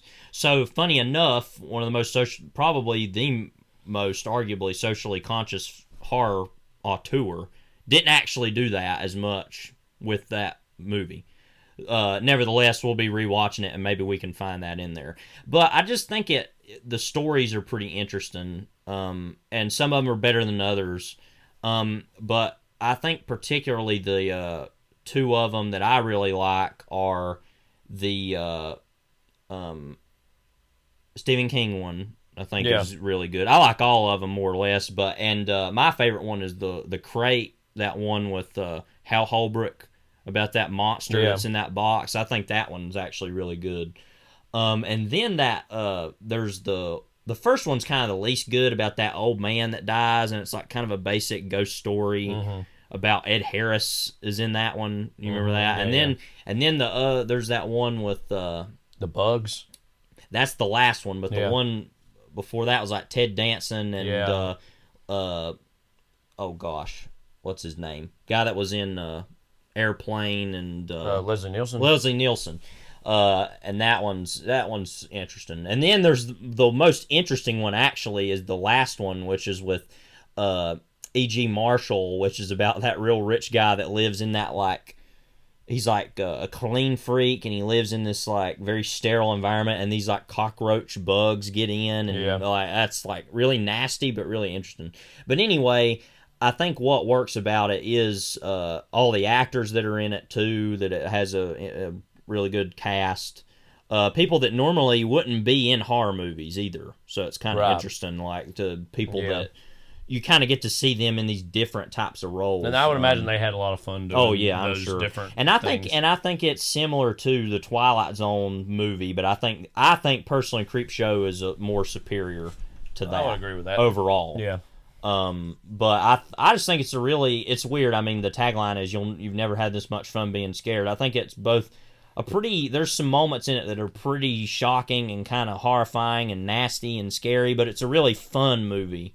Yeah, and I think it's probably rated R. It is, I would imagine, yeah. but it's like it would be a good, I think, gateway movie of getting a kid or someone who's on the younger side into horror movies as well at the same time. Because honestly, going back to that, when Hal Holbrook passed away earlier this year, one of the first things I thought of randomly was Creepshow, which isn't, and he's not even like, for Hal Holbrook standards, he's not even super great in that section of that. For some reason, that's just one of the first things I thought of was how good that section of that movie is and that he's in it. And that so I just want to clarify, we're going to start a little run of kind of some horror movies, but we're not doing that run of that patina of anthology that's just movies. One that's of just them, one of the ones because we're that's doing, one of the just to only clarify. ones I think that I've seen that I think is really good. And as far as these movies we're going to be doing, it's actually kind of a random grab bag of movies, like it's all things that we think we like or are interested enough to talk because in. the next one after that, which we won't say what it is now, is actually sort of an art film and will be our first foreign movie. Yes, foreign language film, but is very much a horror movie and I think deserves to be put in this category, but it's kind of a random one. And then some other ones that are pretty famous after that, but so just ones we wanted to do that we think are interesting ones. So I'm looking forward to seeing this one again. We can talk about Romero during that. Yeah, one thing I like about that movie is that, and I love especially his first two zombie movies and the Night of the Living Dead and Dawn of the Dead, and I quite like Day of the Dead. I just have only seen it once, and so I need to rewatch it, but I quite was taken with that. But I'm always just happy when he's doing something else. He's still making a horror movie, but it's a little something different. Just because, frankly, I think he's such a good filmmaker at that, but like it's good to see him trying to do something a little different, and how that movie emulates the style of some of those comics I like to see, that kind of cartoony nature. It's a little bit of a comic. I wouldn't say it's a total departure for him, but it is a little bit different of a movie compared to even the Crazies or even, we can talk about the amusement park, which we saw recently finally, and talk about that next week. But and of course Stephen King writing it, I think there are things about it I think that hold that, and he has a very definitive understanding of that style. I think it's very interesting that particular era of King adaptations was attracting a lot of big talent. I mean, of course, you don't get any bigger than Stanley Kubrick, but then even Brian De Palma before that. Brian De Palma did it. John Carpenter, Christine, even Cronenberg did Dead Zone. Yeah. I mean, there's like a lot of big directors that wanted to adapt that material. And interestingly, Romero fits into that as well. And that would be even before Frank Darabont started making all his, like The Green Mile and Shawshank Redemption, and then he made even like The Mist and some other movies later, because he kind of became the de facto King. Well, even Rob Reiner too after that with Misery. So it is interesting that those are a little later, and that was quite more legitimate movies. Yeah, but even still, I think that you're onto something there when you say it's interesting and it says just that speaks to just how great Stephen King is, that people want to adapt that material and want to be in it. Even we all know the battles of Kubrick and him had, but even Kubrick saw something in his book to say, this could make for a good movie. And even the fact that with Creepshow that people like Ted Danson being the biggest TV actor there was at that time, being on Cheers, and Hal Holbrook, who's was in All the President's Men, and he had been in The Fog even around that time too. Oh, that's Carpenter, right. So it's kind of interesting. But anyway, so it's just interesting all the people that they got to work on that. And I really just in general love horror anthologies. I haven't seen it in a long time. I've only seen it once, but Trick or Treat, I know that's a movie a lot of people like. I quite like and that those as VHS well. movies. I've seen one or two of those and those are of varying quality. Yeah. But horror anthologies are always fun because that's always you can turn the page and it's on to something new and something different. Yeah, because that's the good thing about overall. I actually think mostly that the stories don't necessarily get better, but pretty much are all mostly on the same page for me, except for kind of that first one's a little more basic. Yeah. But after that, they're all really good. Yeah. They have differing variations of what they are. So, yeah. Sure. So we're looking forward to that. Yep. So next week we're starting our Spooktober special with Creepshow. Yep. This is Kyle. This is Levi. And we're going to end today, like I said, with the master himself, Norm Macdonald, telling us a little joke about a moth. So take care. God bless. Now, not all your material comes from the news. Is that right? No, some of my material my strongest material comes from real life. Real life? Like, for instance, today I was driving in a car. Mm-hmm. You were kind enough to bring a car to bring this old chunk of coal here to the studio. We send cars for our guests, yes. Yeah, so I got in it, and I get material that way. So my driver... What do you mean? How do you get material that way? You get in the car, and what happens? My driver tells me a joke. The driver we sent to pick you up told you a joke. Yeah. And you're going to tell it now on the show. Yeah, that's how I get a lot of my material. Okay. Why don't we just have him on next time? That guy. No, wait till you hear me do it. So the guy, he goes, I say, I'll be the guy. Okay. A moth goes into a podiatrist's office. A moth goes into a podiatrist's office, all right. You are correct. A moth goes into a podiatrist's office, and the podiatrist's office says, "What's the problem?" And the moth says, "What's the problem? Where do I begin, man?" He goes, "I go to work for Gregory Olinovich, and all day long I work." Honestly, Doc, I don't even know what I'm doing anymore. I don't even know if Gregory Olinovich knows. He only knows that he has power over me, and that seems to bring him happiness. But I don't know. I wake up in a malaise, and I walk here and there. And the podiatrist says, "Oh, yeah?" And the moth goes, "Yes." And he goes, "At night, I sometimes wake up, and I turn to some old lady in my bed that's on my arm. A lady that I once loved, Doc. I don't know where to turn to. My youngest, Alexandria, she fell in the cold of last year. The cold took her down, as it did many of us. And my other boy, and this is the hardest pill to swallow, Doc. My other boy, Gregaro Ivanilidovich. I no longer love him. As much as it pains me to say, when I look in his eyes, all I see is the same cowardice that I catch when I take a glimpse of my own face in the mirror. If only the cowardice was stronger, then perhaps I could bring myself to reach over to that cocked and loaded gun that lays on the bedside behind me and end this hellish facade once and for all. How long a drive was this? Do you live in the valley? Where do you live? Please, sorry. He says, "Doc, sometimes I feel like a spider, even though I'm a moth, just barely hanging on to my web with an everlasting fire underneath me. I'm not feeling good." And so the doctor says, "Moth, man, you're troubled. But you should be seeing a psychiatrist. Why on earth did you come here?" And then the moth said, "Because the light was on."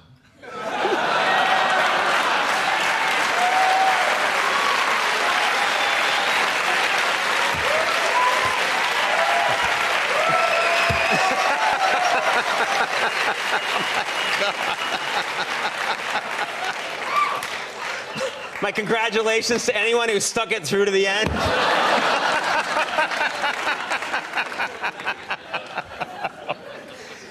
So Norm. What?